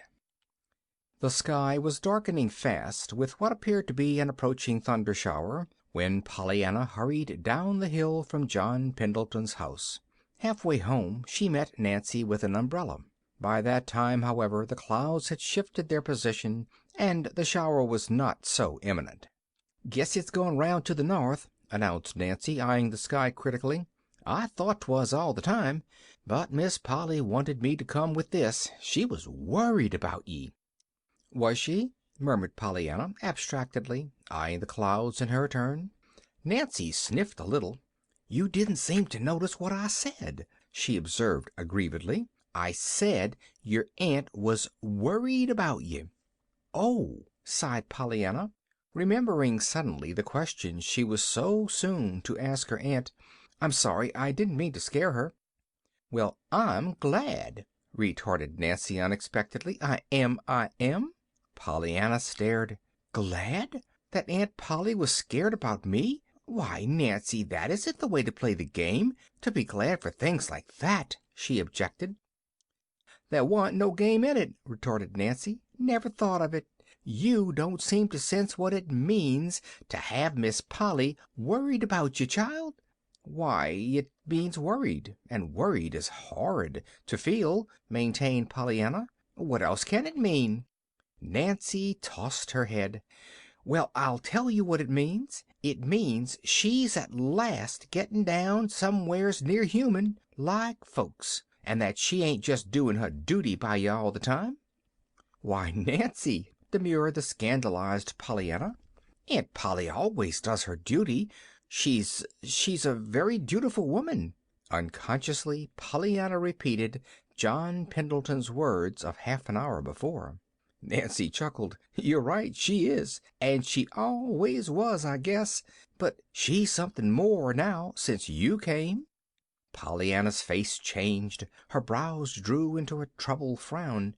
"That's what I was going to ask you, Nancy," she sighed. "Do you think Aunt Polly likes to have me here? Would she mind if I wasn't here any more?" Nancy threw a quick look into the little girl's absorbed face. She had expected to be asked this question long before, and she had dreaded it. She had wondered how she should answer it, how she could answer it honestly without cruelly hurting the questioner. But now, in the face of the new suspicions that had become convictions by the afternoon's umbrella sending, Nancy only welcomed the question with open arms. She was sure that, with a clean conscience today, she could set the love-hungry little girl's heart at rest. "Likes to have you here? Would she miss you if you weren't here?" cried Nancy indignantly. "As if that wasn't just what I was telling of you. Didn't she send me post haste with an umbrella 'cause she see a little cloud in the sky? Didn't she make me tote your things all downstairs so you could have the pretty room you wanted? Why, Miss Pollyanna, when you remember how at first she hated to have—" With a choking cough, Nancy pulled herself up in time. "And it ain't just things I can put my fingers on, neither," rushed on Nancy breathlessly. "It's little ways she has that shows how you've been softening her up and mellering her down. The cat and the dog, and the way she speaks to me, and oh, lots of things. Why, Miss Pollyanna, there ain't no telling how she'd miss you if you wa'n't here," finished Nancy, speaking with an enthusiastic certainty that was meant to hide the perilous admission she had almost made before. Even then she was not quite prepared for the sudden joy that illumined Pollyanna's face. "Oh, Nancy, I'm so glad, glad, glad! You don't know how glad I am that Aunt Polly wants me." "As if I'd leave her now," thought Pollyanna, as she climbed the stairs to her room a little later.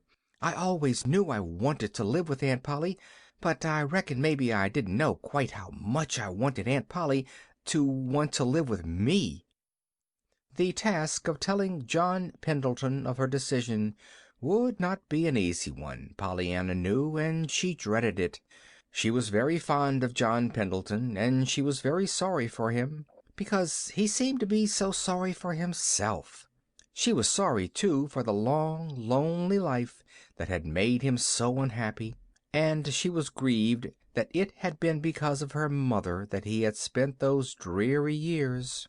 She pictured the great gray house as it would be after its master was well again, with its silent rooms, its littered floors, its disordered desk, and her heart ached for his loneliness.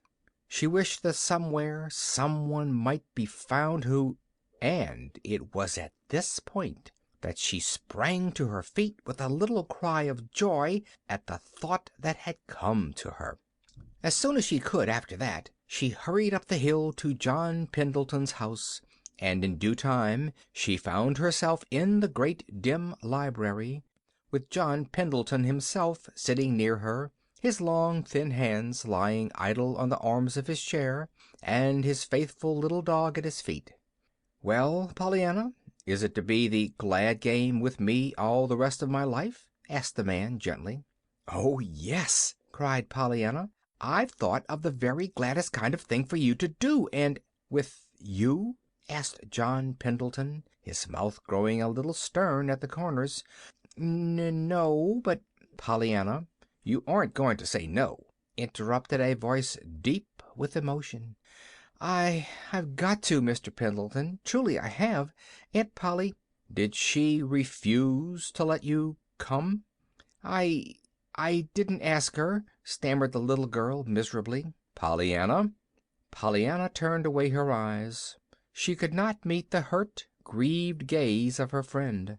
"So you didn't even ask her?" "I couldn't, sir, truly," faltered Pollyanna. "You see, I found out without asking. Aunt Polly wants me with her, and I want to stay too," she confessed bravely. "You don't know how good she's been to me, and I think really sometimes she's beginning to be glad about things, lots of things, and you know she never used to be. You said it yourself. Oh, Mr. Pendleton, I couldn't leave Aunt Polly now." There was a long pause. Only the snapping of the wood fire in the grate broke the silence. At last, however, the man spoke. "No, Pollyanna, I see. You couldn't leave her now," he said. "I won't ask you again." The last word was so low it was almost inaudible, but Pollyanna heard. "Oh, but you don't know about the rest of it," she reminded him eagerly. "There's the very gladdest thing you can do. Truly, there is." "Not for me, Pollyanna." "Yes, sir, for you. You said it.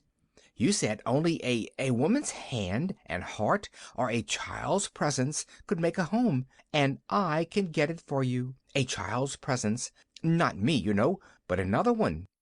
"As if I would have any but you," resented an indignant voice. "But you will, when you know. You're so kind and good. Why, think of the prisms and the gold pieces, and all that money you save for the heathen, and—" "Pollyanna," interrupted the man savagely, "once for all let us end that nonsense.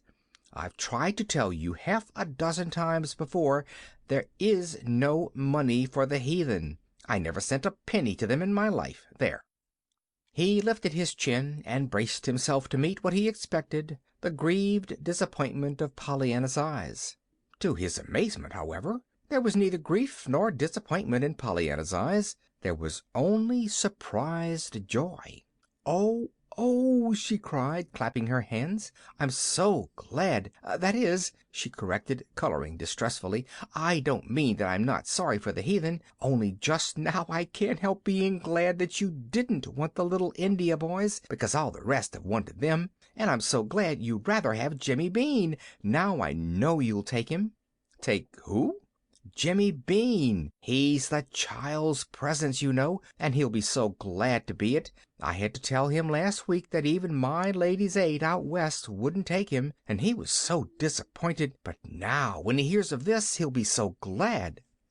"Will he? Well, I won't," ejaculated the man decisively. "Pollyanna, this is sheer nonsense." "You don't mean you won't take him?" "I certainly do mean just that." "But he'd be a lovely child's presence," faltered Pollyanna. She was almost crying now. "And you couldn't be lonesome with Jimmy round." "I don't doubt it," rejoined the man, "but I think I prefer the lonesomeness." It was then that Pollyanna, for the first time in weeks, suddenly remembered something Nancy had once told her. She raised her chin aggrievedly. "Maybe you think a nice live little boy wouldn't be better than that old dead skeleton you keep somewhere, but I think it would." "Skeleton?" "Yes. Nancy said you had one in your closet somewhere." "Why, what—" Suddenly the man threw back his head and laughed. He laughed very heartily indeed, so heartily that Pollyanna began to cry from pure nervousness. When he saw that, John Pendleton sat erect very promptly. His face grew grave at once. "Pollyanna, I suspect you are right, more right than you know," he said gently. "In fact, I know that a nice live little boy would be far better than my skeleton in the closet. Only we aren't always willing to make the exchange. We are apt to still cling to our skeletons, Pollyanna. However, suppose you tell me a little more about this nice little boy." And Pollyanna told him. Perhaps the laugh cleared the air, or perhaps the pathos of Jimmy Bean's story, as told by Pollyanna's eager little lips, touched a heart already strangely softened. At all events, when Pollyanna went home that night, she carried with her an invitation for Jimmy Bean himself to call at the great house with Pollyanna the next Saturday afternoon. "And I'm so glad, and I'm sure you'll like him," sighed Pollyanna as she said goodbye. "I do so want Jimmy Bean to have a home, and folks that care, you know." End of chapter 21.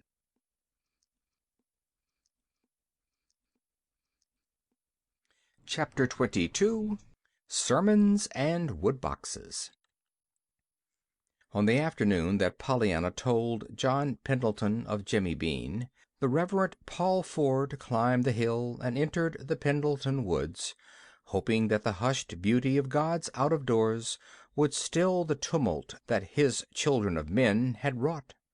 The Reverend Paul Ford was sick at heart. Month by month for a year past, conditions in the parish under him had been growing worse and worse, until it seemed that now, turn which way he would, he encountered only wrangling, backbiting, scandal, and jealousy.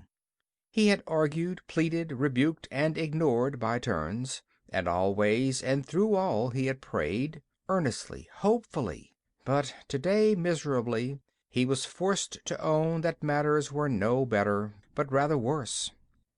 Two of his deacons were at swords' points over a silly something that only endless brooding had made of any account. Three of his most energetic women workers had withdrawn from the Ladies' Aid Society because a tiny spark of gossip had been fanned by wagging tongues into a devouring flame of scandal. The choir had split over the amount of solo work given to a fancifully preferred singer. Even the Christian Endeavor Society was in a ferment of unrest owing to open criticism of two of its officers.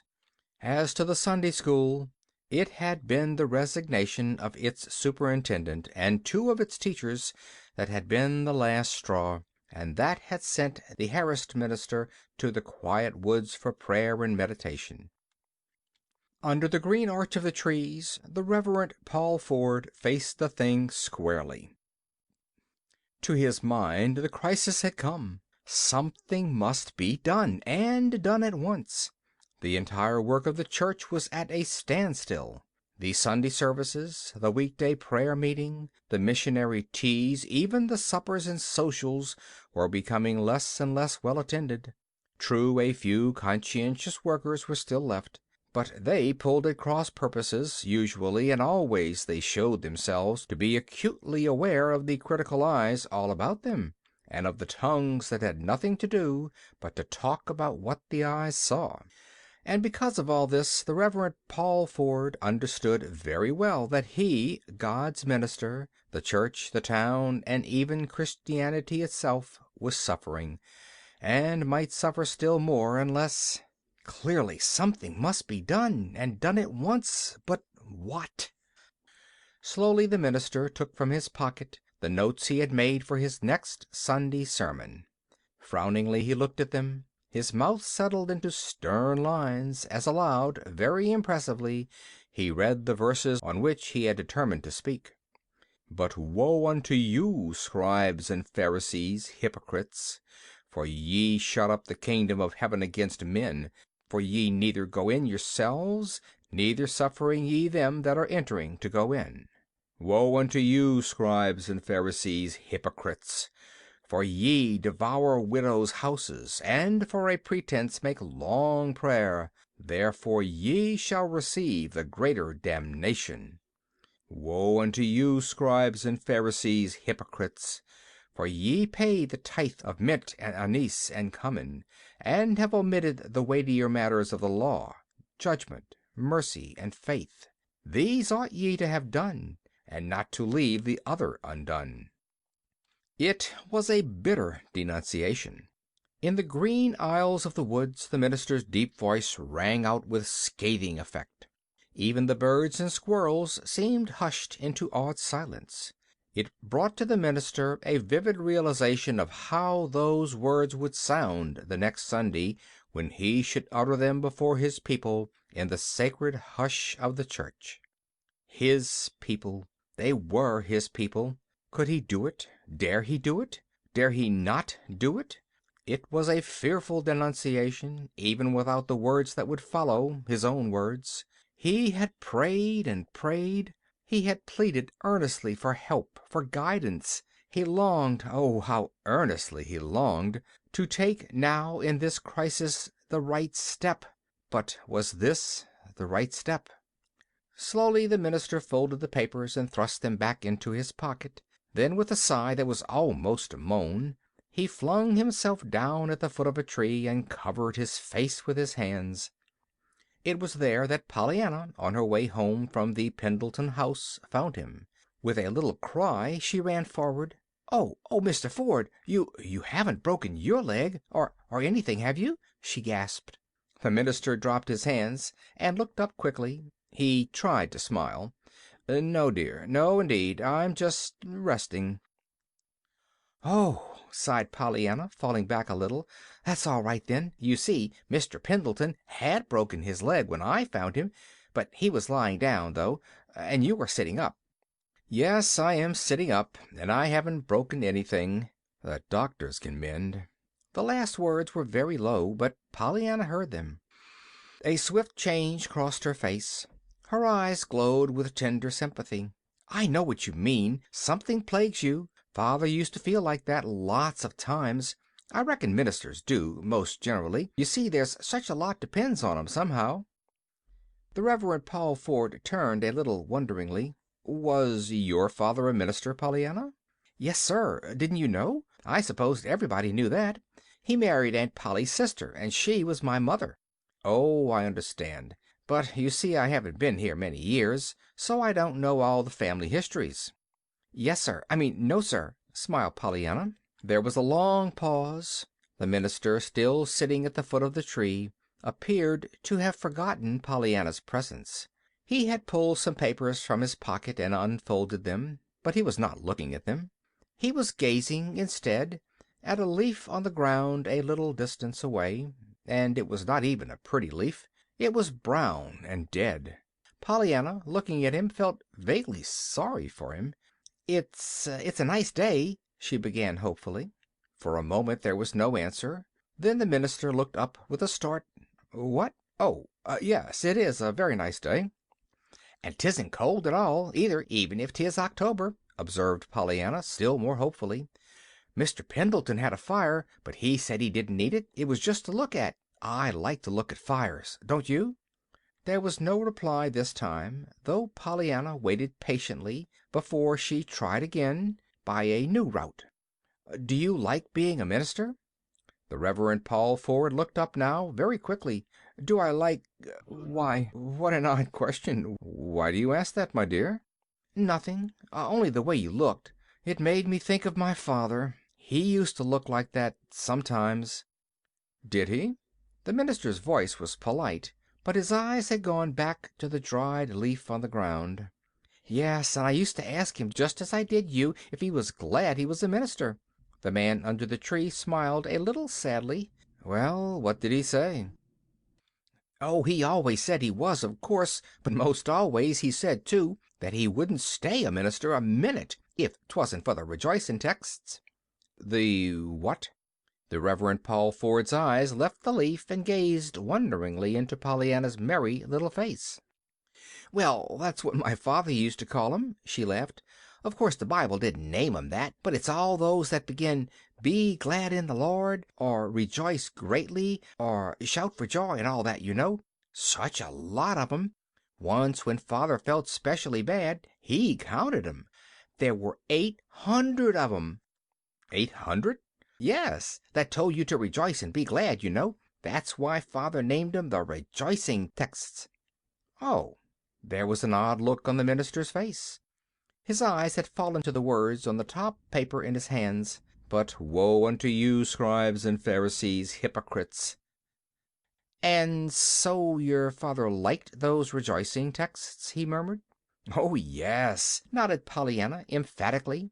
"He said he felt better right away, that first day he thought to count 'em. He said if God took the trouble to tell us 800 times to be glad and rejoice, he must want us to do it some, and father felt ashamed that he hadn't done it more. After that they got to be such a comfort to him, you know, when things went wrong, when the Ladies' Aiders got to fight I mean when they didn't agree about something," corrected Pollyanna hastily. "Why, it was those texts, too, father said, that made him think of the game. He began with me on the crutches, but he said 'twas the rejoicing text that started him on it." "And what game might that be?" asked the minister. "About finding something in everything to be glad about, you know. As I said, he began with me on the crutches." And once more Pollyanna told her story, this time to a man who listened with tender eyes and understanding ears. A little later Pollyanna and the minister descended the hill hand in hand. Pollyanna's face was radiant. Pollyanna loved to talk, and she had been talking now for some time. There seemed to be so many things about the game, her father, and the old home life that the minister wanted to know. At the foot of the hill their ways parted, and Pollyanna down one road and the minister down another walked on alone. In the Reverend Paul Ford's study that evening the minister sat thinking. Near him on the desk lay a few loose sheets of paper, his sermon notes. Under the suspended pencil in his fingers lay other sheets of paper, blank, his sermon to be. But the minister was not thinking either of what he had written or of what he intended to write. In his imagination he was far away in a little western town with a missionary minister who was poor, sick, worried, and almost alone in the world, but who was poring over the Bible to find how many times his Lord and Master had told him to rejoice and be glad. After a time, with a long sigh, the Reverend Paul Ford roused himself, came back from the far western town, and adjusted the sheets of paper under his hand. "Matthew 23, 13, 14, and 23," he wrote. Then, with a gesture of impatience, he dropped his pencil and pulled toward him a magazine left on the desk by his wife a few minutes before. Listlessly his tired eyes turned from paragraph to paragraph, until these words arrested them. A father one day said to his son Tom, who he knew had refused to fill his mother's woodbox that morning, "Tom, I'm sure you'll be glad to go and bring in some wood for your mother." And without a word Tom went. Why? Just because his father showed so plainly that he expected him to do the right thing. Suppose he had said, "Tom, I overheard what you said to your mother this morning, and I'm ashamed of you. Go at once and fill that woodbox." I'll warrant that woodbox would be empty yet, so far as Tom was concerned. On and on read the minister, a word here, a line there, a paragraph somewhere else. What men and women need is encouragement. Their natural resisting powers should be strengthened, not weakened. Instead of always harping on a man's faults, tell him of his virtues. Try to pull him out of his rut of bad habits. Hold up to him his better self, his real self, that can dare and do and win out. The influence of a beautiful, helpful, hopeful character is contagious and may revolutionize a whole town. People radiate what is in their minds and in their hearts. If a man feels kindly and obliging, his neighbors will feel that way too before long. But if he scolds and scowls and criticizes, his neighbors will return scowl for scowl and add interest. When you look for the bad, expecting it, you will get it. When you know you will find the good, you will get that. Tell your son Tom you know he'll be glad to fill that woodbox. Then watch him start, alert and interested. The minister dropped the paper and lifted his chin. In a moment he was on his feet, tramping the narrow room back and forth, back and forth. Later, some time later, he drew a long breath and dropped himself in the chair at his desk. "God helping me, I'll do it," he cried softly. "I'll tell all my Toms I know they'll be glad to fill that woodbox. I'll give them work to do, and I'll make them so full of the very joy of doing it that they won't have time to look at their neighbors' woodboxes." And he picked up his sermon notes, tore straight through the sheets and cast them from him, so that on one side of his chair lay "Woe be unto you," and on the other "Scribes and Pharisees, hypocrites," while across the smooth white paper before him his pencil fairly flew, after first drawing one black line through Matthew 23, 13, 14, and 23. Thus it happened that the Reverend Paul Ford's sermon the next Sunday was a veritable bugle call to the best that was in every man and woman and child that heard it, and the text was one of Pollyanna's shining 800. "Be glad in the Lord, and rejoice, ye righteous, and shout for joy, all ye that are upright in heart." End of chapter 22.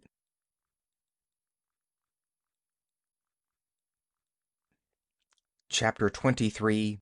An Accident. At Mrs. Snow's request, Pollyanna went one day to Dr. Chilton's office to get the name of a medicine which Mrs. Snow had forgotten. As it chanced, Pollyanna had never before seen the inside of Dr. Chilton's office. "I've never been to your home before. This is your home, isn't it?" she said, looking interestedly about her. The doctor smiled a little sadly. "Yes, such as 'tis," he answered, as he wrote something on the pad of paper in his hand. "But it's a pretty poor apology for a home, Pollyanna. They're just rooms, that's all. Not a home." Pollyanna nodded her head wisely. Her eyes glowed with sympathetic understanding. "I know. It takes a woman's hand or heart and a child's presence to make a home," she said. "Eh?" The doctor wheeled about abruptly. "Mr. Pendleton told me," nodded Pollyanna again, "about the woman's hand and heart, or the child's presence, you know. Why don't you get a woman's hand and heart, Dr. Chilton? Or maybe you'd take Jimmy Bean, if Mr. Pendleton doesn't want him."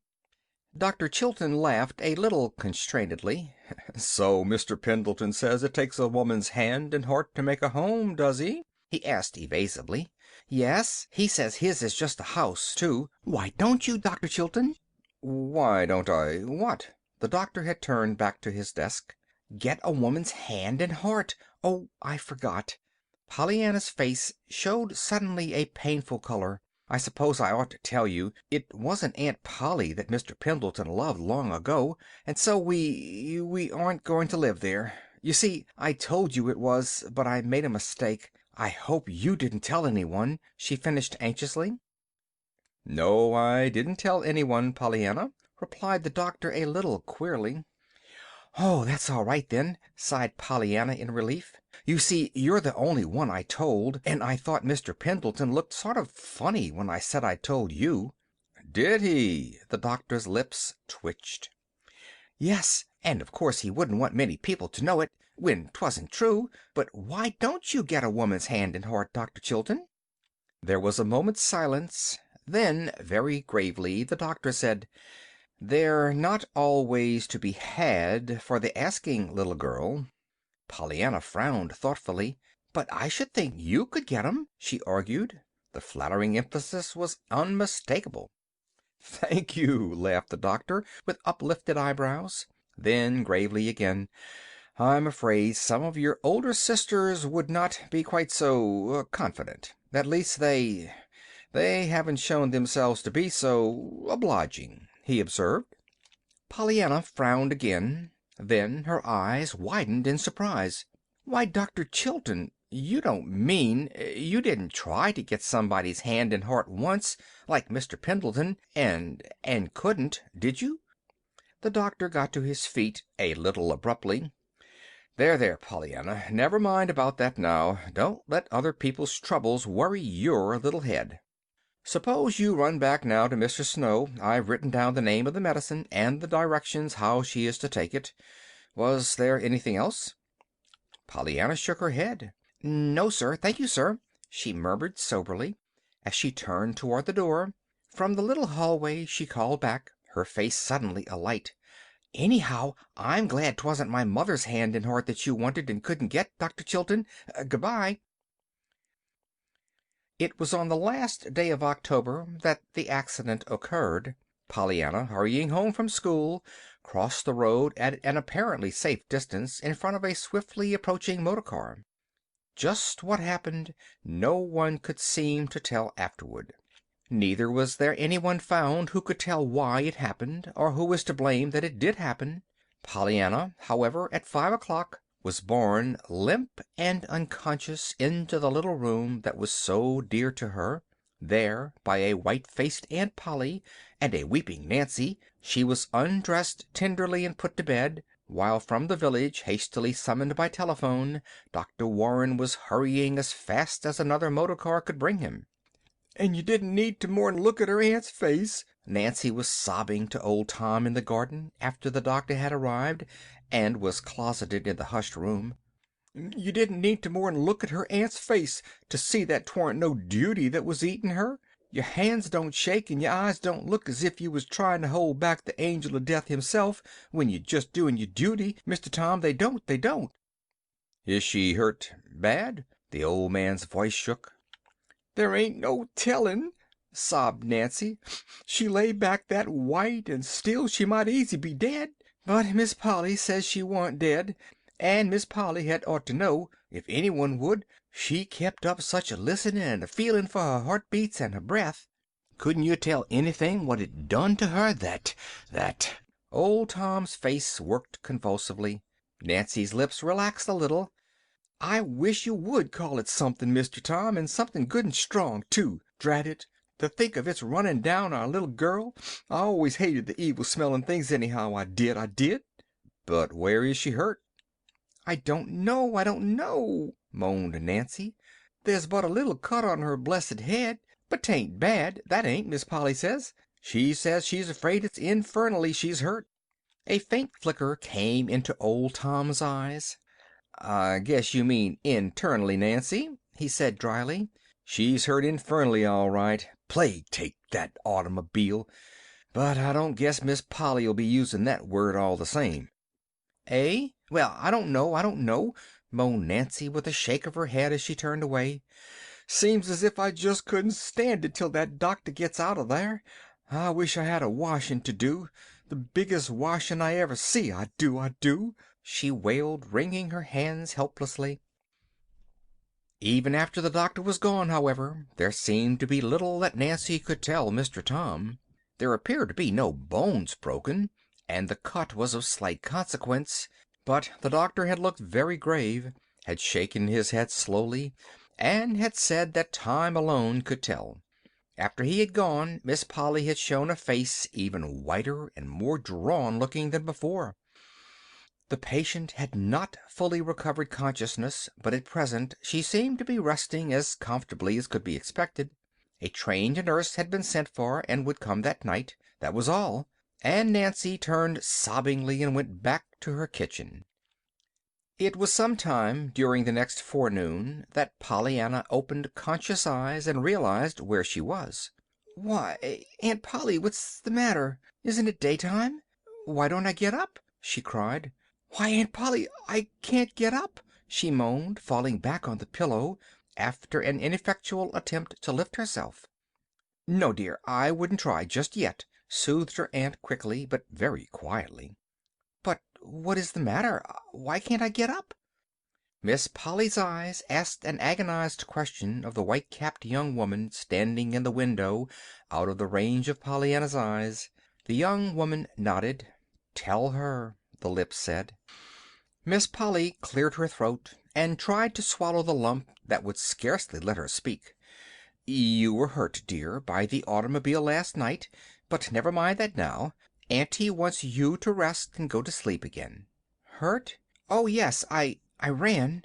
Pollyanna's eyes were dazed. She lifted her hand to her forehead.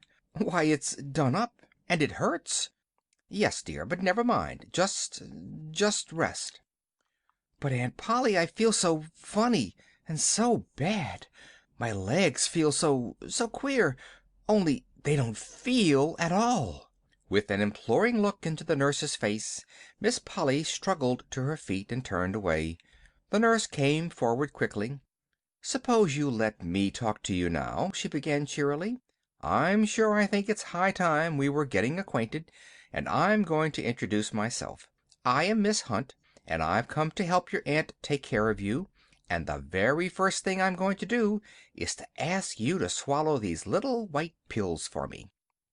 Pollyanna's eyes grew a bit wild. "But I don't want to be taken care of, that is, not for long. I want to get up. You know I go to school. Can't I go to school tomorrow?" From the window where Aunt Polly stood now there came a half-stifled cry. "Tomorrow?" smiled the nurse brightly. "Well, I may not let you out quite so soon as that, Miss Pollyanna, but just swallow these little pills for me, please, and we'll see what they'll do." "All right," agreed Pollyanna, somewhat doubtfully. "But I must go to school day after tomorrow. There are examinations then, you know." She spoke again a minute later. She spoke of school and of the automobile, and how her head ached. But very soon her voice trailed into silence under the blessed influence of the little white pills she had swallowed. End of chapter 23.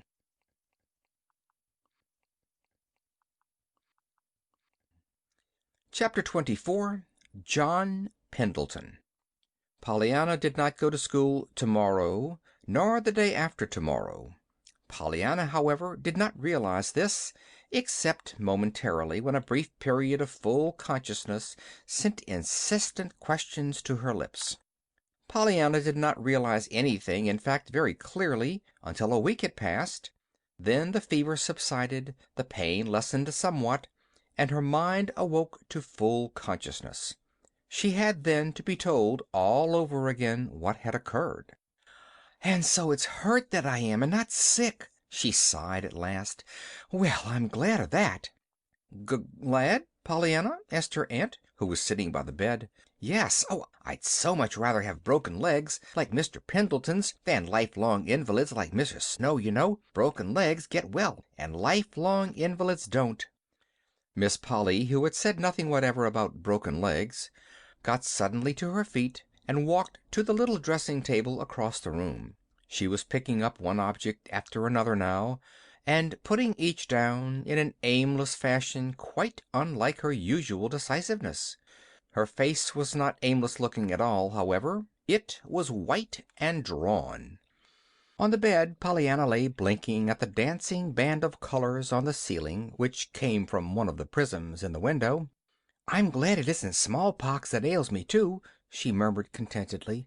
"That would be worse than freckles. And I'm glad 'tisn't whooping cough. I've had that, and it's horrid.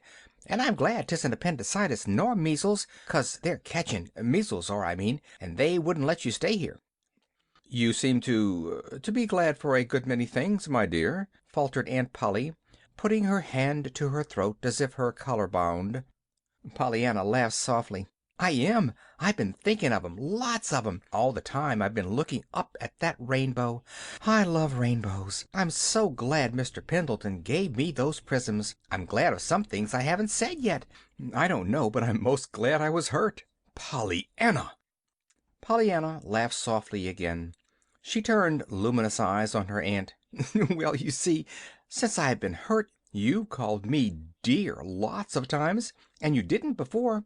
I love to be called dear, by folks that belong to you, I mean. Some of the Ladies' Aiders did call me that, and of course that was pretty nice, but not so nice as if they had belonged to me, like you do. Oh, Aunt Polly, I'm so glad you belong to me." Aunt Polly did not answer. Her hand was at her throat again. Her eyes were full of tears. She had turned away and was hurrying from the room through the door by which the nurse had just entered.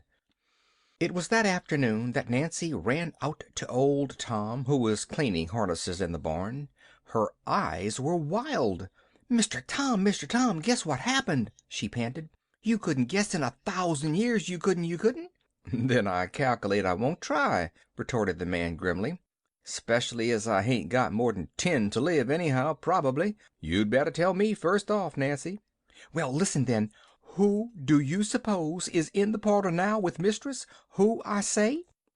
Old Tom shook his head. "There ain't no tellin'," he declared. "Yes, there is, I'm tellin'. It's John Pendleton." "Sho now, you're joking, girl." "Not much I am, and me letting him in myself, crutches and all.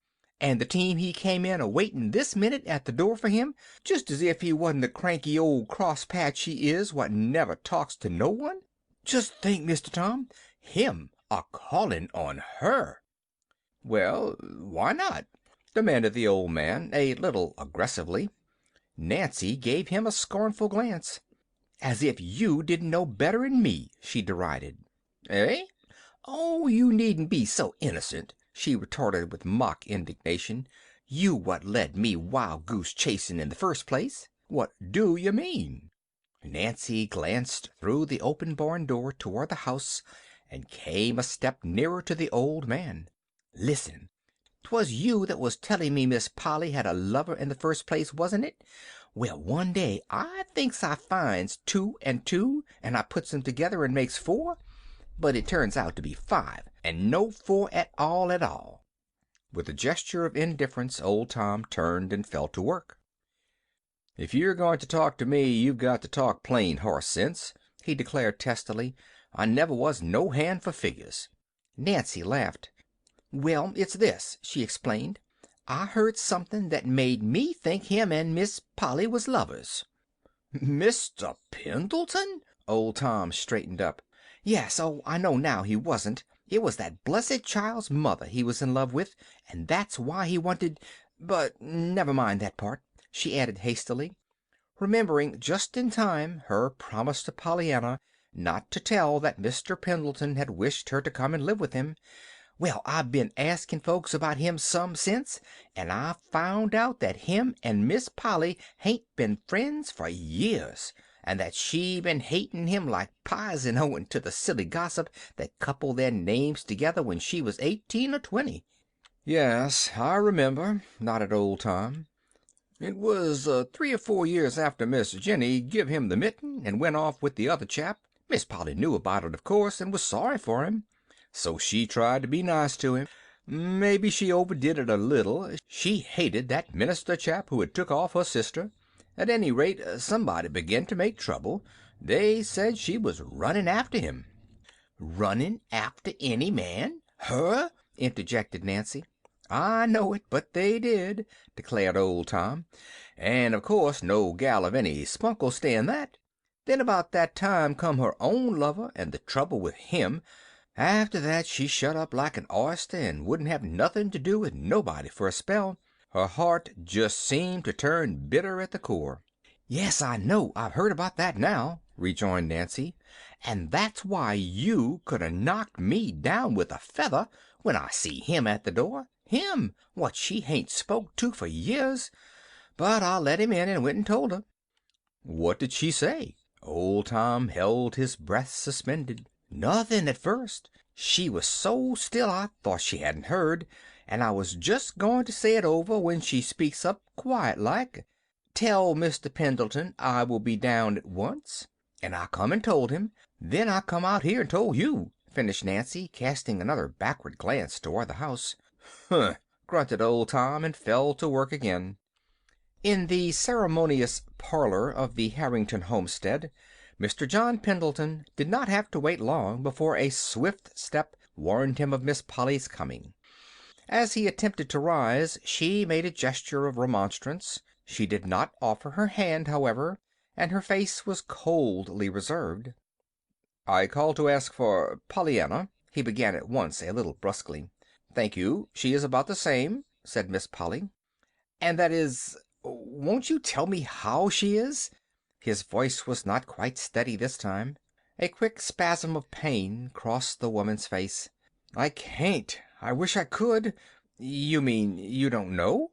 "Yes." "But the doctor? Dr. Warren himself seems at sea. He is in correspondence now with a New York specialist. They have arranged for a consultation at once." But what were her injuries that you don't know?" "A slight cut on the head, one or two bruises, and an injury to the spine which has seemed to cause paralysis from the hips down." A low cry came from the man, then a brief silence, then huskily he asked, "And Pollyanna, how does she take it?" "She doesn't understand at all how things really are, and I can't tell her." "But she must know something." Miss Polly lifted her hand to the collar at her throat in the gesture that had become so common to her of late. "Oh, yes, she knows she can't move, but she thinks her legs are broken. She says she's glad it's broken legs like yours rather than lifelong invalids like Mrs. Snow's, because broken legs get well and the other doesn't. She talks like that all the time until it seems as if I should die." Through the blur of tears in his own eyes, the man saw the drawn face opposite twisted with emotion. Involuntarily his thoughts went back to what Pollyanna had said when he had made his final plea for her presence. "Oh, I couldn't leave Aunt Polly now." It was this thought that made him ask very gently, as soon as he could control his voice, "I wonder if you know, Miss Harrington, how hard I tried to get Pollyanna to come and live with me." "With you? Pollyanna?" The man winced a little at the tone in her voice, but his own voice was still impersonally cool when he spoke again. "Yes, I wanted to adopt her, legally, you understand, making her my heir, of course." The woman in the opposite chair relaxed a little. It came to her suddenly what a brilliant future it would have meant for Pollyanna, this adoption, and she wondered if Pollyanna were old enough and mercenary enough to be tempted by this man's money and position. "I am very fond of Pollyanna," the man was continuing. "I am fond of her both for her own sake and for her mother's. I stood ready to give Pollyanna the love that had been 25 years in storage." Love? Miss Polly remembered suddenly why she had taken this child in the first place. And with the recollection came the remembrance of Pollyanna's own words uttered that very morning. "I love to be called dear by folks that belong to you." And it was this love-hungry little girl that had been offered the stored-up affection of 25 years, and she was old enough to be tempted by love. With a sinking heart Miss Polly realized that. With a sinking heart, too, she realized something else, the dreariness of her own future now without Pollyanna. "Well?" she said, And the man, recognizing the self-control that vibrated through the harshness of the tone, smiled sadly. "She would not come," he answered. "Why?" "She would not leave you. She said you had been so good to her. She wanted to stay with you, and she said she thought you wanted her to stay," he finished as he pulled himself to his feet. He did not look toward Miss Polly. He turned his face resolutely toward the door, but instantly he heard a swift step at his side, and found a shaking hand thrust toward him. "When the specialist comes and I know anything definite about Pollyanna, I will let you hear it from me," said a trembling voice. "Goodbye, and thank you for coming. Pollyanna will be pleased." End of chapter 24.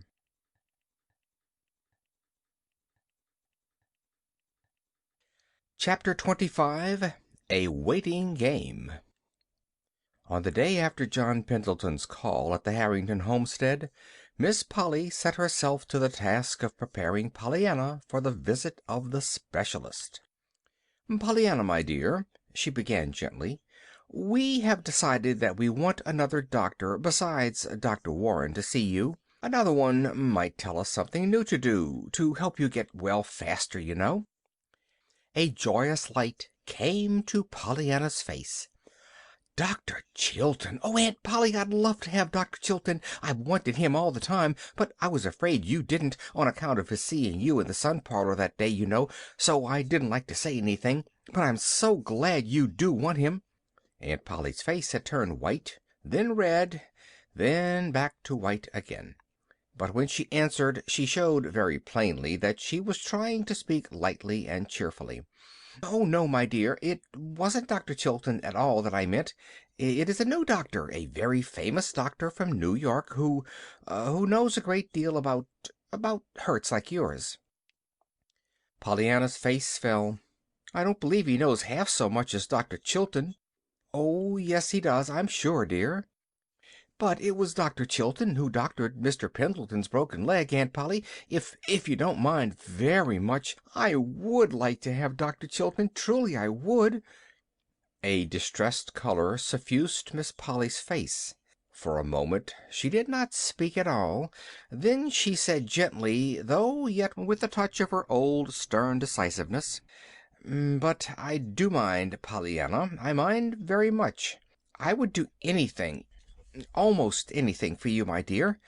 But for reasons which I do not care to speak of now, I don't wish Dr. Chilton called in on this case. And believe me, he cannot know so much about your trouble as this great doctor does, who will come from New York tomorrow." Pollyanna still looked unconvinced. "But, Aunt Polly, if you loved Dr. Chilton—" "What, Pollyanna?" Aunt Polly's voice was very sharp now. Her cheeks were very red, too. "I say, if you loved Dr. Chilton and didn't love the other one," sighed Pollyanna. "Seems to me that would make some difference in the good he would do. And I love Dr. Chilton." The nurse entered the room at that moment, and Aunt Polly rose to her feet abruptly, a look of relief on her face.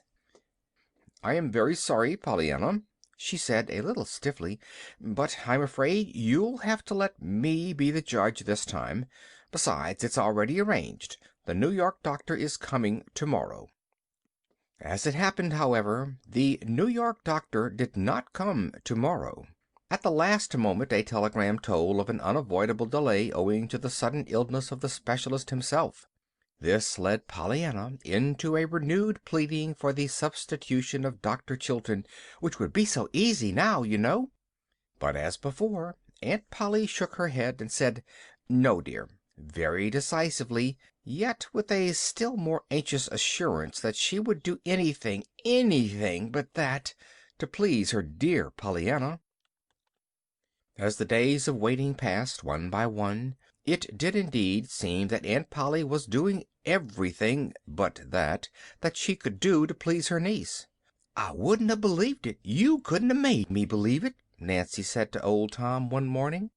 There don't seem to be a minute in the day that Miss Polly ain't just hanging round waiting to do something for that blessed lamb, if 'tain't more than to let in the cat, and her what wouldn't let Fluff or Buff upstairs for love or money a week ago, and now she lets 'em tumble all over the bed just 'cause it pleases Miss Pollyanna. And when she ain't doing nothing else, she's moving them little glass danglers round to different winders in the room, so the sun'll make the rainbows dance, as that blessed child calls it. She sent Timothy down to Cobb's greenhouse 3 times for fresh flowers, and that besides all the posies fetched into her, too. And the other day, if I didn't find her sitting 'fore the bed, with the nurse actually doing her hair, and Miss Pollyanna looking on and bossing from the bed, her eyes all shining and happy, and I declare to goodness, if Miss Polly hain't worn her hair like that every day now, just to please that blessed child." Old Tom chuckled. "Well, it strikes me Miss Polly herself ain't looking none the worse for wearing them 'ere curls round her forehead," he observed dryly. "'Course she ain't," retorted Nancy indignantly. "She looks like folks now. She's actually almost—" "Careful now, Nancy," interrupted the old man with a slow grin. "You know what you said when I told you she was handsome once." Nancy shrugged her shoulders. "Oh, she ain't handsome, of course, but I will own up she don't look like the same woman what with the ribbons and lace jiggers Miss Pollyanna makes her wear round her neck." "I told you so," nodded the man. "I told you she wa'n't old." Nancy laughed. "Well, I'll own up she hain't got quite so good an imitation of it as she did have 'fore Miss Pollyanna came. Say, Mr. Tom, who was her lover? I hain't found that out yet, I hain't." "Hain't you?" asked the old man, with an odd look on his face. "Well, I guess you won't then from me." "Oh, Mr. Tom, come on now," wheedled the girl. "You see, there hain't many folks here that I can ask." "Maybe not, but there's one, anyhow, that ain't answering," grinned old Tom. Then abruptly the light died from his eyes. "How is she today, the little gal?" Nancy shook her head. Her face, too, had sobered. "Just the same, Mr. Tom. There ain't no special difference as I can see, or anybody, I guess. She just lays there and sleeps and talks some, and tries to smile and be glad 'cause the sun sets or the moon rises or some such thing, till it's enough to make your heart break with aching." "I know. It's the game, bless her sweet heart," nodded old Tom, blinking a little. "She told you, then, about that 'ere game?" "Oh, yes. She told me long ago." The old man hesitated, then went on, his lips twitching a little. "I was growling one day 'cause I was so bent up and crooked, and what do you suppose the little thing said?" "I couldn't guess. I wouldn't think she could find anything about that to be glad about." "She did. She said I could be glad anyhow, that I didn't have to stoop so far to do my weeding, 'cause I was already bent part way over." Nancy gave a wistful laugh. "Well, I ain't surprised after all. You might know she'd find something. We been playing it, that game, since almost the first, 'cause there wa'n't no one else she could play it with, though she did speak of her aunt." "Miss Polly!" Nancy chuckled. "I guess you hain't got such an awful different opinion of the mistress than I have," she bridled. Old Tom stiffened. "I was only thinking 'twould be some of a surprise to her," he explained with dignity. "Well, I guess 'twould be, then," retorted Nancy. "I ain't saying what 'twould be now. I'd believe anything of the mistress now, even that she'd take to playing it herself." "But hain't the little gal told her, ever? She's told everyone else, I guess. I'm hearing of it everywhere now, since she was hurted," said Tom. "Well, she didn't tell Miss Polly," rejoined Nancy. "Miss Pollyanna told me long ago that she couldn't tell her, 'cause her aunt didn't like to have her talk about her father, and 'twas her father's game, and she'd have to talk about him if she did tell it, so she never told her." "Oh, I see, I see." The old man nodded his head slowly.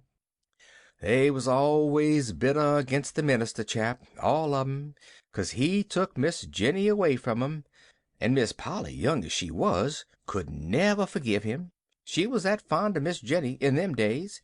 I see, 'twas a bad mess," he sighed, as he turned away. "Yes, 'twas all round," sighed Nancy in her turn, as she went back to her kitchen. For no one were those days of waiting easy. The nurse tried to be cheerful, but her eyes were troubled. The doctor was openly nervous and impatient. Miss Polly said little, but even the softening waves of hair about her face, and the becoming laces at her throat, could not hide the fact that she was growing thin and pale. As to Pollyanna petted the dog, smoothed the cat's sleek head, admired the flowers and ate the fruits and jellies that were sent in to her, and returned innumerable cheery answers to the many messages of love and inquiry that were brought to her bedside. But she, too, grew pale and thin, and the nervous activity of the poor little hands and arms only emphasized the pitiful motionlessness of the once active little feet and legs, now lying so woefully quiet under the blankets. As to the game, Pollyanna told Nancy these days how glad she was going to be when she could go to school again, go to see Mrs. Snow, go to call on Mr. Pendleton, and go to ride with Dr. Chilton, nor did she seem to realize that all this gladness was in the future, not the present. Nancy, however, did realize it, and cry about it when she was alone. End of chapter 25.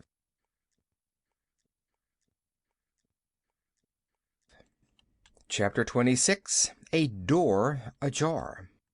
Just a week from the time Dr. Mead, the specialist, was first expected, he came. He was a tall, broad-shouldered man with kind gray eyes and a cheerful smile. Pollyanna liked him at once and told him so. "You look quite a lot like my doctor, you see," she added engagingly. "Your doctor?"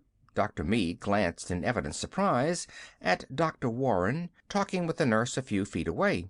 Dr. Warren was a small, brown-eyed man with a pointed brown beard. "Oh, that isn't my doctor," smiled Pollyanna, divining his thought.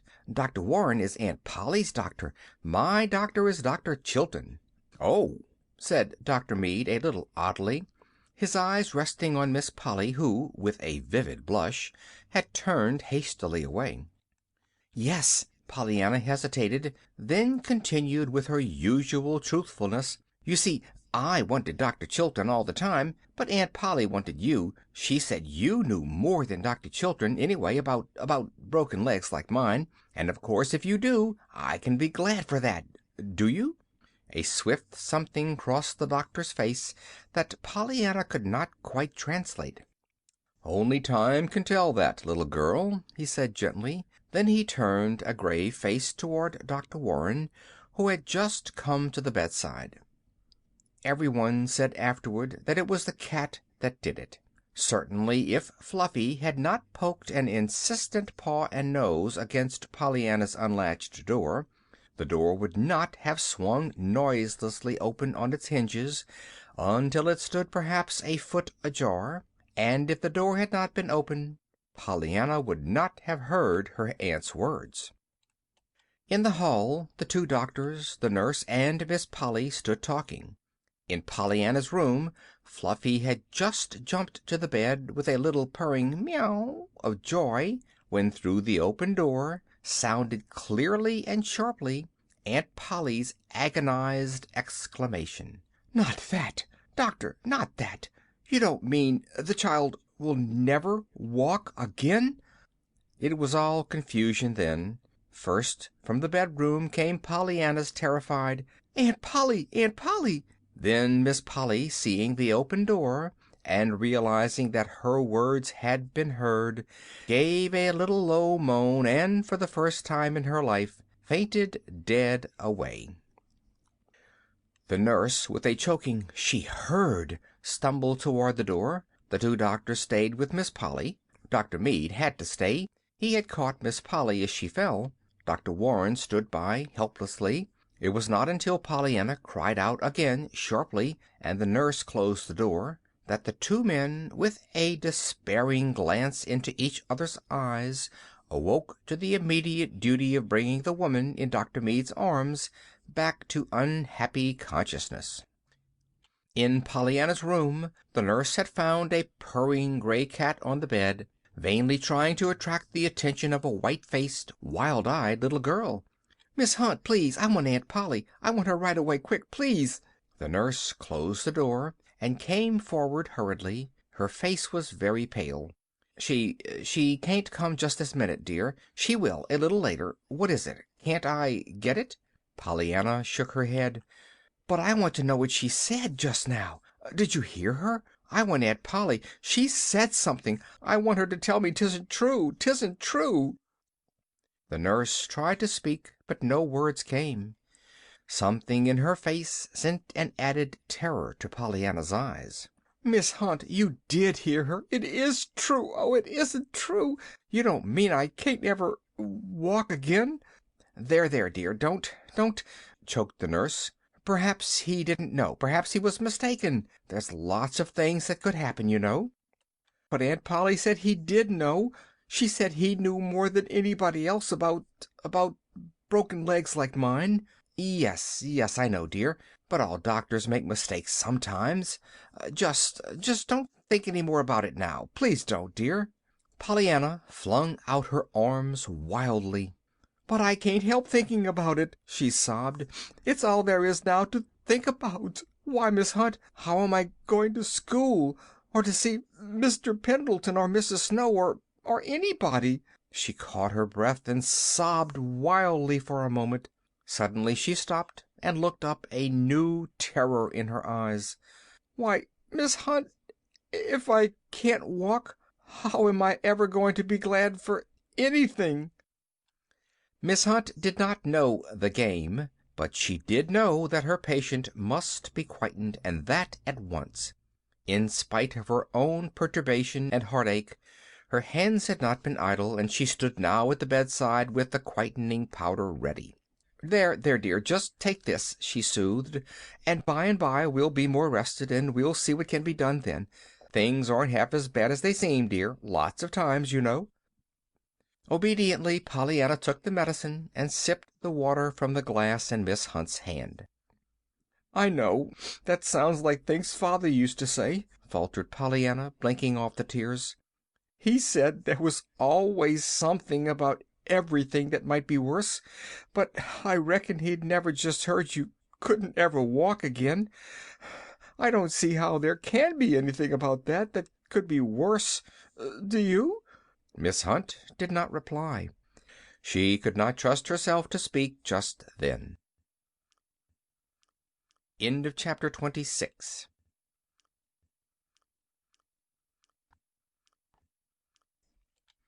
Chapter 27. Two Visits. It was Nancy who was sent to tell Mr. John Pendleton of Dr. Mead's verdict. Miss Polly had remembered her promise to let him have direct information from the house. To go herself or to write a letter she felt to be almost equally out of the question. It occurred to her then to send Nancy. There had been a time when Nancy would have rejoiced greatly at this extraordinary opportunity to see something of the house of mystery and its master. But today her heart was too heavy to rejoice at anything. She scarcely even looked about her at all. Indeed, during the few minutes she waited for Mr. John Pendleton to appear. "I'm Nancy, sir," she said respectfully, in response to the surprised questioning of his eyes when he came into the room. "Miss Harrington sent me to tell you about Miss Pollyanna." "Well?" In spite of the curt terseness of the word, Nancy quite understood the anxiety that lay behind that short "well." "It ain't well, Mr. Pendleton," she choked. "You don't mean—" He paused, and she bowed her head miserably. "Yes, sir. He says she can't walk again. Never." For a moment there was absolute silence in the room. Then the man spoke in a voice shaken with emotion. "Poor little girl. Poor little girl." Nancy glanced at him, but dropped her eyes at once. She had not supposed that sour, cross, stern John Pendleton could look like that.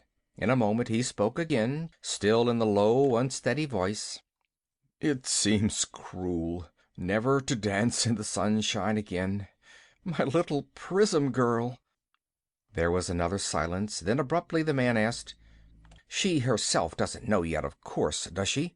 "But she does, sir," sobbed Nancy, "and that's what makes it all the harder. She found out, drat that cat, I begs your pardon," apologized the girl hurriedly. "It's only that the cat pushed open the door, and Miss Pollyanna overheard 'em talking. She found out that way." "Poor little girl," sighed the man again. "Yes, sir, you'd say so if you could see her," choked Nancy. "I ain't seen her but twice since she knew about it, and it done me up both times. You see, it's all so fresh and new to her, and she keeps thinking all the time of new things she can't do now. It worries her, too, 'cause she can't seem to be glad. Maybe you don't know about her game, though," broke off Nancy apologetically. "The glad game?" asked the man. "Oh, yes, she told me of that."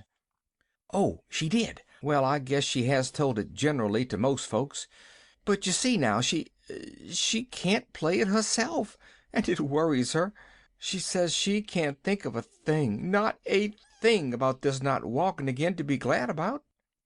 "Well, why should she?" retorted the man, almost savagely. Nancy shifted her feet uneasily. "That's the way I felt, too, till I happened to think it would be easier if she could find something, you know. So I tried to remind her." "To remind her? Of what?" John Pendleton's voice was still angrily impatient. "Of how she told others to play it, Miss Snow and the rest, you know, and what she said for them to do. But the poor little lamb just cries and says it don't seem the same, somehow. She says it's easy to tell lifelong invalids how to be glad, but 'tain't the same thing when you're the lifelong invalid yourself and have to try to do it. She says she's told herself over and over again how glad she is that other folks ain't like her, but that all the time she's saying it, she ain't really thinking of anything, only how she can't ever walk again." Nancy paused, but the man did not speak. He sat with his hand over his eyes. "Then I tried to remind her how she used to say the game was all the nicer to play when it was hard," resumed Nancy, in a dull voice. "But she says that, too, is different when it really is hard. And I must be going now, sir," she broke off abruptly. At the door she hesitated, turned, and asked timidly, "I couldn't be telling Miss Pollyanna that you'd seen Jimmy Bean again, I suppose, sir, could I?" "I don't see how you could, as I haven't seen him," observed the man a little shortly. "Why?" "Nothing, sir, only, well, you see, that's one of the things that she was feeling bad about, that she couldn't take him to see you now. She said she'd taken him once, but she didn't think he showed off very well that day, and that she was afraid you didn't think he would make a very nice child's presents after all. Maybe you know what she means by that, but I didn't, sir." "Yes, I know what she means." "All right, sir. It was only that she was waiting to take him again, she said, so's to show you he really was a lovely child's presents, and now she can't, drat that automobile. I begs your pardon, sir. Goodbye." And Nancy fled precipitately. It did not take long for the entire town of Beldingsville to learn that the great New York doctor had said Pollyanna Whittier would never walk again, and certainly never before had the town been so stirred.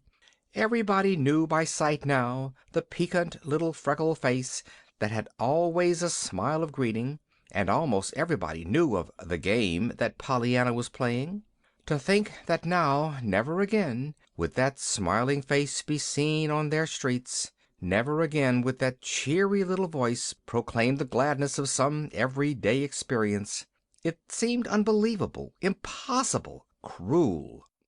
In kitchens and sitting rooms and over backyard fences women talked of it, and wept openly. On street corners and in store lounging places the men talked too, and wept, though not so openly.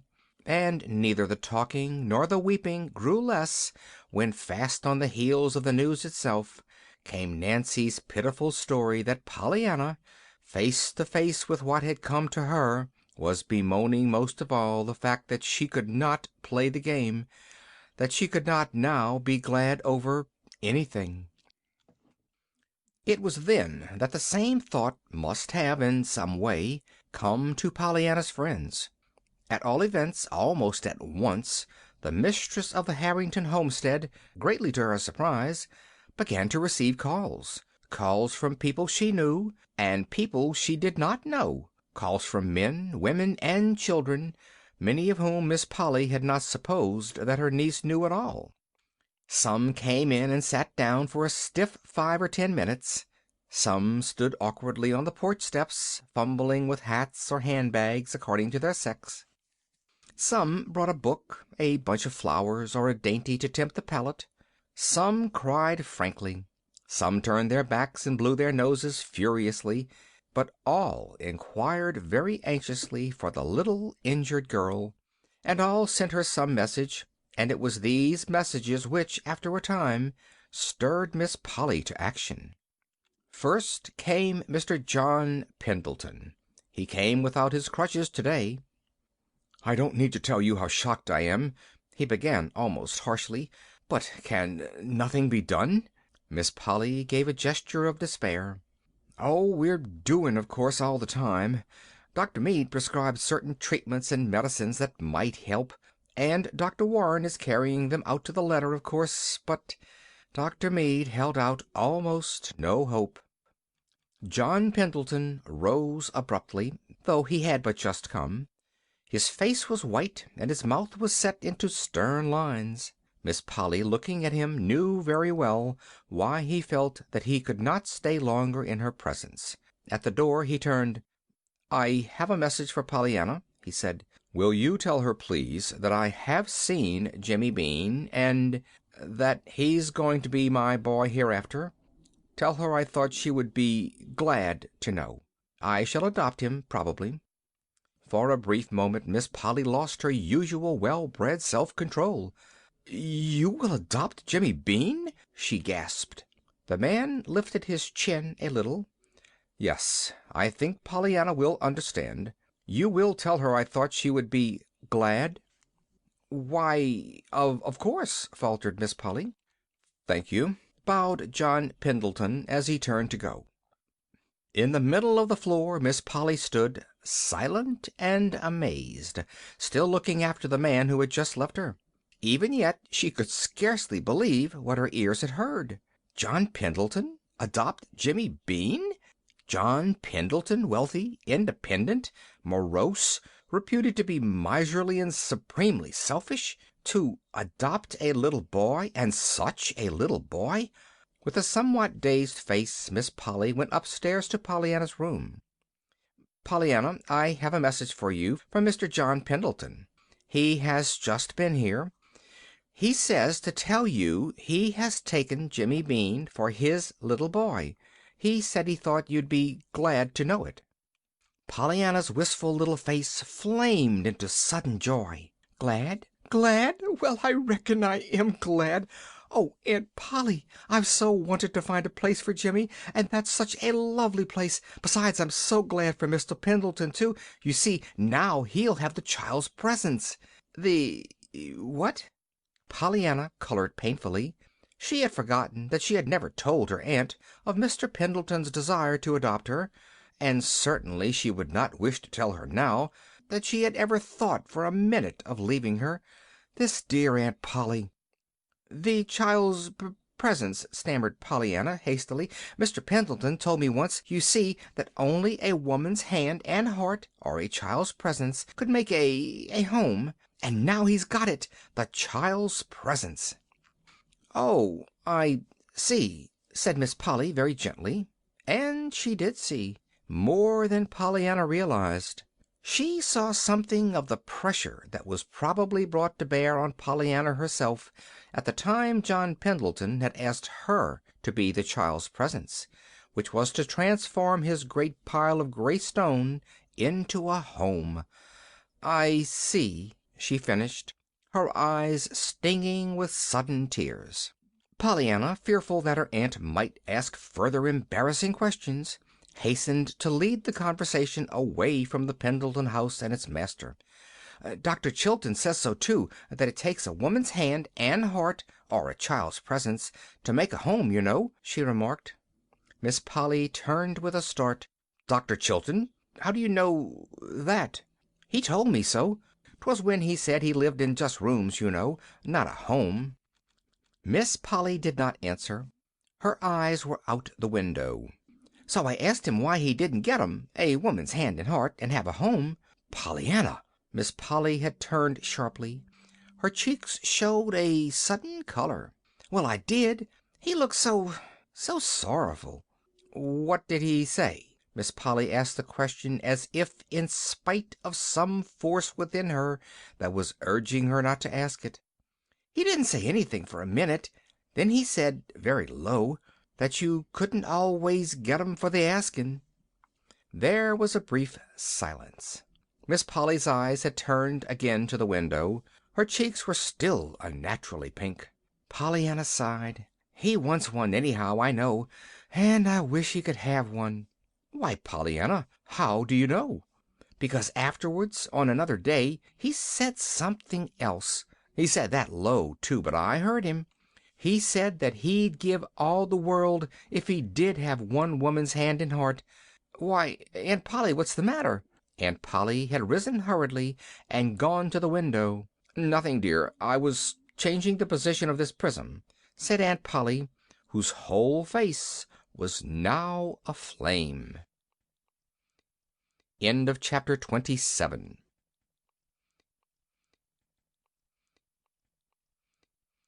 Chapter 28. The Game and Its Players. It was not long after John Pendleton's second visit that Millie Snow called one afternoon. Millie Snow had never before been to the Harrington homestead. She blushed and looked very embarrassed when Miss Polly entered the room. I came to inquire for the little girl," she stammered. "You are very kind. She is about the same. How is your mother?" rejoined Miss Polly wearily. "That is what I came to tell you, that is, to ask you to tell Miss Pollyanna," hurried on the girl, breathlessly and incoherently.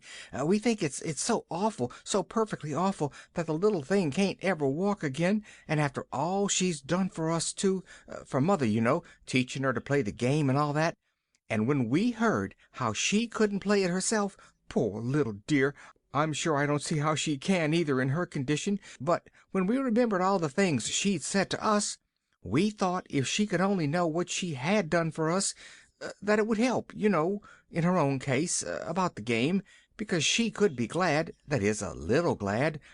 Millie stopped helplessly and seemed to be waiting for Miss Polly to speak. Miss Polly had sat politely listening, but with a puzzled, questioning look in her eyes. Only about half of what had been said had she understood. She was thinking now that she always had known that Millie Snow was queer, but she had not supposed she was crazy. In no other way, however, could she account for this incoherent, illogical, unmeaning rush of words. When the pause came she filled it with a quiet, "I don't think I quite understand, Millie. Just what is it that you want me to tell my niece?" "Yes, that's it. I want you to tell her," answered the girl feverishly. "Make her see what she's done for us. Of course she's seen some things, because she's been there, and she knows Mother is different, but I want her to know how different she is. And me, too. I'm different. I've been trying to play it, the game, a little." Miss Polly frowned. She would have asked what Millie meant by this game, but there was no opportunity. Millie was rushing on again with nervous volubility. "You know nothing was ever right before, for Mother. She was always wanting 'em different, and really I don't know as one could blame her much, under the circumstances. But now she lets me keep the shades up, and she takes interest in things, how she looks, and her night dress, and all that. And she's actually begun to knit little things, reins and baby blankets for fairs and hospitals. And she's so interested and so glad to think she can do it. And that was all Miss Pollyanna's doings, you know, 'cause she told Mother she could be glad she got her hands and arms, anyhow, and that made Mother wonder right away why she didn't do something with her hands and arms. And so she began to do something, to knit, you know. And you can't think what a different room it is now. what with the red and blue and yellow worsteds, and the prisms in the window that she gave her, why, it actually makes you feel better just to go in there now. And before I used to dread it awfully, it was so dark and gloomy, and Mother was so unhappy, you know. And so we want you to please tell Miss Pollyanna that we understand it's all because of her, and please say we're so glad we know her, that we thought maybe if she knew it, it would make her a little glad that she knew us. And that's all," sighed Millie, rising hurriedly to her feet. "You'll tell her?" "Why, of course," murmured Miss Polly, wondering just how much of this remarkable discourse she could remember to tell. These visits of John Pendleton and Millie Snow were only the first of many, and always there were the messages which were in some ways so curious that they caused Miss Polly more and more to puzzle over them. One day there was the little Widow Benton. Miss Polly knew her well, though they had never called upon each other. By reputation she knew her as the saddest little woman in town, one who was always in black. Today, however, Mrs. Benton wore a knot of pale blue at the throat, though there were tears in her eyes. She spoke of her grief and horror at the accident. Then she asked diffidently if she might see Pollyanna. Miss Polly shook her head. "I'm sorry, but she sees no one yet. A little later, perhaps." Mrs. Benton wiped her eyes, rose, and turned to go, but after she had almost reached the hall door she came back hurriedly. "Miss Harrington, perhaps you'd give her a message," she stammered. "Certainly, Mrs. Benton. I shall be very glad to." Still the little woman hesitated. Then she spoke. "Will you tell her, please, that I've put on this," she said, touching the blue bow at her throat. Then, at Miss Polly's ill-conceived look of surprise, she added, "The little girl has been trying for so long to make me wear some color that I thought she'd be glad to know I'd begun. She said that Freddie would be so glad to see it if I would. You know, Freddie's all I have now. The others have all—" Mrs. Benton shook her head and turned away. "If you'll just tell Pollyanna, she'll understand." And the door closed after her. A little later that same day there was another widow. At least she wore widow's garments. Miss Polly did not know her at all. She wondered vaguely how Pollyanna could have known her. The lady gave her name as Mrs. Tarbell. "I'm a stranger to you, of course," she began at once, "but I'm not a stranger to your little niece, Pollyanna. I've been at the hotel all summer, and every day I've had to take long walks for my health. It was on these walks that I've met your niece. She's such a dear little girl. I wish I could make you understand what she's been to me.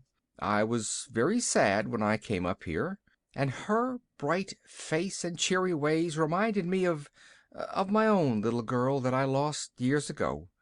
I was so shocked to hear of the accident, and then when I learned that the poor child would never walk again, and that she was so unhappy because she couldn't be glad any longer, the dear child, I just had to come to you." "You are very kind," murmured Miss Polly. "But it is you who are to be kind," demurred the other. I want you to give her a message from me. Will you?" "Certainly." "Will you just tell her, then, that Mrs. Tarbell is glad now? Yes, I know it sounds odd and you don't understand, but if you'll pardon me I'd rather not explain." Sad lines came to the lady's mouth, and the smile left her eyes. "Your niece will know just what I mean, and I felt that I must tell her. Thank you, and pardon me, please, for any seeming rudeness in my call," she begged as she took her leave. Thoroughly mystified now, Miss Polly hurried upstairs to Pollyanna's room. "Pollyanna, do you know a Mrs. Tarbell?" "Oh, yes, I love Mrs. Tarbell. She's sick and awfully sad, and she's at the hotel and takes long walks. We go together. I mean, we used to." Pollyanna's voice broke, and two big tears rolled down her cheeks. Miss Polly cleared her throat hurriedly. "Well, she's just been here, dear. She left a message for you, but she wouldn't tell me what it meant. She said to tell you that Mrs. Tarbell is glad now." Pollyanna clapped her hands softly. "Did she say that? Really? Oh, I'm so glad." "But, Pollyanna, what did she mean?" "Why, it's the game, and—" Pollyanna stopped short, her fingers to her lips. "What game?" "Nothing much, Aunt Polly. That is, I can't tell it unless I tell other things that I'm not to speak of." It was on Miss Polly's tongue to question her niece further, but the obvious distress on the little girl's face stayed the words before they were uttered. Not long after Mrs. Tarbell's visit, the climax came. It came in the shape of a call from a certain young woman with unnaturally pink cheeks and abnormally yellow hair.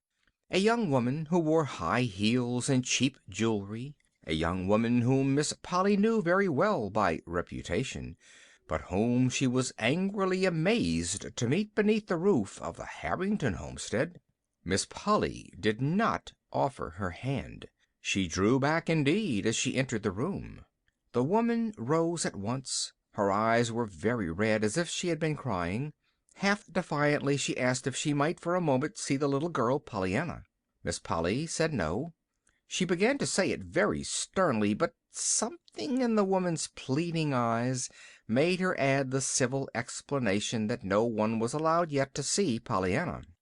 The woman hesitated. Then, a little brusquely, she spoke.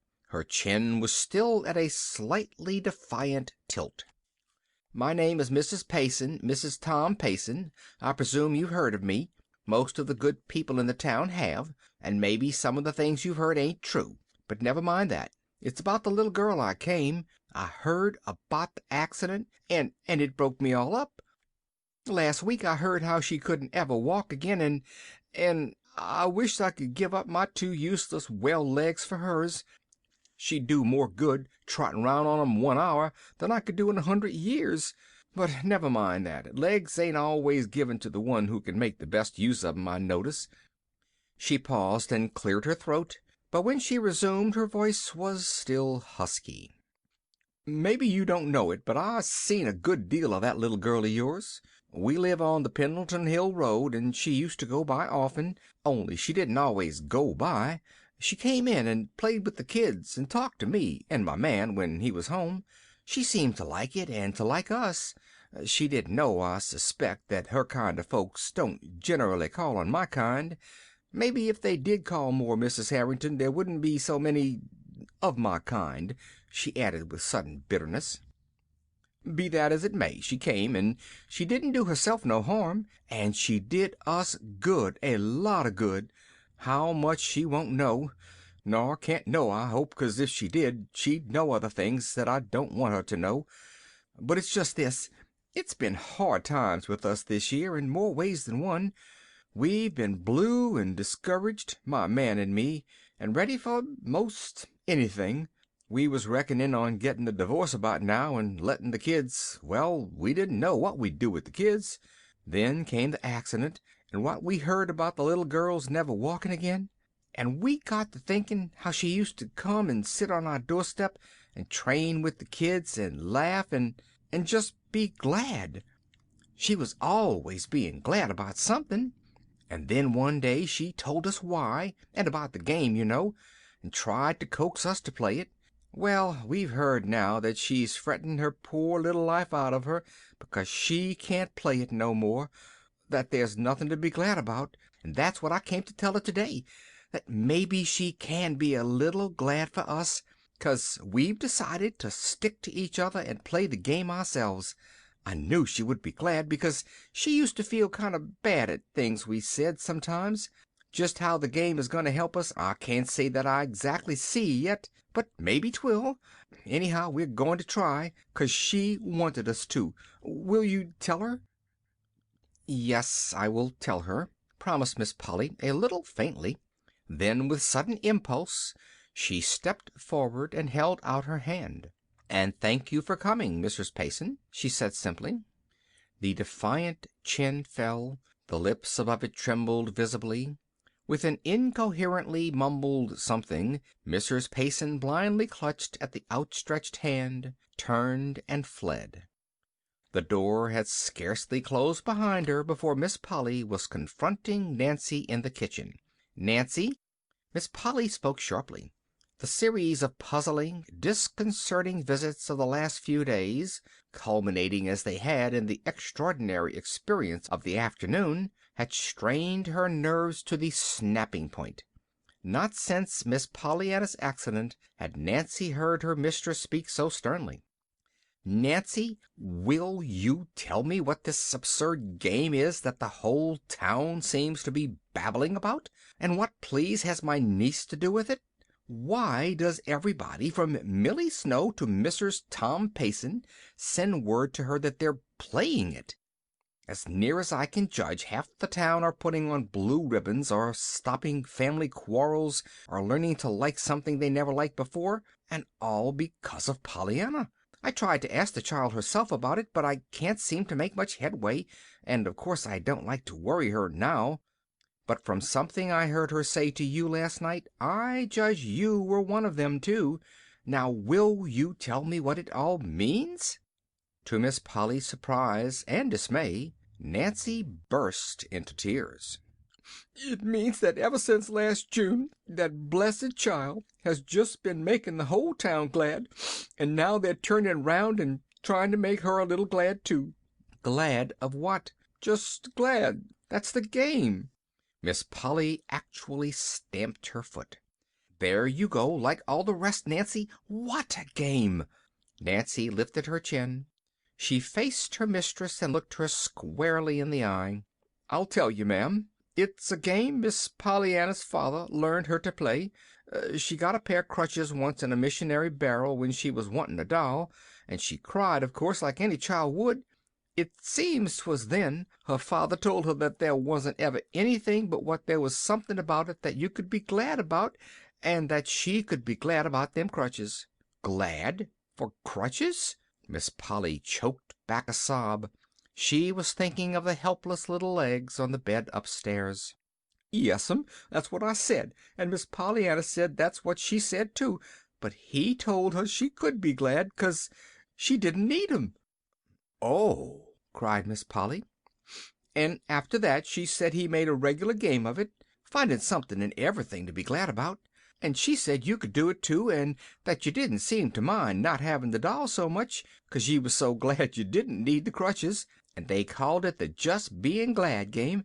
That's the game, ma'am. She's played it ever since." "But how—" Miss Polly came to a helpless pause. "And you'd be surprised to find how cute it works, ma'am, too," maintained Nancy with almost the eagerness of Pollyanna herself. "I wish I could tell you what a lot she's done for Mother and the folks out home. She's been to see 'em, you know, twice, with me.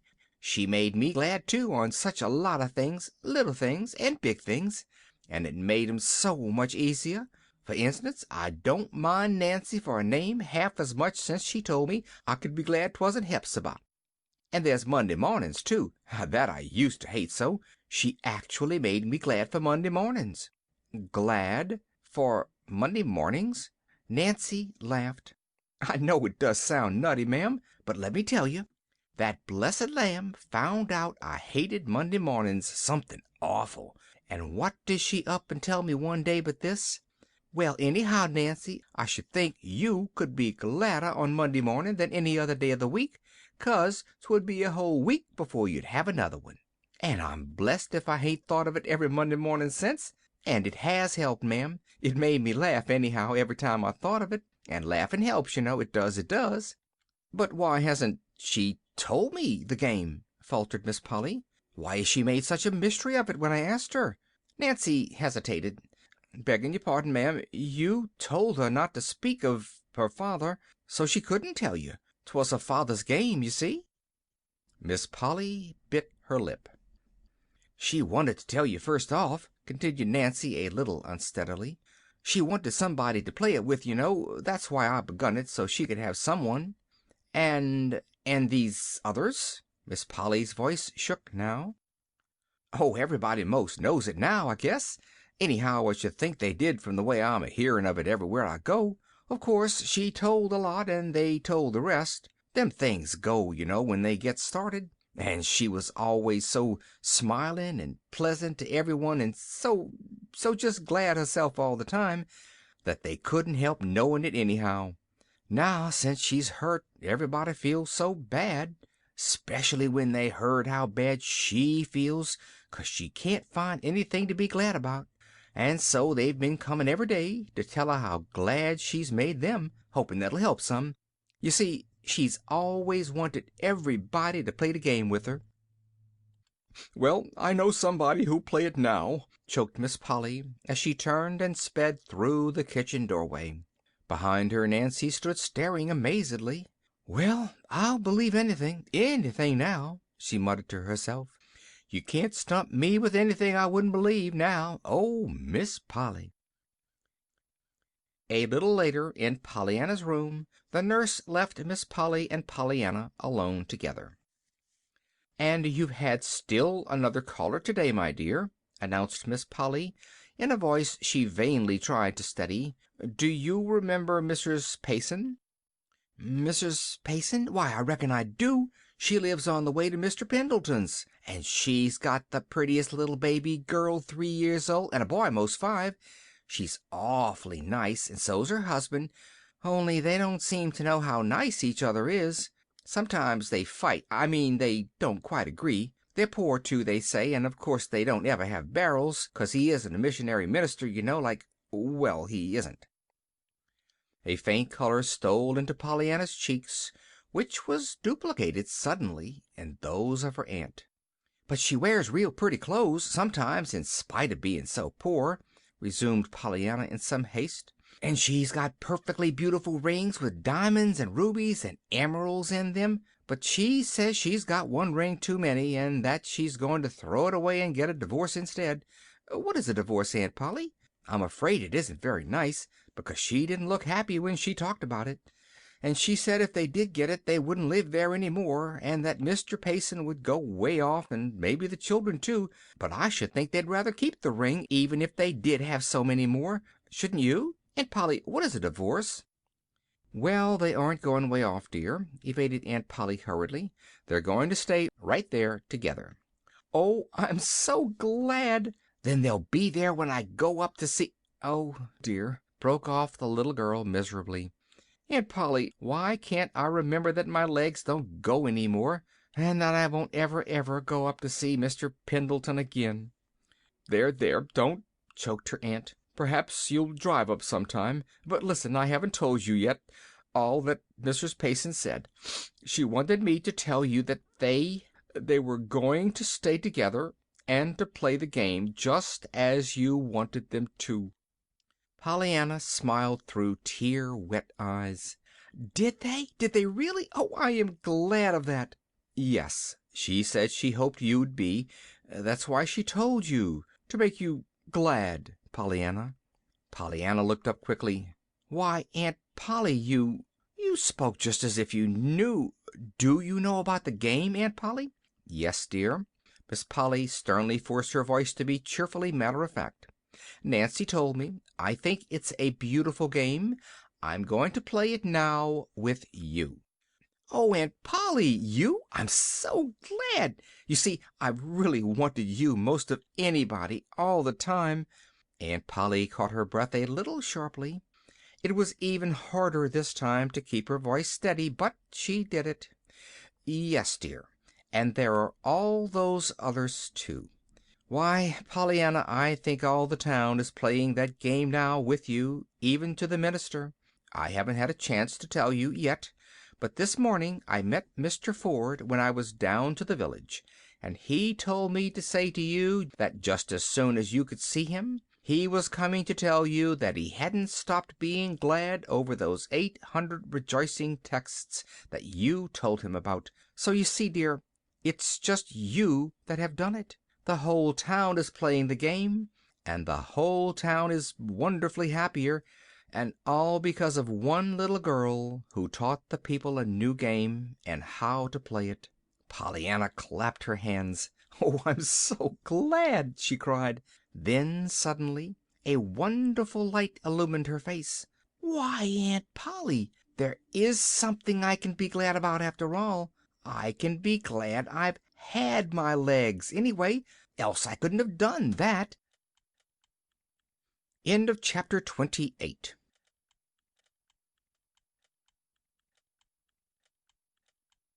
Chapter 29. Through an Open Window. One by one the short winter days came and went, but they were not short to Pollyanna. They were long and sometimes full of pain. Very resolutely these days, however, Pollyanna was turning a cheerful face toward whatever came. Was she not specially bound to play the game, now that Aunt Polly was playing it too? And Aunt Polly found so many things to be glad about. It was Aunt Polly, too, who discovered the story one day about the two poor little waifs in a snowstorm, who found a blown-down door to crawl under, and who wondered what poor folks did that didn't have any door. And it was Aunt Polly who brought home the other story that she had heard about the poor old lady who had only 2 teeth, but who was so glad that those 2 teeth hit.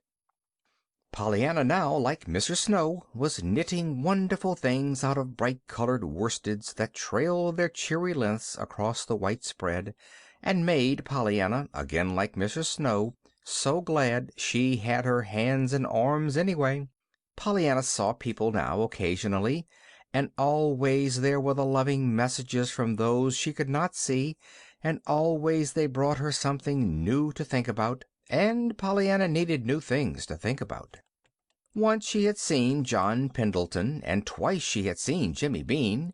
John Pendleton had told her what a fine boy Jimmy was getting to be, and how well he was doing. Jimmy had told her what a first-rate home he had, and what bang-up folks Mr. Pendleton made, and both had said that it was all owing to her. "Which makes me all the gladder, you know, that I have had my legs," Pollyanna confided to her aunt afterwards. The winter passed and spring came. The anxious watchers over Pollyanna's condition could see little change wrought by the prescribed treatment. There seemed every reason to believe, indeed, that Dr. Mead's worst fears would be realized, that Pollyanna would never walk again.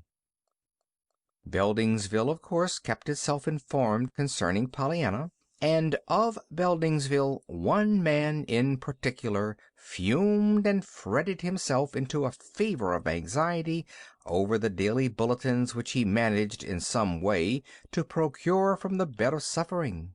As the days passed, however, and the news came to be no better, but rather worse, something besides anxiety began to show in the man's face. Despair and a very dogged determination, each fighting for the mastery. In the end the dogged determination won, and it was then that Mr. John Pendleton, somewhat to his surprise, received one Saturday morning a call from Dr. Thomas Chilton. "Pendleton," began the doctor abruptly, "I've come to you because you, better than anyone else in town, know something of my relations with Miss Polly Harrington." John Pendleton was conscious that he must have started visibly. He did know something of the affair between Polly Harrington and Thomas Chilton, but the matter had not been mentioned between them for 15 years or more. "Yes," he said, trying to make his voice sound concerned enough for sympathy, but not eager enough for curiosity. In a moment he saw that he need not have worried, however. The doctor was quite too intent on his errand to notice how that errand was received. "Pendleton, I want to see that child. I want to make an examination. I must make an examination." "Well, can't you?" "Can't I? Pendleton, you know very well I haven't been inside that door for more than 15 years.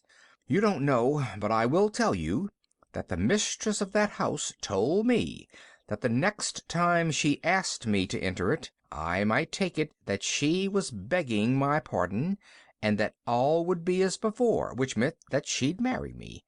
Perhaps you see her summoning me now, but I don't." "But couldn't you go without a summons?" The doctor frowned. "Well, hardly. I have some pride, you know." "But if you're so anxious, couldn't you swallow your pride and forget the quarrel?" "Forget the quarrel!"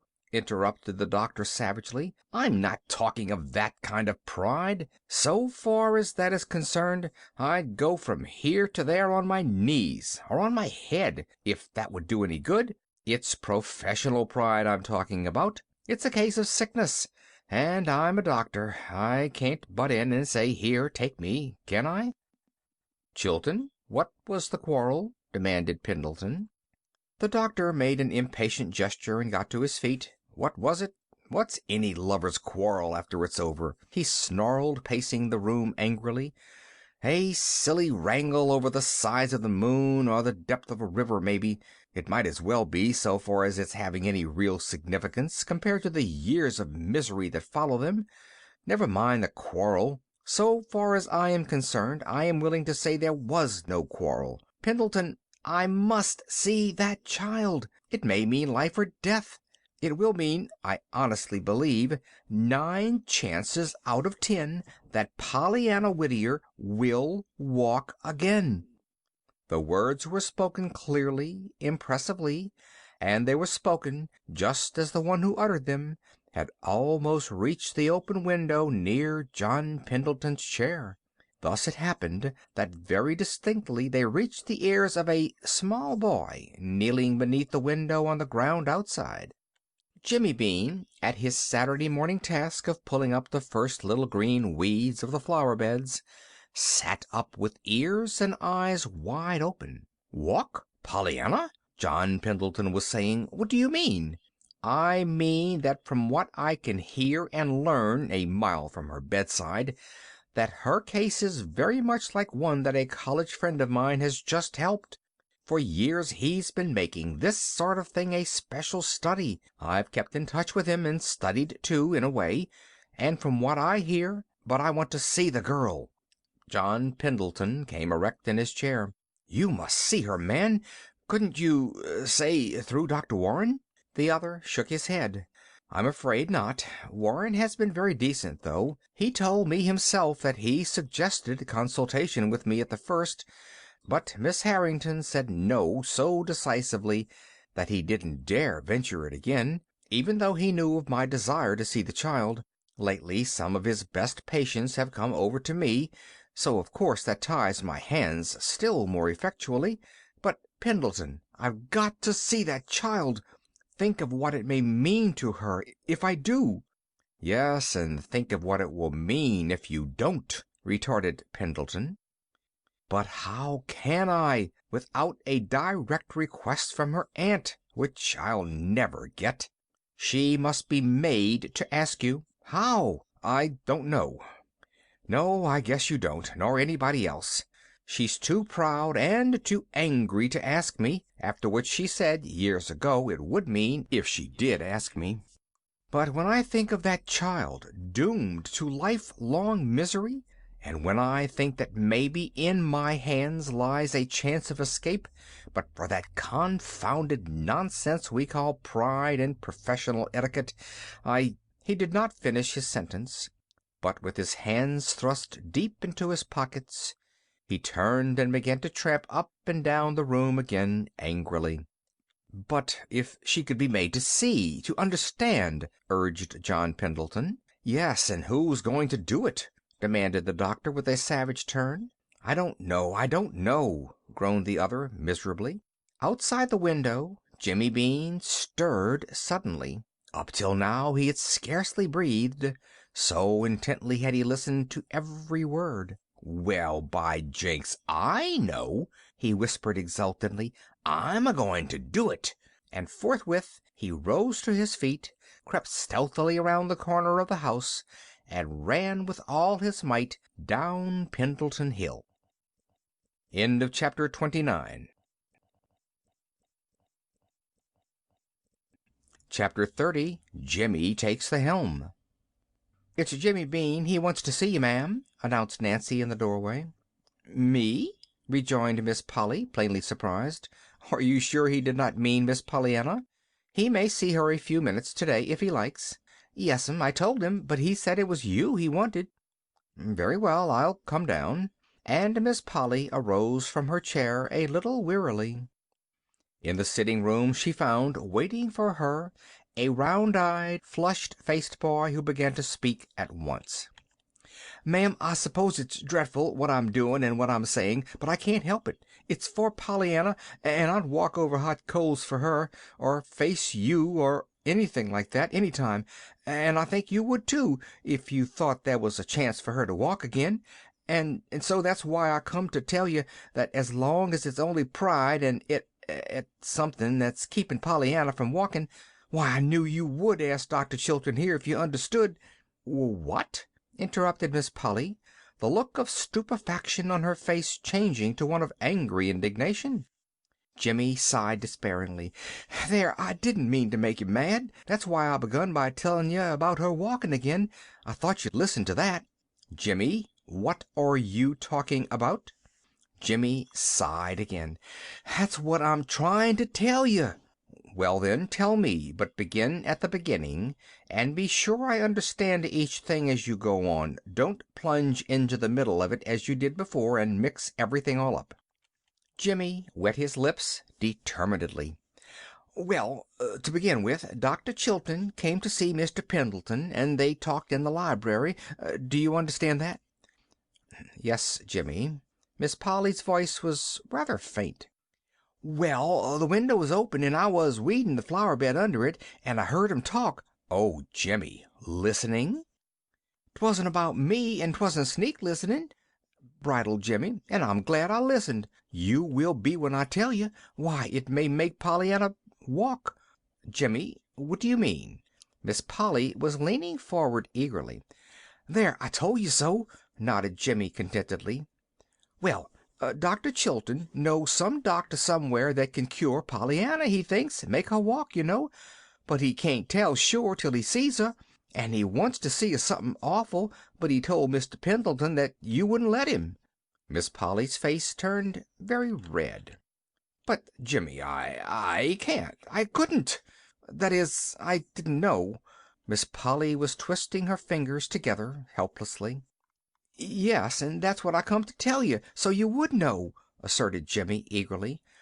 "They said that for some reason, I didn't rightly catch what, you wouldn't let Dr. Chilton come, and you told Dr. Warren so, and Dr. Chilton couldn't come himself without you asked him, on account of pride of profession, well, something anyway, and they was wishing somebody could make you understand, only they didn't know who could. And I was outside the winder, and I says to myself right away, 'By jinks, I'll do it,' and I come, and have I made you understand?" "Yes, but Jimmy, about that doctor," implored Miss Polly feverishly. "Who was he? What did he do? Are they sure he could make Pollyanna walk?" "I don't know who he was. They didn't say. Dr. Chilton knows him, and says he's cured somebody just like her, Dr. Chilton thinks. Anyhow, they didn't seem to be doing no worrying about him. 'Twas you they was worrying about, 'cause you wouldn't let Dr. Chilton see her. And say, you will let him come, won't you? Now you understand." Miss Polly turned her head from side to side. Her breath was coming in little uneven, rapid gasps. Jimmy, watching her with anxious eyes, thought she was going to cry, but she did not cry. After a minute she said brokenly, "Yes, I'll let Dr. Chilton see her. Now run home, Jimmy, quick. I've got to speak to Dr. Warren. He's upstairs now. I saw him drive in a few minutes ago."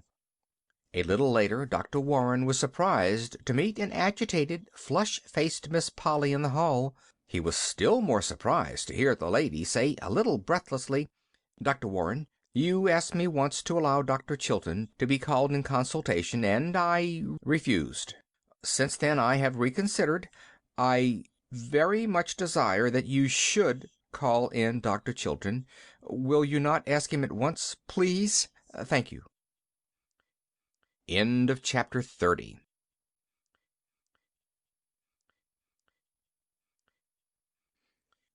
Chapter 31.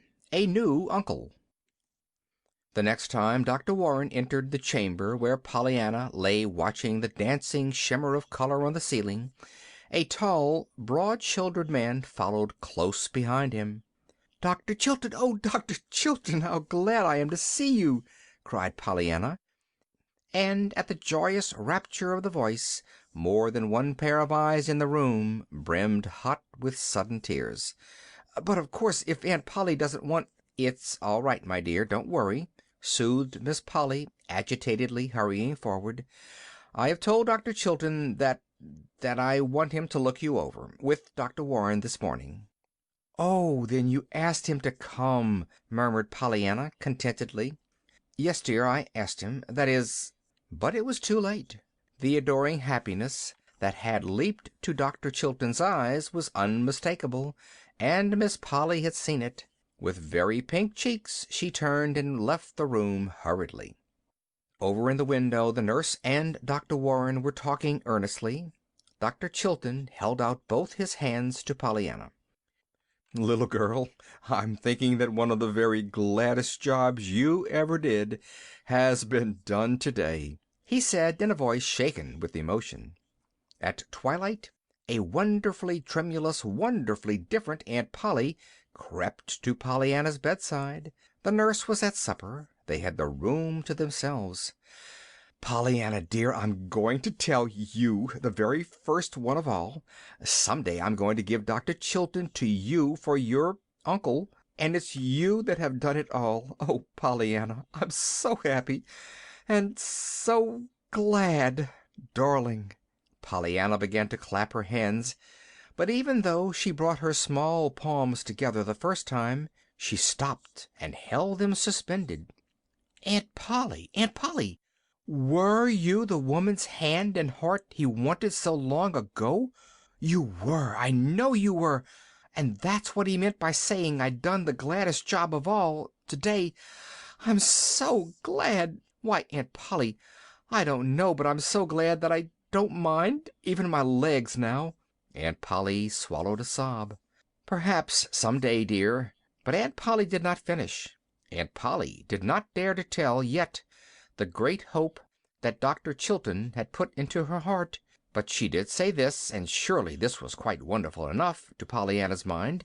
"Pollyanna, next week you're going to take a journey.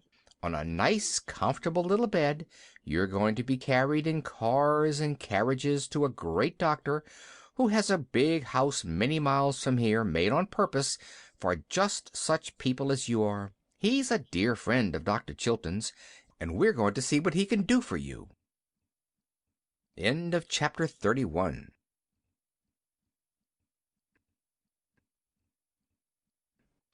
Chapter 32, the last chapter, which is a letter from Pollyanna. "Dear Aunt Polly and Uncle Tom, oh, I can walk. I did today all the way from my bed to the window. It was 6 steps. My, how good it is to be on legs again. All the doctors stood round and smiled, and all the nurses stood beside them and cried. A lady in the next ward, who walked last week first, peeked into the door, and another one who hopes she can walk next month was invited into the party, and she laid on my nurse's bed and clapped her hands. Even Black Tilly, who washes the floor, looked through the piazza window and called me honey child when she wasn't crying too much to call me anything. I don't see why they cried. I wanted to sing and shout and yell. Oh, just think, I can walk. Now I don't mind being here almost 10 months. And I didn't miss the wedding anyhow. Wasn't that just like you, Aunt Polly, to come on here and get married right beside my bed so I could see you? You always do the gladdest things. Pretty soon they say I shall go home. I wish I could walk all the way there, I do. I don't think I shall ever want to ride anywhere any more. It will be so good just to walk. Oh, I'm so glad. I'm glad for everything. Why, I'm glad now I lost my legs for a while, for you never know how perfectly lovely legs are till you haven't got them. That go, I mean. I'm going to walk 8 steps tomorrow. With heaps of love to everybody, Pollyanna. End of chapter 32. End of Pollyanna by Eleanor H. Porter.